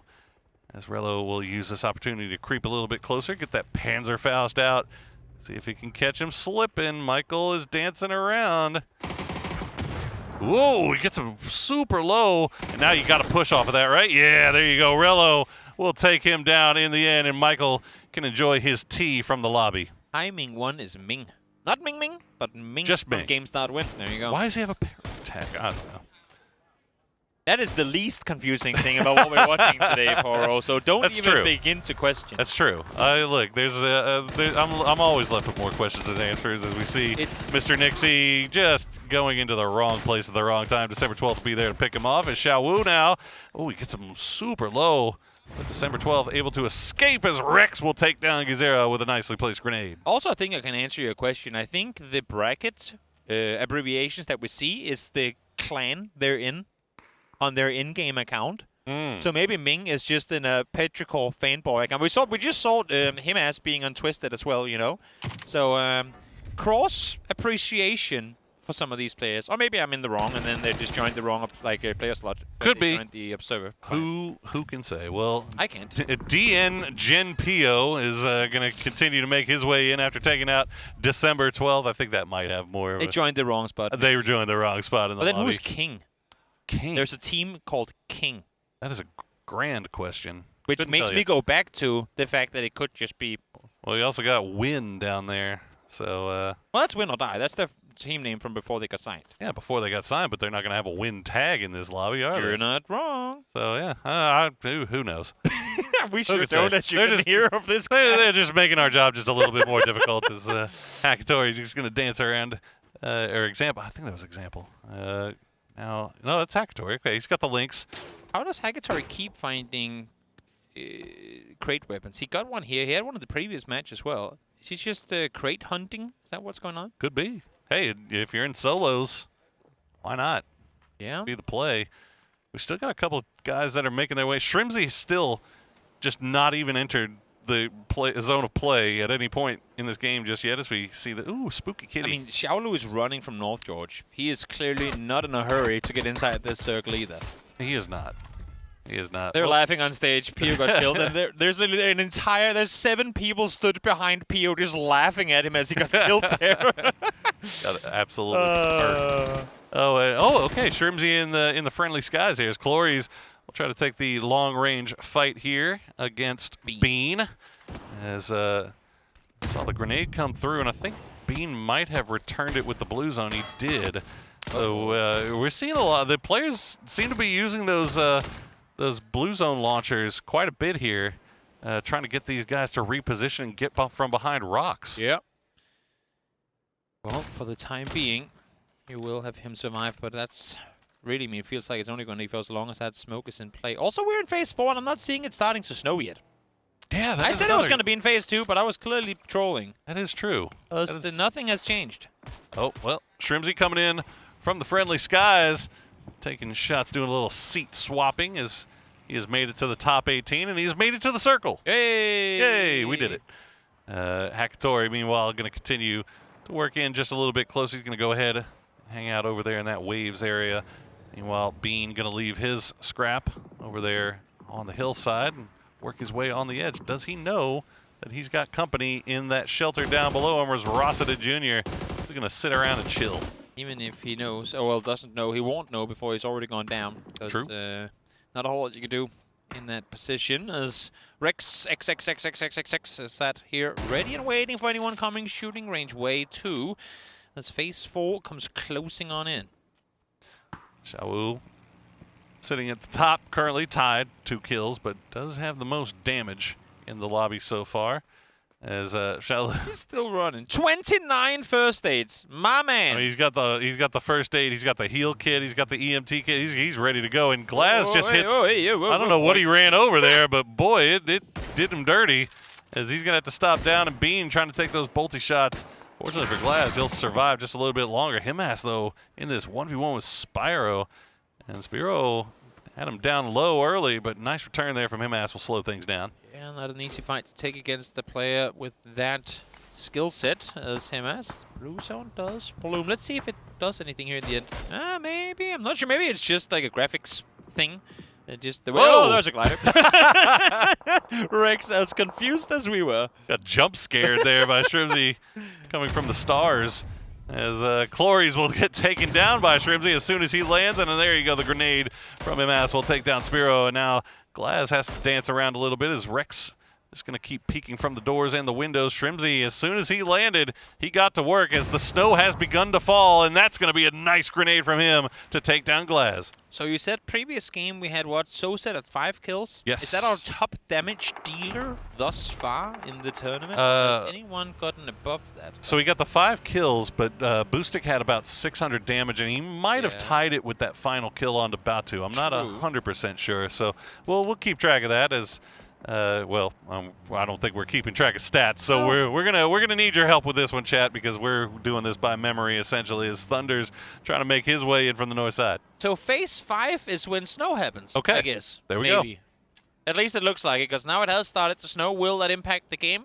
Other than the visual effects, I'm not sure, but we'll see if the players will have to adapt to the now colder conditions. Did seem like the first couple of circles took a little bit longer this time, as we hear. Somebody's having a great time back there. They are laughing their heads off right now. I'm not sure what. Xiaowu gonna spot out Thunders, and no. I mean, you like to imagine the players here play under a lot of pressure when they sit in front of an audience, right? With what we're seeing right now, as I look over my shoulder, every time someone dies, that player gets out of their chair, joins the pack, and they continue walking over to someone who's alive. So right now, there's like 10 people stood behind them upstairs. They're all doing interesting hand gestures to one another across the battle, like across the stage as well. They're all ganging up, stood behind these players. That is pressure. Having some of the best players in the world just stand right behind you as you're playing this. It feels bad for Xiaowu, man. He's been running from North George for like the last 15 minutes, and then right as he sees the safe zone, gets knocked out. But hey, we've all been there before, right? Should have stayed in the blue. Should have stayed in the blue. 10 alive here. Santastico. I'm trying to move a little bit closer towards that shooting range wall on the north side. Rello. Okay, Santastico now is inside. Rello is inside the shooting range, and then Rex is inside the shooting range. Everybody else kind of playing around on the periphery. Yep. Oh, jumping for info. Rello would have hurt that, of course, now seeing the shoulder or the edge of the backpack there as well. It's going to give him the notion that there is one just on the other side, as Bean does get eliminated. Bean picked out from off in the distance. Rello, though, he's got that big bullet hose, and it will take down Santastico. He's got to try to get somewhere that's somewhat safe to try to heal up, but I think Shrimzy might have been taking shots at him from the wall. Taro needs to get inside circle as well, but knows this is going to be a tricky crossing, trying to make your way forward. Opponents potentially waiting just over that ridge line. He knows there's one behind the vehicle, but I think he's anticipating there being somebody in the north. Little does he know there really isn't, but Heather is actually coming his way now. A little research here. I'm trying to figure out who Project McCann. Okay, that's Hello My Bad. Hello My Bad is Project McCann. So we got that picked out. Alarix, though, gets taken down by Shrimzy. Rex still hiding out in his hard cover. Hakatori trying to get in as Project McCann. Mr. Hello My Bad. Oh, Hakatori just pinned between a rock and a hard place here as Heather's, going to get hit by that. He's going to have to stop down, heal up. Does he actually survive this? He does. Yep, able to do so. Hakatori just chilling in the middle of these two players on each their side. Molly is now being traded back and forth, making it harder to maintain space, and Heather will go down as a result of it. We're down to 5 players left alive. Too much in the end, and Shrimzy, after taking a long time to get up to the north in that glider, he's already got 3 kills, 247 damage, and now he's in the top 5 playing from that southern wall. But now that the new circle has spawned and he's got to get inside. Oh my goodness. Wow. How did he hit that? He's learned from Tick. He didn't learn from anybody. Embraced the mortar skills into his nade throw. Hell no. I'm not giving Tig credit for that. That's all Shrimzy. What a man. That was a beautifully cooked grenade. Well takes down Hello My Bad, and he's actually going to be able to get in as well, even though Rello was looking over in that direction. Hakatori's still playing that wall. He's going to have to get in here quickly, too, as the blue zone has arrived. Rex going to spot him out. Good spray will take him down, and it is a top 3. Top 3 left remaining. Close quarter engagement here in shooting range proper. Shrimzy, Rello, and Rex.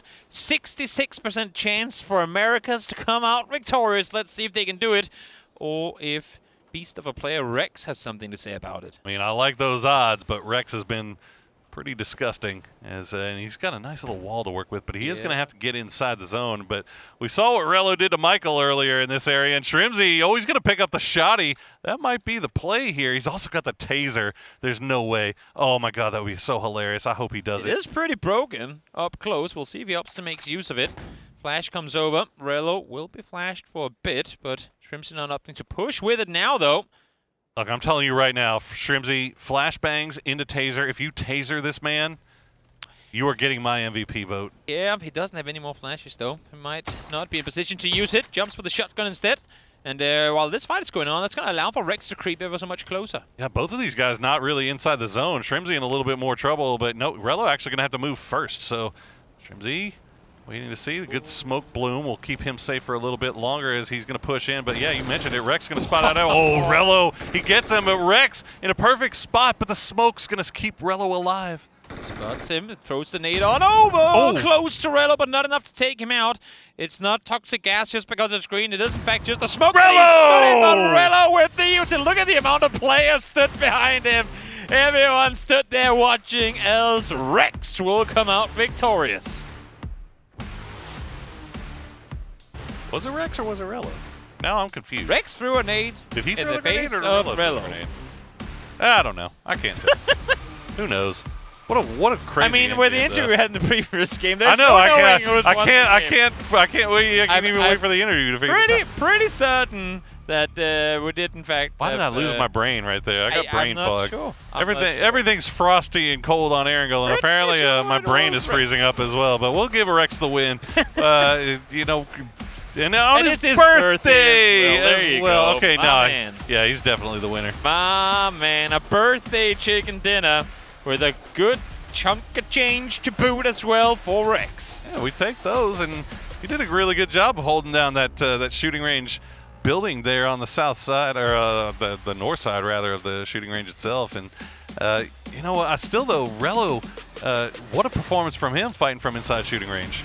Definitely. Not easy to do so either, with the perspective, with how much open terrain you have on the uphill around you. Very, very difficult to make proper use of that position, but did so with great effect. Yeah, get to see some of the secret chests that are lying around the map there on the early side, as we get to see the king of shooting range, Rello, holding court until the very, very end. PO able to get something done in the early game as well, but was dealt with to the laugh and joy of half the people in the arena. Started laughing and cheering because he was with a big audience behind him as well as he went down. Everybody was excited to see that one. Nice grenade takes down Spiro as the journey of Shrimzy throughout this. I mean, the fact that he was able to finally get in, and as soon as he crash landed, he immediately got a kill, turned around and got a second one with a nicely placed grenade. So well played by him as, that was the end of the journey of Xiaolu. Got spotted in the open in the end of it. Trimsy able to get some more done, but in the end was seen by Aurelio and his big MG. Not a whole lot you can do about that when he pretty much lined up with the top of his helmet over the top of the smoke. That was such a dirty grenade. Screaming. That nade right there. Woo! 104 as well. Just beautiful stuff there as you saw Rex get that spray into Hackatory. Rello took care of Shrimsy in the end, and there was the grenade that finished it off for Rex, as not much that Rello could do. But we get to hear now the interview with the winner.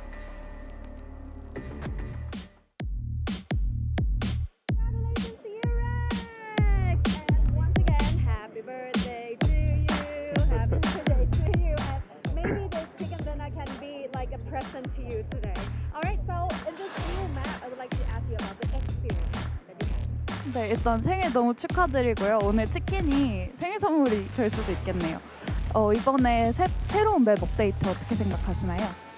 일단 한 판밖에 안 해봤지만 좀 색감적인 부분이나 뭐 지형 지물이나 그런 게 좀 더 좋아진 것 같아서 좀 긍정적으로 생각하고 있습니다. So far, I have just played once, but the colors in the map and the features are updated in a positive way. So I think it's a great change. So is there any features that he like or impress? 혹시 특별히 좀 인상 깊었던 지형 지물이 있을까요? 맵 서쪽에 그 밀밭 부분이 되게 뭐 비행기가 뭐 떨어진 그 부서진 그런 그 부품 잔해들에서 파밍도 할 수 있고 언패가 좀 생긴 게 긍정적으로 좀 생각하고 있는 것 같아요. In the west part of the map, I remember there was a grain.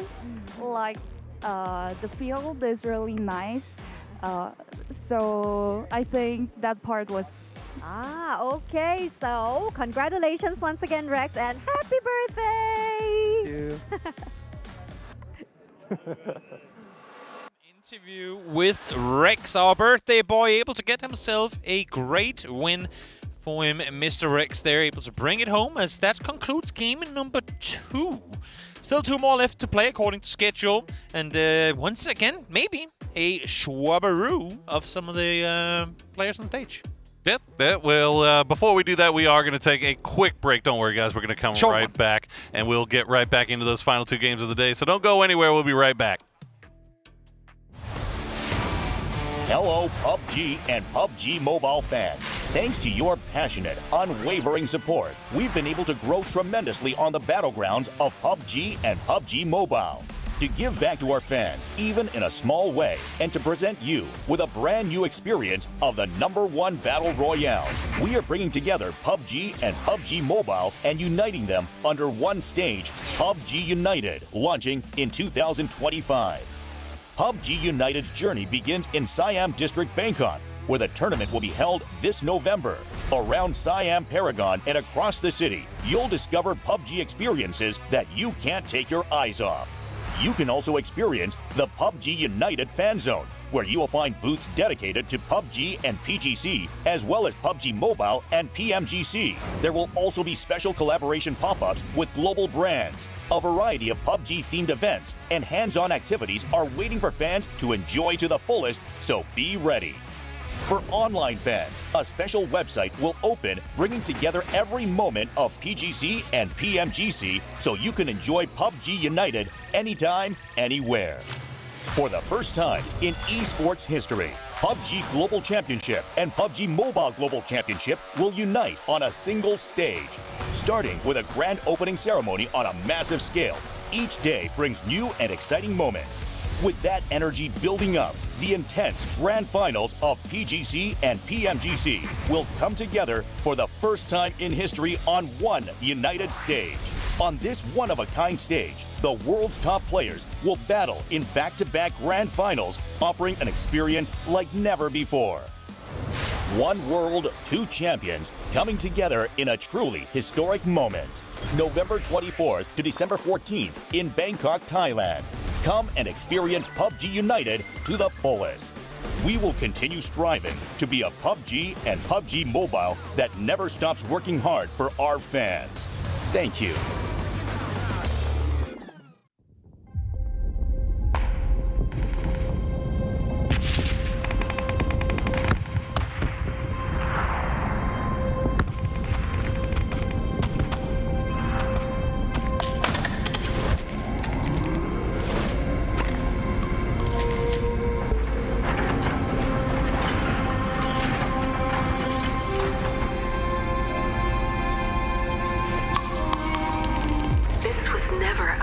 purpose. You need to know the truth.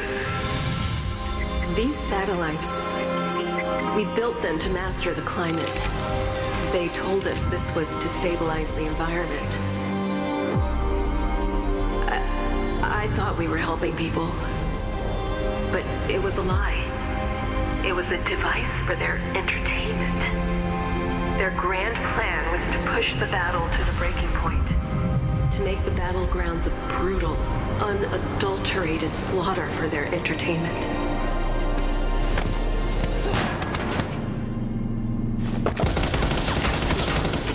But something went wrong, and the satellites are going to start shattering over Erangel. I don't know how long we'll have, but the weather will turn feral, beyond control.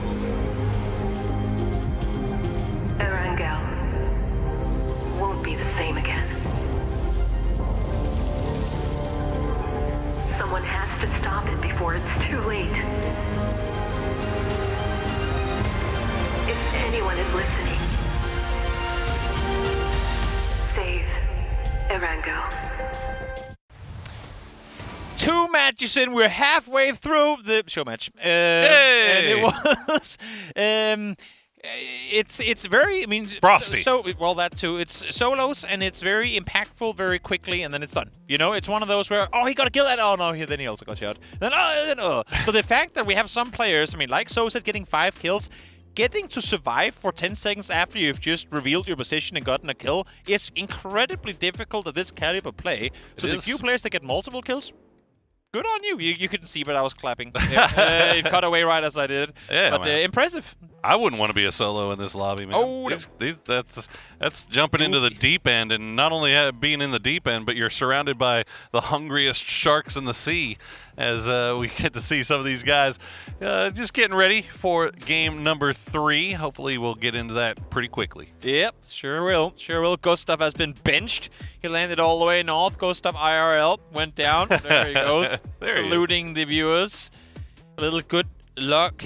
Head rub on Nixie. Maybe get some of his mechanical prowess locked in your fingers. Maybe it sits in his hair. I'm not sure. Who knows? Get a little of that, and then get ready to play. Maybe he's trying to get into his head. There we go. We've reached that point of the day where those are the jokes that we make. Well, in the plus side, getting to see the map. So we're starting to learn things, right? Okay, so snow starts C4, C5 ish. At least it did there. Yeah, I called it phase 2 in that previous game, so maybe it's random. I'm not sure. We need a 3rd game to confirm. We do. Yeah, we do. Yeah. We're also getting to see some of the best players in the world rocking these bolties. True. We got to see the Blue Zone grenade launcher. Big player. The guys seem to enjoy it, and it's not. The grenades themselves don't stick around too long, but they stick around long enough to try to force people out of cover, which is kind of what I think the whole point is, right? That's exactly it. That is exactly it. The players you can see here getting ready, or maybe already are ready. Oh, yep, there you go. All right. Oh, he's getting subbed. Oh, yep. He's getting subbed. Or is he in the wrong chair? Benched. Like, wait, this is not my computer. Just starts walking. That's why we have delays, guys. They get scrambled all the time. Nah, we can't throw that on them. Nah. They're chilling. Yeah, they're chilling. These guys have been great sports for throughout the whole day. As you can see, they're still smiling, they're still laughing, they're still having a good time, and still money on the line, man. Oh yeah, still money on the line. Oh as get to see Kiss. We'll see Kiss back in the game this time. Come to think of it, what's that? There's one team in this tournament we've barely mentioned at all. And that's because they have yet to participate in it. But full sense, I thought even if they only come in for the grand finals, maybe they'd be here for the show match too. But actually, no, I'm not seeing any full sense players in this sheet. We already have 32. So, well, I mean, that is true, but yeah. So you might get straight to grand finals, but we're not inviting you for the show match. They get to skip out on the fun stuff. They get to skip out on everything. Yeah. Even the flight. Yeah, even the flight. Because, well, yeah. Looks like Tiggleton will be back in. So all you TIG fans out there in the chat get to rejoice. But we saw his teammate Shrimsy kind of put on a pretty big show. He's got a lot to live up to off of this one. Top 3 performance boosting, of course. Our Game 1 winner will go back to the field once more. Get ready to play as he's sat with a surprisingly angled monitor.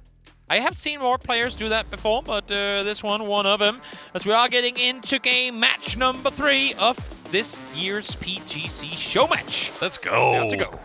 All right, where will our circle take us this time? So we got to see Military Island in game number 1. This last time we got to see what shooting range looks like. So maybe we can. I want to see Stalber. We still haven't seen Stalber yet, and I know that there was some pretty big changes made around there. I mean, as you're alluding to, I just want to see areas that are different from what we're used to seeing in play. Give us the rivers. Give us. I can't tell if Everest is different, or if there's just a bit of snow up there. Give us the rivers. Give us that big. I mean, we saw a gigantic satellite crash down on the southern side by Ferry Pier. Let's take it down there. I want to see that because even if we don't go, just send the observer down there and let us roam. We get the space view from up here, man, and you can see how big that thing is. It takes up almost the entirety of those fields. Yeah, but that's what I was alluding to. There is a world where, I mean, because it's not more of a change, that could actually stay in. Even if we go back to there being no snow, maybe they leave part of the satellite in. And that is definitely an area of the map where when we've had finishes there in competitive play in the last couple of years, they've always been fairly predictable. It's always become kind of, well, let's just call a spade, kind of boring. At least I think so. So maybe now adding a little more terrain, a little extra hard cover in the area of the map is it's going to make it more interesting. Yeah. At least check it out. All right, we're going dead center. Now that's a circle. That's fine. I can work with that. I'd also like to see what Boatyard is working with. And another thing is, we saw in the patch notes that the shelter has gotten some big changes because there's apparently a satellite crashed down on it, went through, and is inside the shelter. So we haven't seen anybody stop down and loot around there, but it looks like we've got a couple of people kind of working around in that area, but nobody going to shelter. Oh, not yet. Hate to see it. Not yet. We'll see. Maybe next game. Maybe. The final game. Maybe we'll see it then and there. As Escalucia and his slimy buggy makes his way further towards loot. Xiaobei will do the same thing. Xiaobei going through with the first, what do we call it? Progressive skin? Character skin? Yeah. Hannah, the contender. There you go. Yeah. I could not remember that name, so good job on you. I know. I'm surprised. I'm surprised as you was that I remember. Wait, I remember things. At this point, man, yeah, I couldn't even tell you who won the game. But doing a little seat swapping. Oh, Esqualisa, you got away with it for a second there, but Snakers has that Ace 32. Got some good damage on there, 67 overall. But looks like there'll just be 2 ships passing in the night. Yeah, passing and shooting at each other. Kind of dangerous. A little bit dangerous. Escalucia does get to live. He does get to hit his first set off. We'll get to use this boost as well, and should be all right. For now. For now. Probably won't be all right for the entire game, but for now. Hanging around Heaven, which, boy, we got to see some action around Heaven the other day. Oh, yes. Goodness gracious. Oh, yes. James. Yeah, we had Jameses falling from the sky. It was pretty wild. Pretty wild stuff. Is that his name now? Well, all our James were falling from the sky. I thought it was a player in the word Jesus. Jameses. Yeah, well, nonetheless, that was in fact a crazy first 5 minutes of that match. Hey, we were at Heaven, so you know. That is true.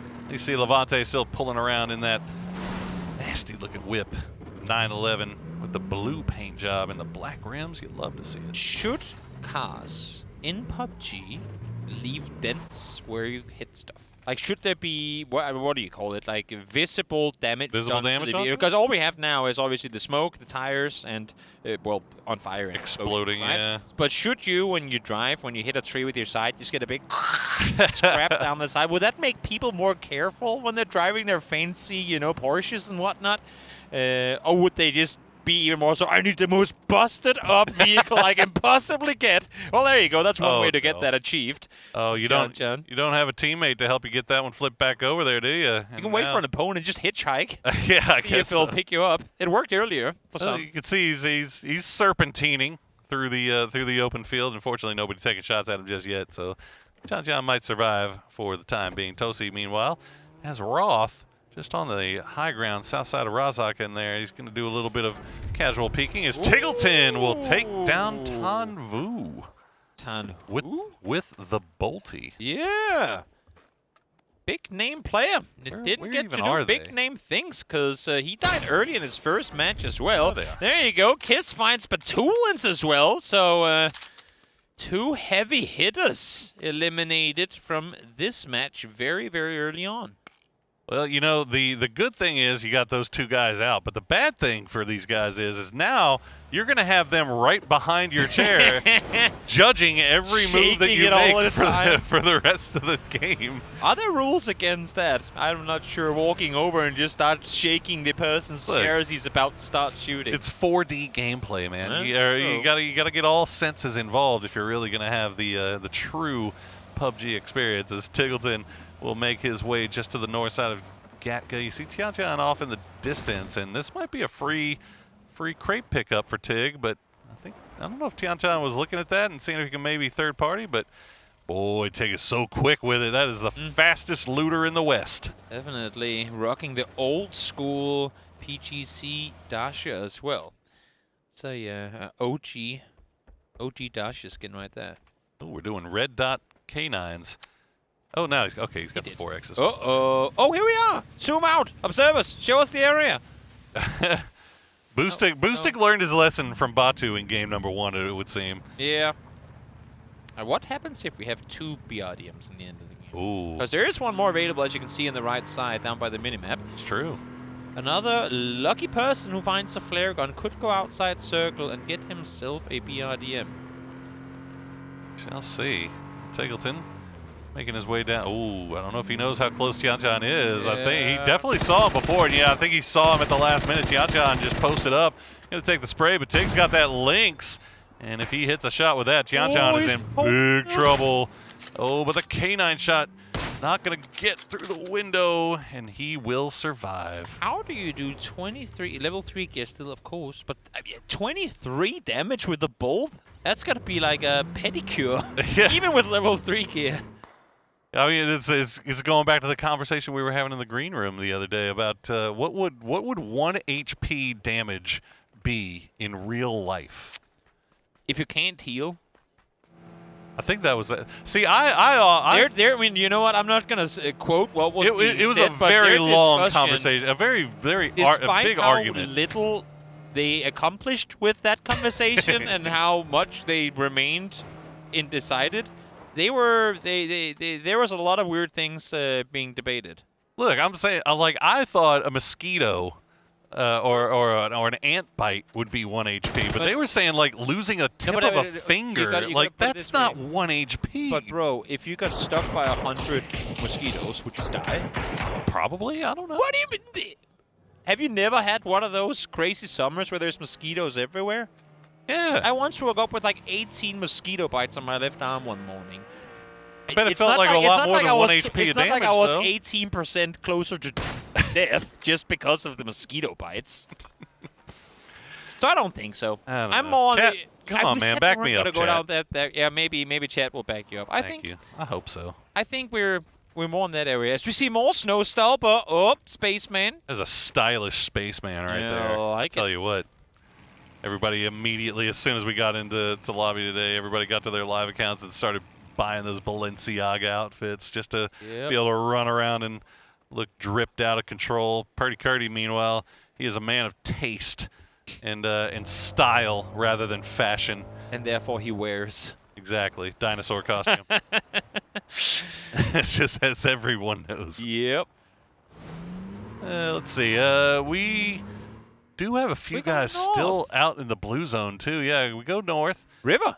We get to we do get to see the river. We get that island now becomes a little bit more interesting, doesn't it? True. Because you can just kind of freely make your way over. We'll keep an eye on that. You say freely? Well, freely, yeah, free. I might actually prefer to swim.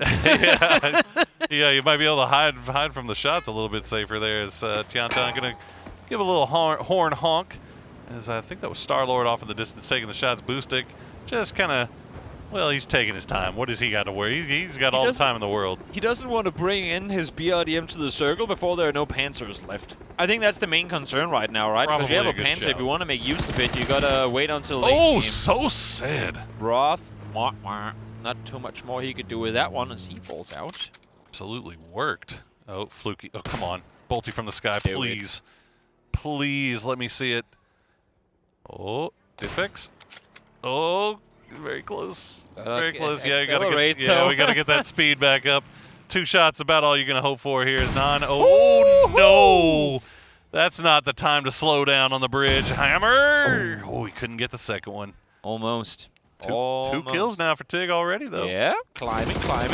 Trying to get up that leaderboard as Type gets taken out by Tozy. Oh yeah, dangerous business driving into a compound when you're in solos. You just never do know. Well, Spaceman will finally land. Snaker's going to pull right up, and Shen is waiting. He's looking in the wrong direction, but it doesn't matter.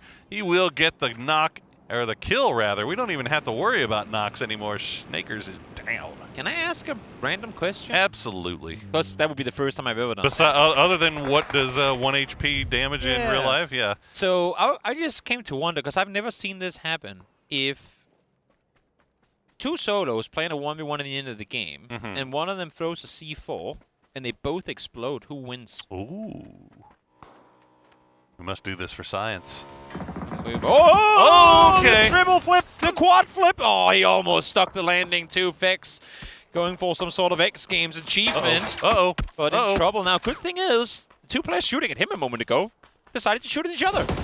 Oh, who's going to be better? A Space Marine versus a Space Man. Oh my God, Purdy Curdy gets sat down, and Space Man proving that he is the one to be feared. Actually, it's going to be Tosi that gets him in the end, but Spaceman has a nice little compound for himself, and best of luck. Friendly Skies will be what greets him, as still a lot more people still out in the blue this time around, as I guess we got some of our Game 1 guys back. Maybe they didn't learn their lesson the first time around. Well, I mean, all the people that I have actually got first dates this time around. True. But you know what? True. I think I might just, since, well, it's kills for MVP, and then it's wins. Yes. That is, and then of course we have the, King of the Hill award as well in the MVP, which isn't exactly the same, but kind of. Most damage, most kills now, or most kills rather. But I got to tell you, Boostic driving around in that BRDM, he did have 5 kills in the first game. Yeah. But you're not going to get a lot of those kills if you're just going to stick around in the BRDM, are you? We have an issue now. What's that? We have snow in phase 3. Oh. I no longer know when it happens. It's out. So it's out in the blue zone. I think maybe the snow in the blue zone. No, he's inside circle. Is he? He's inside circle. Oh, he is inside circle. Look at that. Yeah. So first it was phase 2. Oh, look at that. Then it was phase 5, and now it's phase 2, or phase 3. I no longer know when it starts. All the fresh presents they're getting. Songjang and Escalisa will trade back and forth. Songjang coming out ahead right now, and he will get the dub in the end in that 1v1.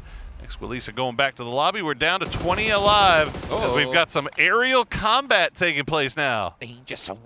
Danger zone. Instant instantly comes into our head when I see 2 gliders meeting mid-air. We'll see if they're gonna opt to continue that potential fight, or if they'll just leave each other be and enjoy sharing the skies together.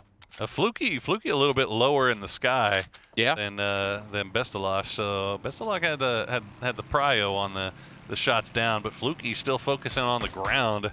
Taking shots over in that direction as Shen will defend his cave like a bear out of hibernation. He's checking the zone out, and then he might see somebody as well. I think there's a few players still running in from that direction.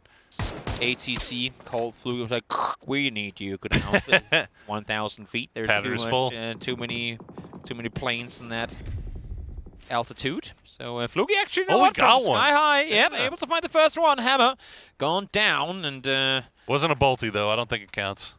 Run it back, Fluky. Okay, I didn't know that was the case, but fair enough. Only bolts count. Heard it here first. There you go. Yep.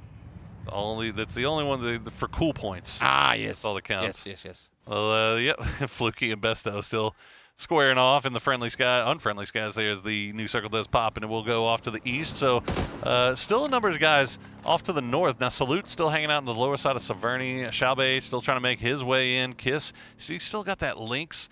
He's trying to he's using these bullets sparingly. But the peak battle with Songjang as... Oh, Fluky. Such a difficult shot. I just wanted to happen so bad for him. And I want it to be on stream when he does it. Yeah. We all know it's going to happen off stream. Of course. Can't fault the observers for not being on him for 25 minutes straight as Tickleton spots one in transition. That's Kiss, but he's allowed to sit behind his US for the time being. See a lot of vehicles running around in this circle. Yeah. A lot of players trying to do the seat swap. And a little bit too bouncy that time for Tig. Is Fluky going to get knocked low? Yeah. Oh, your time in the skies are done. Where are we going then? Where do you go? Yeah, as you said, he's where is he? He's on the very north side, so I guess he's going to go into the compound, but Kraken's already in the other one, so Fluky, you better be careful about who you push in here as Kraken. Oh, he's being sneaky boy. Yeah, he better. No reason not to. If you're Fluke, you have to anticipate that there's someone in this building. Oh, right? yeah. We went away from it. Every building, if you play solos, you know, every building's got somebody in it. You would have to imagine. I would love to go back to that just to see if, how he actually approached it, because he jumped in the bathroom, but come on, stayed put for the time being. How do you miss those? Left. Oh, it's through the smoke. Okay, so that makes a little bit more sense. We'll give him a little bit of credit for that one. Oh, nice grenade from Jacob. And Tiggleton goes down. That's what he gets for misses those. Yeah. Through the smoke. Through the smoke. Yep. But Kraken's got his puppy dog ears listening for any movement. But it looks like Fluky is just going to go anywhere. Yeah. Oh, he's got the... They're outside circle, so they might actually have to go somewhere. Yeah, I think that's that might be the play, throwing the Doritos on out there. But Kraken's just waiting for him. And any moment now. Oh, boy. Yeah. Oh, he... Got to go somewhere. He didn't hear him. Did he? Oh, Nate? Yeah, I think they're TPP peeking this, and yeah. Oh, what a nice bounce there. Yeah, okay, as a Kraken, you know the game is up, man. You got to get on out of there, but that blue zone is ticking so hard now. Yeah. Phase 5 ain't a fun place to be, especially when you have an opponent right next to you. So do you commit to the heals? Do you go for the aggressive play here? Seems like Fluke is opting to go aggressive, but then repositioning, jumps out the window with a sort of a hit, but not able to find the kill. How did he not get that kill with the shotty? We swapped perspectives a little bit quick there. I kind of lost track. And Fluky, yeah, he's going to have to heal through this. The Kraken gets through, but Xiao Bei will spot him. And if Xiao Bei is looking in the same direction, he might get 2 for his trouble. Best of luck playing around on the hillside. Jacob immediately running once again. And we'll avoid going down to that grenade as Xiao Bei still with that bolty in hand. Now he's going to try to spot out Corexy. Bye-bye, my tire. Bye-bye, Who needs tires? Overrated. Yep. Down they go, and down Tian Chan goes. We're down to now 14 players left alive as they all do what they can to try and find some cover, sit behind it, and watch out into the open fields. Yeah, keep seeing Sosa pop up in the kill feed here. He had a great first game. Oh, no! That's what you get. Yeah, don't just sit there and repeat the same angle over and over again. And now Kiss. He's dead. He's got it. Come on, you hit this. You hit this. Don't let the deployable shield come up. Oh, no. Yes. Oh, you hate to see it. Fluky does go down in the end of Shen. Another bolty at play. Songjang will dance around the rock and try to avoid the grenades from Spaceman. Oh, yeah, go back. Try to heal up here a little bit. Level 3 helmet gone. But at least he had one, because that was a bolt straight to the dome. Oh, Kiss. I'm going to miss another one. Spaceman getting so low. Kiss already 400 damage, but just not getting the final hit. Oh, it's Boostic. It's Boostic. How does Boostic get that with the links before the grenade exploded? Boostic, I believe. Wait, did Corexy just molly himself? But bro, it's solos. You can't deny points here. I'm not sure exactly what happened, but I'm hearing laughing from the stage, and I think it's Nixie laughing, and he was sat next to Corexy. So something probably went down. Not sure exactly what it was, but Sosid popping off here. 6 kills, 500 damage. As you said, 5 kills and match 1 really running for that top award. Bro, Sosid might be our king of the hill here if he keeps having this kind of performance. That is not bad work from him. 7 left alive, so we'll see if he can add to that total. He's got the whole south side of the circle really still to work with here as Songjang and Shen will trade shots across the way, but both of them are going to have to move. Shen going to be the first one as that grenade. Oh, yeah, that's a little bit short. Oh, Boosting. Actually getting out of the vehicle here to peek forward, but then back into the safety, the comfort of the BRDM. Just took out again. There's a BRDM and there's a Lynx, so dangerous weaponry to get to work with. One more bullet should do it, and he does find Shen. Got bodied, though, by Shen on that. I mean, imagine getting knocked down to 10 HP off of one link shot and then immediately just bolting the man back. Oh, it's pretty filthy stuff there. Boostic down to half HP, but that BRDM will keep him alive and keep him safe for the foreseeable as he's getting a Sanjang is kind of working around there. Sosid, Sosid get another one. There you go. Sosid just adding to his kill total. Yeah, Boostic in that vehicle down to half HP, will be less than that now. Dark smoke coming out of the back of it. And Boostic, I mean, one game won against a BRDM, so we'll see what he can make of this one. I mean, this is 2 games in a row. We got Boostic and Sosid in the final 3. This time it's going to, or final 4 rather. Diffic's still alive inside the compound. Just missed him as Jacob coming in from the northern side. And has he gone unnoticed? I'm not too sure, but Boostic, that's going to be the end of that BRDM. Forcing him out is the explosion going to do pretty significant amount of damage here to Boostic, and importantly, he's outside of zone right now. And you can see Jacob's already setting up. He's got his deployable shield. And that was smoke? I was listening. It was a smoke. Yeah, it was a smoke. Okay, I was listening to see if that if there was a beep from the blue zone grenade, but no blue zone grenade to be found on that one. And Boostic will just smoke Jacob off and not allow him a free peek. That's the thing, right? You got to isolate the angles and trying to take the fights on the other side. That's exactly what he's doing here. Jacob, in the meantime, will use some of that blue zone weaponry to try and see if he can dislodge him, and it works for the time being, forcing Boostic back, kind of edge peeking through the smoke here. Oh, but he's been seen, and Sosid takes him out. 8 kills for the Na'Vi player. Almost 750 damage as well. Sosid just running through this. Now Diffix finally having to leave his compound. He's already got a kill and a couple hundred damage for himself as well. That grenade might be good. Ooh, Jacob just on the side will stay alive. Yep, shots fired now once more. Jacob still level 3 gear to work with. 3 vests as well for Diffix and more than plenty util too. That nade is right on the feet of Sosid.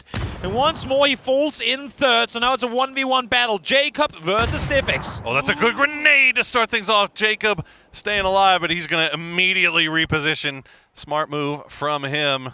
Not sticking around in the same place. Yeah, let's go over here and try to heal up. Only 60 damage.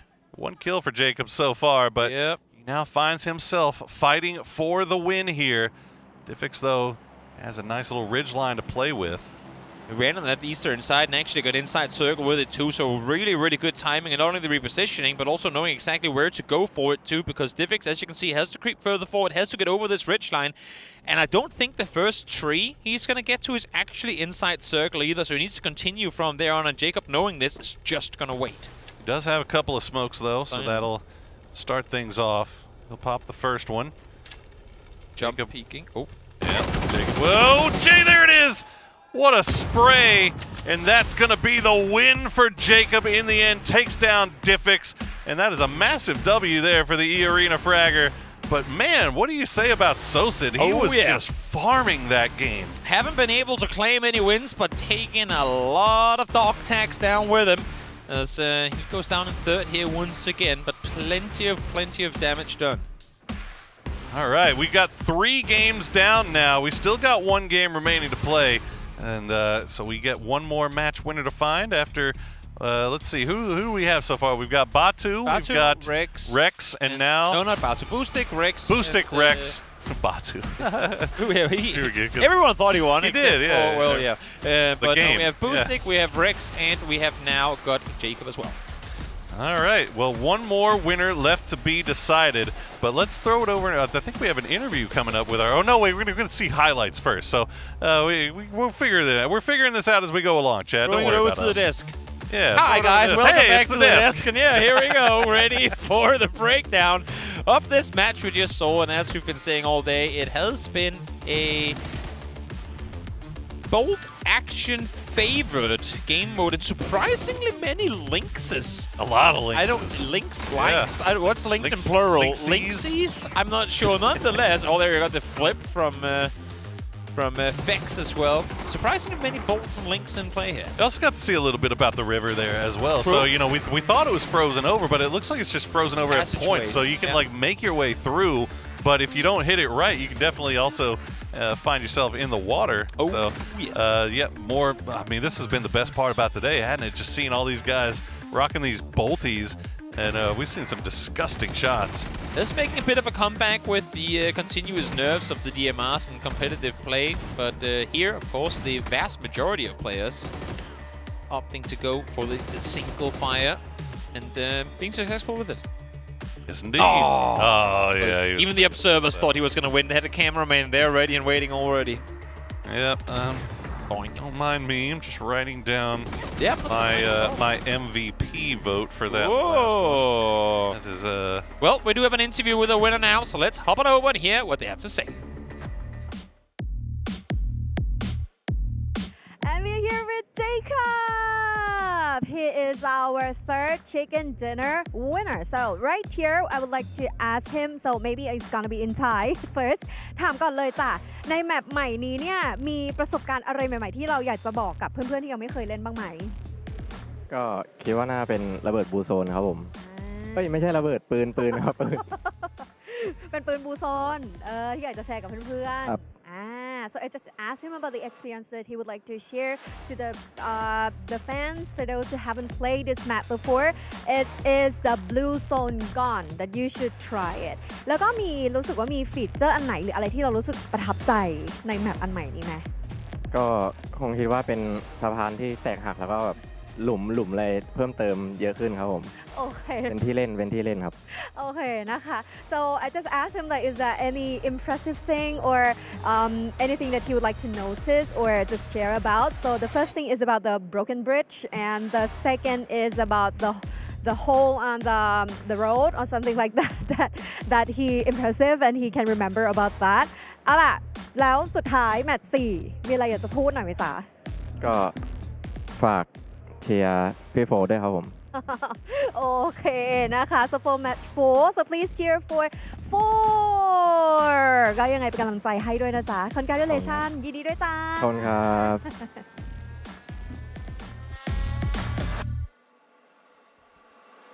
Thank you, Mr. Jacob. Yeah.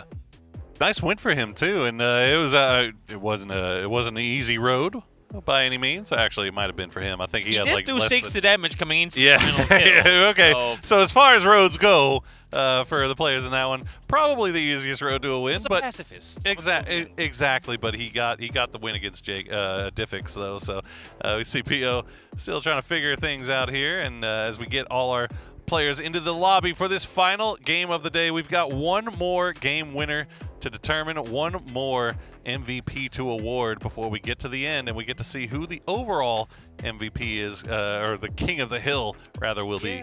And remember, I mean, one thing that I kind of forgot about up until right now is the fact that yes, we talked Soset and Boostic, but they've also played 2 out of 3 games. They don't get to play the final one. So any chance, any shot they had at becoming the MVP of this show match, they have already done. They're finished. They can't do no more. I believe I just saw Soset still in his chair and Hackatory watching. I'm like, guys, no account sharing in the show match. Just because Soset is feeling it doesn't mean you can allow him to play Hackatory. We take the rules very seriously here. Exactly. That's why no one is Erangel Sub-Zero show match here today. As somebody's gonna have to do something pretty special here in the fight. Yeah, you see the finger wag there. No.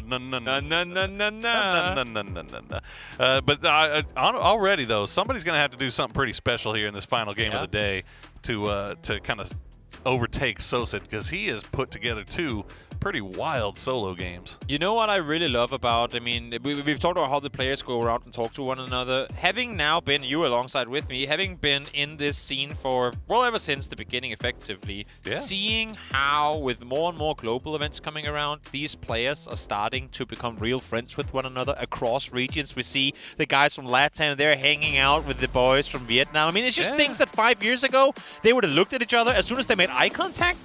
Would have awkwardly walked the opposite direction. No, but you know what I mean? It's and this is not to throw any shade on anyone. It's just so amazing. It really warms my heart in a very cold Erangel to see that we have effectively, successfully created that gigantic PUBG family out of these players. They all, for the most part, get along so well and are just here to have an incredible time, appreciating that they're able to go out and play the game that they love in the type fashion that they are here. And it's also fun to get to have these the match type days where they can be like they can laid be back, back, relax, exactly, and you're not staring at somebody and be like, oh, if you hot drop me, boy, I'm coming to get you. No, like it's everybody's just kind of chill and having fun. But also we are pulling them out of their team comfort, and I think that's also a big part of it. Not to say anything against that, but when you stood there with your 4 buddies or 3 buddies, 3 players, and the coach. Oh, hold that thought. Penguins! Penguins! Penguins everywhere! Ah!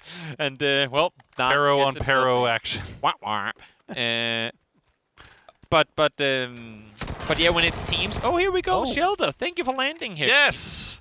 Zoom out. Show us. Yes, this is what we wanted to see. What are the items that he's going to pull out of here too? Oh, blue zone grenades. Blue zone grenades everywhere. and a Panzer. And loot. Level 3 gear. Hello. Oh. Hello. What? Is he out smoking a cigarette? Where? Look, Shalu. I mean, look. The last game, so he was just he was running in the blue zone the entire time anyway. So yeah. You know what? Maybe. Shalu. I'm just waiting for him to come out towards the stage to go. Wait, we started. Yeah. That would be unfortunate. Well, Heather will get taken down by Lurex. Oh, it's definitely him walking there. I'm watching him now, going, yep, nope, I'm dead. Okay. Well, smoking's a terrible habit, guys. Can cost you a lot of money. This tournament has been the proof thereof. As we now see, hello, my bad. He saw Michael land. I'm not sure if Michael saw him, though. Clearly didn't. I'm going to say Michael hasn't got a chance to loot yet. Nope. Also, as a matter of fact, he probably dropped loot on his way down. I think somebody forgot to tell him that it's supposed to be cold outside. Nonetheless, here he is. Man, you got to go find yourself a puffer or something.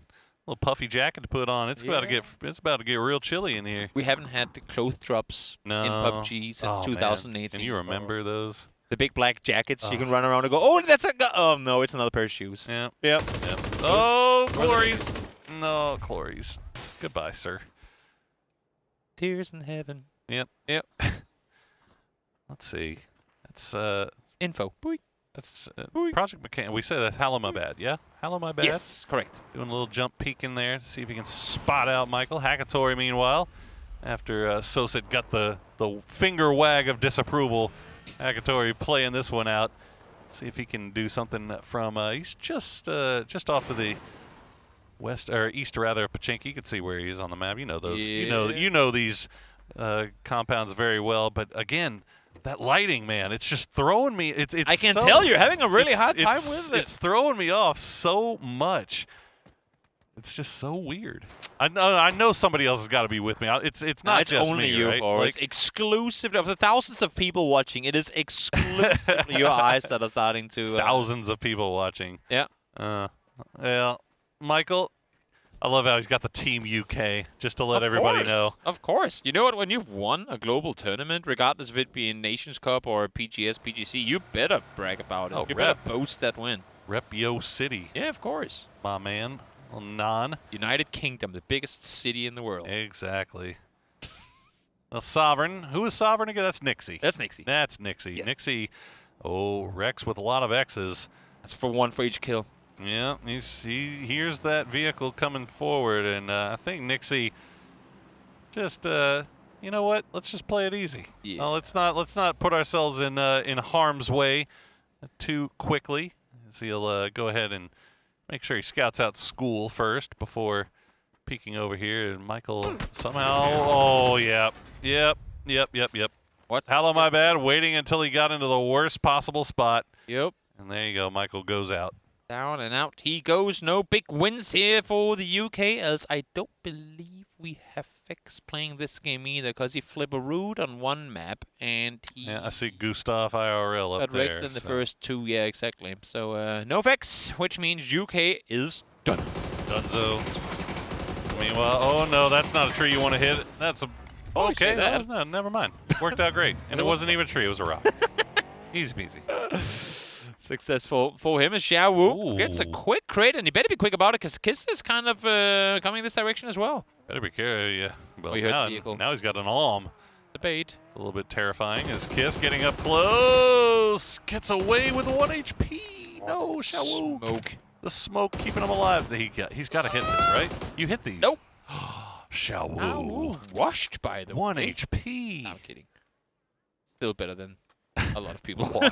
Washed, by the way. Washed. Yeah, tell him that to his face. I wouldn't. You wouldn't. No, I wouldn't. That's All why right, I can say it here. Well, now Xiaowu's got that arm reloaded, though, so if Kiss wants to get in a peak battle, it might not be the one that you want to take on, as Thunder will see Spiro making his way around.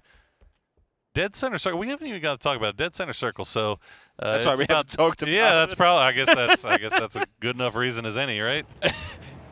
Yeah, I guess. But if you want to talk about it, Paul, No, I'm good. I'm good. Dead center. Easy peasy. There you go. Plain Talk vanilla. About rotations coming in. Not even going to throw sprinkles on it. Solo game with 25. Okay, well here we go. We get to answer our question. So the top of Everest, definitely a little snowier. But where do you get your snowboard? That is a great question. And why is there no ski lift? No clue. Yeah, a ski lift. You know what? If there were sleds from up here, just like small little things, or if you could take your pan, little toboggan, like take your pan, put your butt in, and just whee slide down the hill. No, I'm all for that. I would definitely need two pans. Oh, we're in the Balenciaga room. Ooh la la. Ooh. Fancy schmancy. Are we gonna get a little catwalk less. going? Come on, put on the music. Look at this.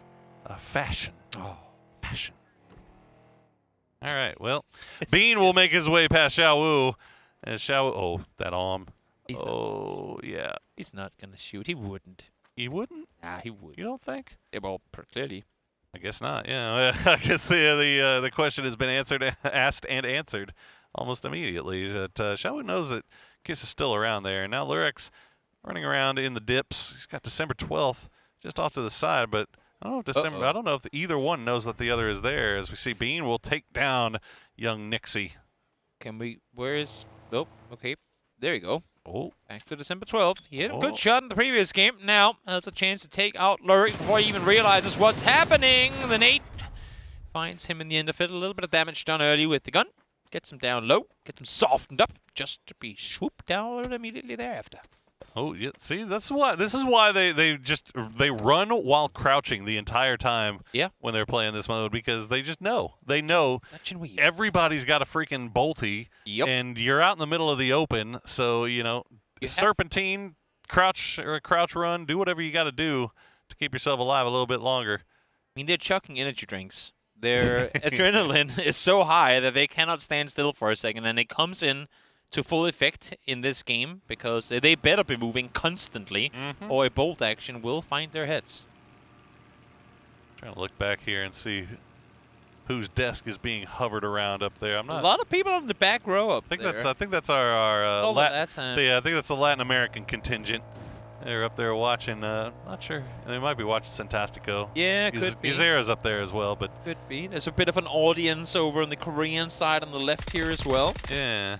Oh. Then we have Star-Lord recording his teammate play, just in case there's memes to be talked about. There's always memes to be made. Oh yeah. As Spiro with the VSS, the very deadly, very terrifying, currently VSS. Even more so in solos. Even more so in solos. You're not lying. Well, the circle does go just south of Razak, so we go from in the center to even more in the center, as Bean now with 255 damage. Bean is going to see that Shrimsy vehicle flipping around over there, but it looks like Shrimsy will get out of there unscathed. Yep. But he's pulling into school, and Example is ready and waiting. Yeah, I mean, given that this is where we are and where we saw the first circle go, you have to anticipate that there's people. Honestly, but at this point, anywhere. I'm actually everywhere. shocked that he's stopping there, to be honest with you. Yeah, I'm pretty brave. But hey, I mean, how many times do you think that man has hot dropped in school? He knows his peaks. He knows what to do when he gets there, and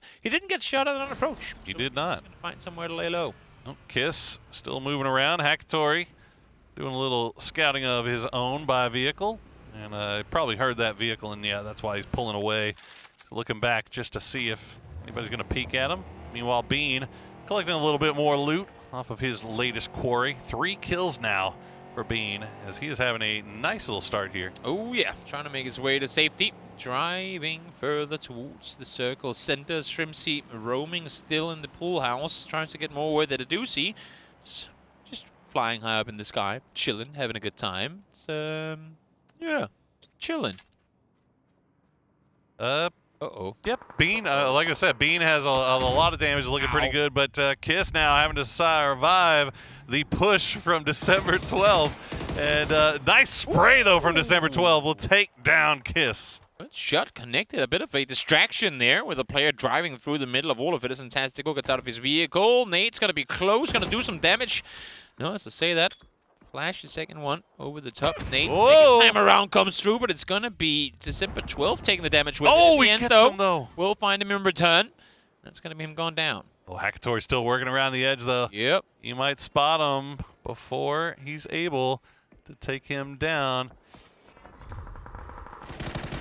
Rex able to find one more on his birthday. On his not on his Already birthday. on a birthday win. If he makes it 2 wins on his birthday, that'd be kind of impressive, not going to lie. Example now, in the meantime, still trying to stay in control of school. Wait, did December 12th realize that Hakatori is down here? He might have. I mean, yeah. Oh, yeah. Okay. He's got that grenade prepped. He's looking and ready to go. Hakatori just playing it cool for now, as Shrimsy will spot out young Bean, making his way just past the school. The grenade is going to sail just wide. I think that was December 12th meant for Hakatori, but it's going to not find the mark. As Shrimsy, an example, continue to share school together, but I think Shrimsy knows that he is not alone. He keeps going back and checking. So he probably heard, example probably took shots at something, as Hakatori still trying to take out December 12th from the low ground. Ooh, takes out a tire, and that might be the end for December 12th. Nice seat swap, though, will keep him alive. Yep, able to dodge and weave and get back safely behind that tree, but ooh, this nade bounces greatly, but a little bit overcooked. Or not able to find him. Second nade, gonna be close to the vehicle. 38 damage done. 1 or 2 more bullets should get better up him, but fight spinning out. He's doing everything he can to stay alive here. How is he hitting these shots? Oh, there you go, Hakatori. Man, that was the toughest kill I think I've had to see him get. That was December 12th making him work for it there. Thunders will get taken down by Xiao Wu. And now we see Project McCann, Mr. Hallow My Bad, taking that E pickup just from the south side of Everest. Meanwhile, Bean still just cruising around the lobby, trying to find anything else he can get. He's already done so much. We'll see if he can get some more. E-pickups, it's not something we've seen utilized too much through today, but we have 2 of them active at the same time. One is being used by Hello My Bad. The other one from the north is Curdy setting up for it as Rex gets himself yet another one for his birthday. Yeah, I think E-pickups in solos is just like asking for it, you know? Like you're not wrong. Like you're just kind of like you're really hoping that nobody has awareness. But then again, for the people that then stop to look up and shoot at you, they get domed. True. So there is maybe also living with the hope that help comes through. Oh, he saw him. Oh, the gas can explosion as well. Welcome to my house, said Example. As he blew up. Hello, My Bad. Not the gas can. That was actually like most Home Alone time trap setup I've ever seen. I'm telling you, that was like the most 5-head thing. That was awesome. All right, P.O. still driving around on the edge. It looks like we would stop down to see if P.O. got up there, got a little closer, see if he could catch him by surprise, but not going to happen as we will center up on that school apps area. Haven't seen a game end over here in a while. That's going to be a fun little end game, depending on where these final circles decide to go. Purdy Curdy. Wow, he actually gets it away. Okay, gets into the apps. Able to get there, even get a building all to himself. Of course, he doesn't know that, but given the fact that all of this is unlooted, pretty clear indicator that he is, in fact, free to roam through that building. Lyrics, in the meantime, with the psychedelic looking... looking kind of groovy up there. Yeah, exactly. The 70s vibes, Motown style. Oh, and he's got an arm, too? Come through. Please. Way up high, and a ghillie suit, just to make it make no sense. But hey, I mean, at least he's not going to be cold. Well, worth noting that the ghillie suit is that snow, the snow thing. So Example just going to go ahead and push right into Roth. Oh, he had Roth on ice skates there. Didn't know what to do, and Example will take down him and take control of his little quarter of the apartment area. But yeah, like we were saying, the ghillie suit's going to be white in this version of Erangel, as P.O. has that high ground. He's going to spot out Bean all the way downtown, but No shot's gonna land. Douchey again going, wait, I thought I was the last glider in the air. Come on, man. This whole idea was that I could sit up here by myself, and not quite so. So now, taking shots into the sky instead, getting a little bit of help in doing so from Shrimsy, who's sat down below. And Bean lays down the smokes. Try to keep him alive a little bit longer as Pio just, I mean, he's free farming from that high ground, isn't he? There's nobody anywhere near him. Nobody looking in his direction. I'm still waiting to see if we can get the sky arm shot from Lyrics. God, I want it so bad, but not gonna happen. Not gonna find it just yet. As Hakatori, they are playing around the rooftops here over by Apps. Looks like Bean will be able to escape. Definitely. Pio maintaining high ground control as Xiao Wu, very creative, colorful outfit he's wearing, is opting to play complete edge. Oh, that's a headshot. Lyrics and this vehicle is down to low HP, and there is a shack. Can he claim it? Ooh, the wing slowing him down for a bit. Now on the back side of it, he really wants to get in though, but might have to heal first. Oh, they'll open the door for him. That's nice. Oh, nice. Yeah, Glaz. Good guy, Glaz. Gonna let Lyrics get a free path in. And he's inside circle too. There you go. Oh, good shots though. Oh, Bean, you're in trouble. Ooh. Oh, a little high there, shoulder. Yeah. A little high on Bean, and Bean now positively terrified. Wing. As the little bat wings will flap away, as Xiaowu says, "You know what, guys? You guys." Oh, he headshot him. That was absolutely filthy, Bean. Oh my God. Level 3 gear. I don't care. Yo. Xiaowu got wrecked. Goodness. Okay. Genji, All right. are you warmed up? I think they might be. Oh, okay. I think Took they long might enough. be. Well, he's kind of in a rough spot now, unfortunately, and the circle has pulled away from him, so he's going to have to hop back into the vehicle. And the question, he knows that Pio is at the top of the hill, so he can't really play the walls of school just yet, at least not safely. But he also knows that Pio has to move. Yeah. So I think it's just kind of a waiting game, maybe. I don't know. Yeah, you would imagine. Douchey is going to be able to chill up here for a bit longer, sit behind his deployable cover as well, and well, unless if somebody has a mortar or opts to get up on the wall and throw a nade at him, he should be chill for the time being. Still got a number of guys off to the north, too, that have to make their way. So Gustav and Spiro, they're going to be the first ones to make their move. Lyrics' shack looking pretty tasty. Gustav will stop down in the smokes and try to... Yeah, I think that's a blue zone grenade easy as Bean somehow surviving, but oh no, he's got to get out of the car now. And he almost turned it on a doozy, but will go down to the vehicle explosion. Why is that the thing that takes him out? Oh no. Unlucky. Oh. Unlucky. What did Gustav... Oh, that's the new indicator. That is your smoke... No, that's not true. Your blue zone grenade launcher kill icon. We hadn't seen that one before. We have Welcome not. to the game. Okay. World first. World first. Well, there you go.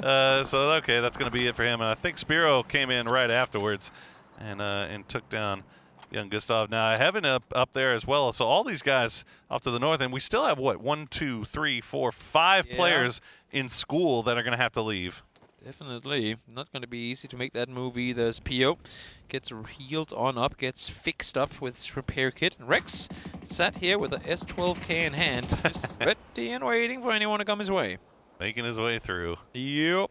Pio kind of low here, trying to play on that high side, but Glaz doing a good job of keeping track of that. Rex, meanwhile, will take down Shrimsy. A doozy. What a nice grenade to take down Pio from that high ground. Purdy Cardi still trying to land these bolty shots from the distance. One more. Oh, no, it's not going to be it.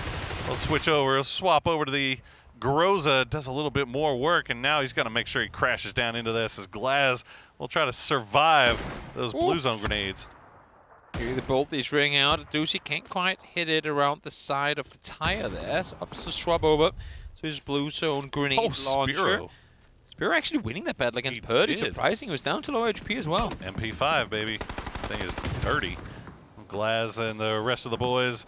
Oh yeah, Rex. Nice. That's a nice blue zone grenade to try to push Glaz up against it. Rex just going from smoke to smoke and somehow still alive. Rex also still alive, but a doozy will spot them out of the end. He'll get at least one more kill before going down himself. Yep, Himas finally getting active. He's actually still alive in this game. He died almost instantly in his first attempt, but able to play through this one. And then Birthday Boy Rex alive as well, but outside circle, only with smokes for cover. He's got about 300, 400 damage to his name and a couple of kills to boot. Let's see if he can get in. No, Heaven will take down Mr. Rex on his birthday of all times. Of all time. Heaven still just managed to make his way into the north side. Everybody else is in the apps. Yep. So this thing is going all the way down to apps. So it's going to be a very interesting ending, as we'll see if he can at least get up to the wall, and he does. Yep, Russo nade, actually no, just a regular nade, lopped on out, preemptively not doing a lot of damage. Second one's gonna bounce far as well. So, example, with a third one available, we'll try and see if he can take down Heaven. That looks better. Oh, he was dancing around that wall, and he almost stepped a little bit too far away. Example waiting for it, and now Example, I think, waiting. He's done waiting. He wants to go ahead and try to take him before he gets in, and he will. Example takes down Heaven. Hackatory goes down as well, so we are now down to our top 3.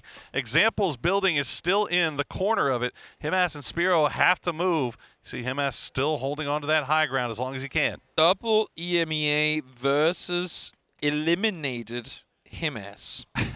So we'll see if he can make that happen. Actually, I believe Norway twisted Himas. Yeah, twisted Himas. Yeah, exactly. We'll see if he can make this one happen and at least get something for his efforts in this PGC 2025. Looks like that's going to be a smoke. Not sure. Oh, look at that. Himas. He carried a Panzerfaust all the way to the end here. That might play big, as Spiro just kind of sending every last bit of utility he's got over into that corner that he knows Himas has to run through. An Example, meanwhile, is just holding that high ground, waiting for these guys to reveal themselves. But it looks like Spiro has found some way in. Himas might be the one that's the most in danger. Definitely. Ooh, hands up. Gonna go a bit short, hit the wall instead, as we see. I don't think I saw any big impact as the frozen impact came through, so maybe just a visual thing as the push continues forward. Spiro with horrible cover available. Nate's going short on both sides, though. Oh, but how does Himas... Oh, yeah, he's done. And there you go. Example will take him out. Now it's going to be Example versus Spiro for the win here in the final game. Will it be a pan-off? That is the question. That is an expensive pan-off to try and commit to, though. Are they doing it? They're communicating in bullet right now. How far from each other are they set? I want to realize. No. Oh, here we go. They go. The pan-off for the final match. Pan off for the final match. The first one. Oh, he doesn't have a pan. Oh, he doesn't have a pan. Oh, no. Okay, he's an Example. Good guy Example. We'll no pans. It's going to be boxing. Yep. Are we going boxing? We're going fisticuffs. Don't bring your fist to a boxing. I don't know what I'm about to say. Nonetheless, are they looking for more crates? I'm not sure what's going on now. All right, taking everything off, shooting it up in the... That's the go sign. That's the go sign. That is the go sign. All right, fisticuffs. We got Example pushing in forward. He's going to land the first hit. The first hit, the big trades come through, and it looks like Example is going to be the one that gets the win in the end. What a win for the Twisted Minds Fragger. A $14,000 fist. Yeah, let him know. Flex on him, son. PUBG. Good job on you, Example, for coming out victorious there for Spiro. Unluckily for him, not quite victorious in that brawl. But you know what? Props to Spiro for the sportsmanship there. Oh, yeah. As they just let him know. Flex on him, son. They were Morse coding. We sharing this one? We'll share it. I hope, at least. If not, then we'll see. We'll see what happens. But that is going to do it. The fourth and final show match here at the Erangel Sub-Zero game mode of PGC 2025. What a day it has been. What a day indeed it has been. But you know what? At the end of the day, we got to see the new version of Erangel, which I've got to say, it looked really, really cool. Obviously, I was beaten over the head by it so many times, but the different lighting was so interesting to me. It made everything look just that much more different. You had the snow coming down. You had the blue zone. You had the blue zone grenades, man. From the launcher. Yeah. Those need to stick around, I think. I do like the fact that they don't stay up for as long, because I thought when I saw the announcement, they're like, oh no, this is gonna be, the players will find a way to make this absolutely OP. It wasn't as bad. No. Maybe when you have 4 players on a team that has them, all of them, might make a difference. then we might be in some tricky territory. But for solos, for what it was, wasn't that bad. Wasn't that bad. No, wasn't that bad. So congratulations again, of course, to the winners. Exactly. Happy birthday to Rex. Happy birthday to Rex. And just to recap our winners from today: Boostic, Rex, the birthday boy, Jacob, and finally Example got the wins here today in those 32-man solo matches. Yeah. So many bolties. So many A bolties. lot of bolties. And also, of course, on behalf of everyone, thank you guys for sticking around through what was a longer day than what was initially anticipated. We got there in the end, and it was great to see some of these new areas. It was fun to see teams try and cross over. Both Hagatori trying to drive towards military, and Fix trying to get north across the Rosok River, both failing in doing so. But goes to show that driving on ice ain't as easy as it might sound. Never is. Never is. And I'm not sure we're gonna maybe get an interview with Example. I'm just smiling. I think we're trying to line that up right now. So we're filling a little bit of time here, waiting for Example or for Pam rather to get to Mr. Example and get to hear what his thoughts on this new map are going to be. We have kind of told you everything we thought, and let us know in the chat what you think about the guy, about everything.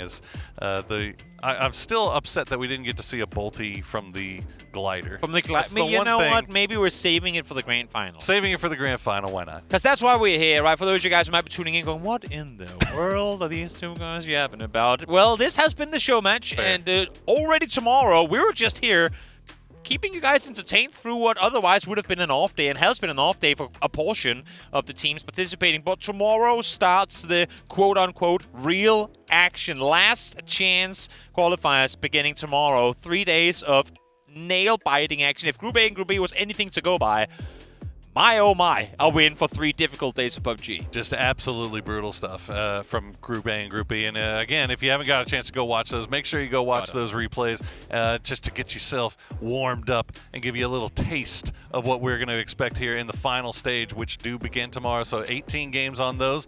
And then once those are all said and done, sorted out, we're going to know exactly who our grand final teams are going to be here at PGC. So much on the line for that one. So it's good, I guess, that these guys get a little bit of chance to relax and have fun and just hang around with their competitors, with their teammates in a very low-key, laid-back environment, while also getting to see some fun, exciting new stuff. It has been both physically and mentally today very laid back. I don't think I've ever seen as many reclined gaming chairs in one room before as these guys, just waiting for the games to get started, chilling, walking around to one another's booths, as we said, hanging out, getting closer with one another. I'm seeing people talking together at these events, laughing, sharing good moments together that I would have never in a million years thought would ever even start having any sort of conversation just a couple of years ago. So this is absolutely amazing. The fact that we're seeing these players enjoy having such a good time and making friends for life too. Absolutely. I was looking around to see if I could find if our interview is coming here, but I think you bring up a great point, right? Like just the fact that these guys get to chill out and do all this fun stuff. But the only fun they're gonna have. It's the only fun they're gonna have. And I mean, it might have been a relaxing day for us, and it might have been a relaxing day for the players. But I know all our production guys have been running around with their hair on fire, trying to get this thing figured out and trying to make sure that we get you guys the games, all the fun stuff in the gameplay that you deserve to see, and get to show you this fun new map. But also, I mean, as you say, it's been fun and chill playing this. All these players know full well that as soon as they leave this room, they're going straight back to their hotel rooms with their teams. I mean, the ones playing Last Chance anyway, to figure, great, this was fun. Now we're mind back, focus mode, game on, because we have big games coming up tomorrow.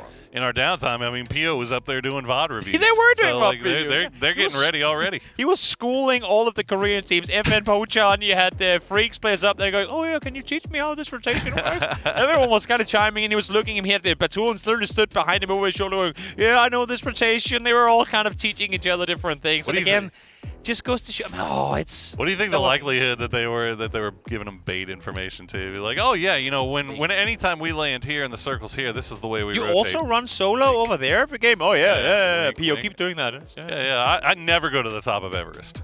Ever at the circle. No, it's. I mean, they were having a good time. Whether it be super serious or not, I'm not sure, but they were definitely invested in what was going on. As we can see, they still are hanging out, chilling. As we wait for this interview to get started, I'm looking around to see who we're talking to, but I'm not even seeing her anywhere. I'm not exactly sure what's about to go down. I am having a fun time with a spinning chair and us being on camera throughout all of it, though. It's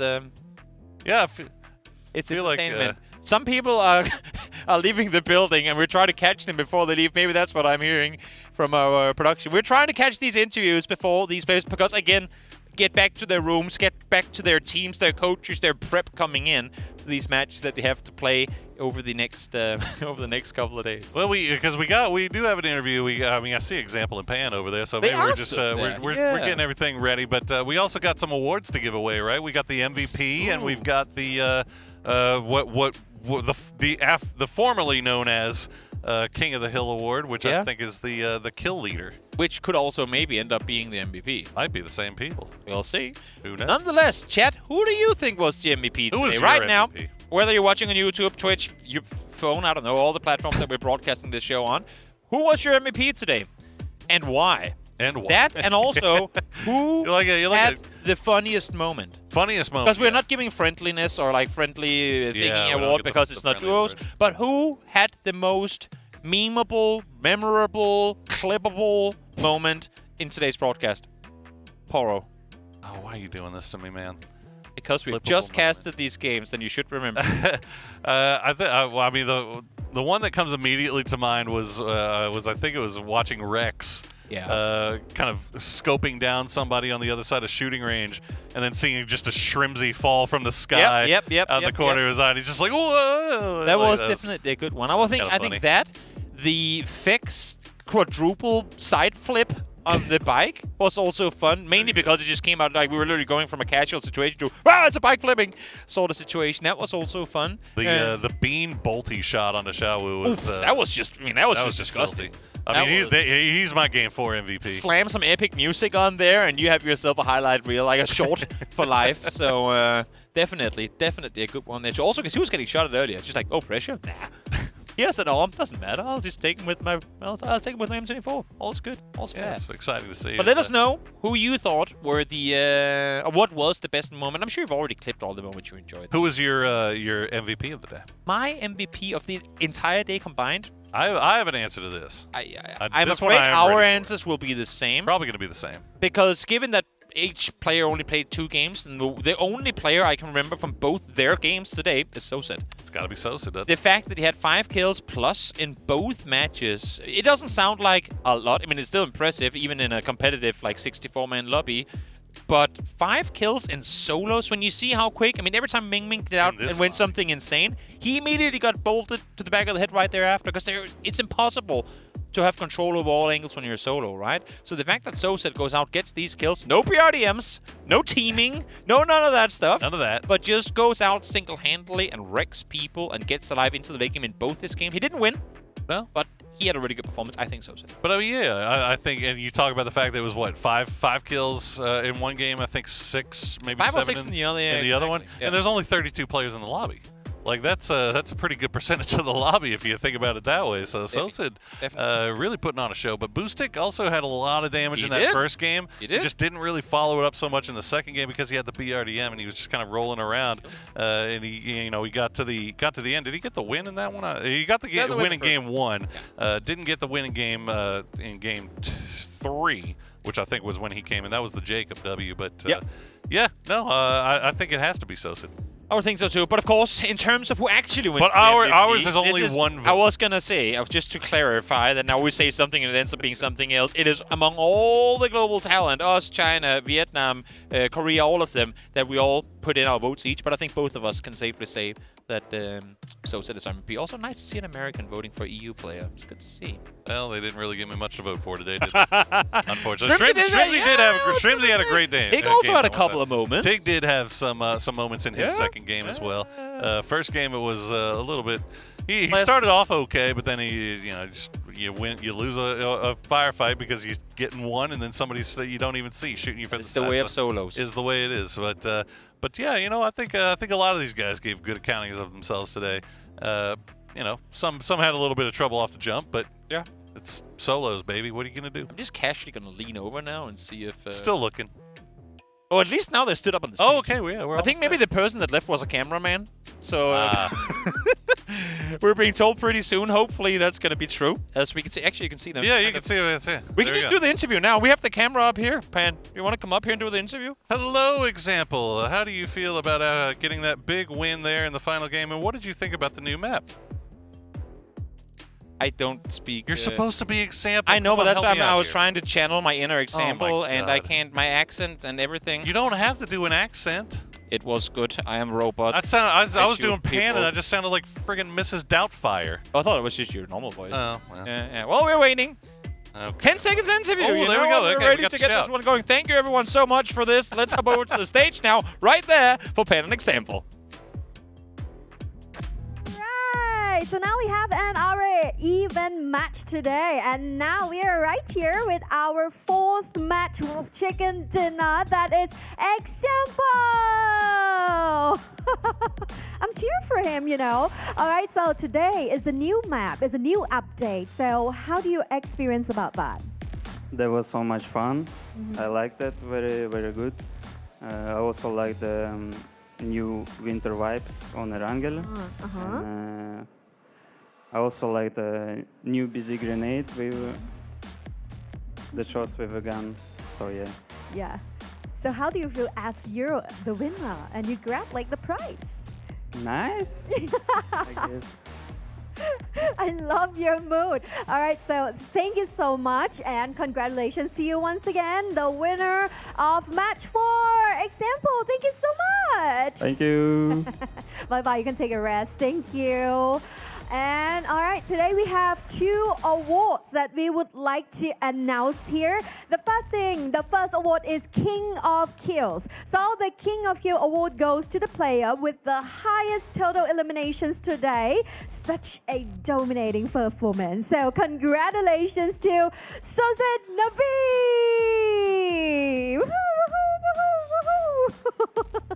Hello. Hi. สวัสดีค่ะ So we be both of you. And first thing, as today is a new map and a new update. So could you please share your experience with us about that? Як тобі мапа? Чи сподобалося тобі грати на цьому ерангелі?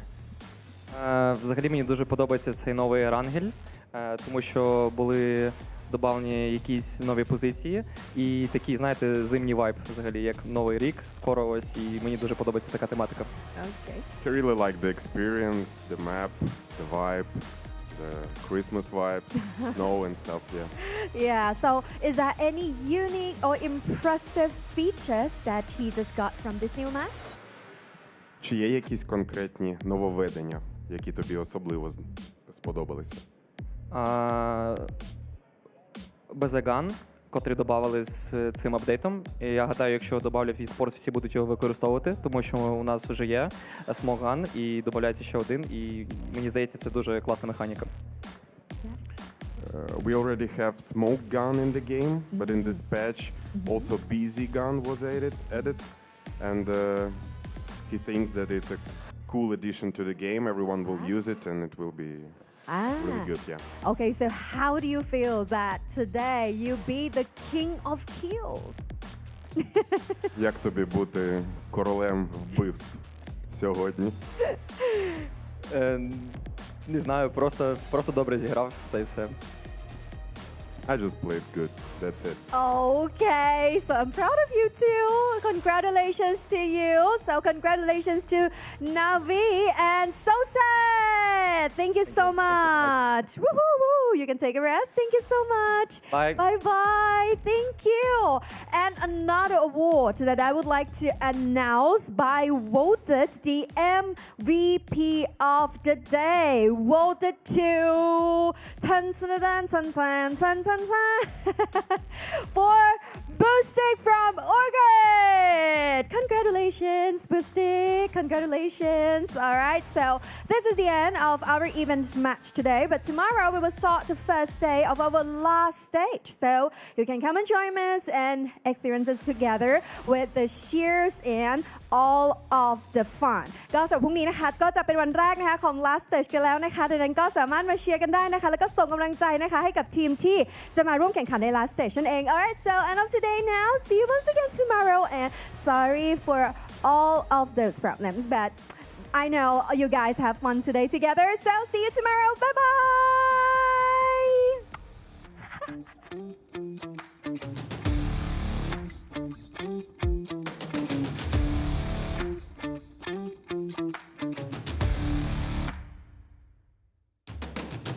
The pressure's building, I can feel it coming up.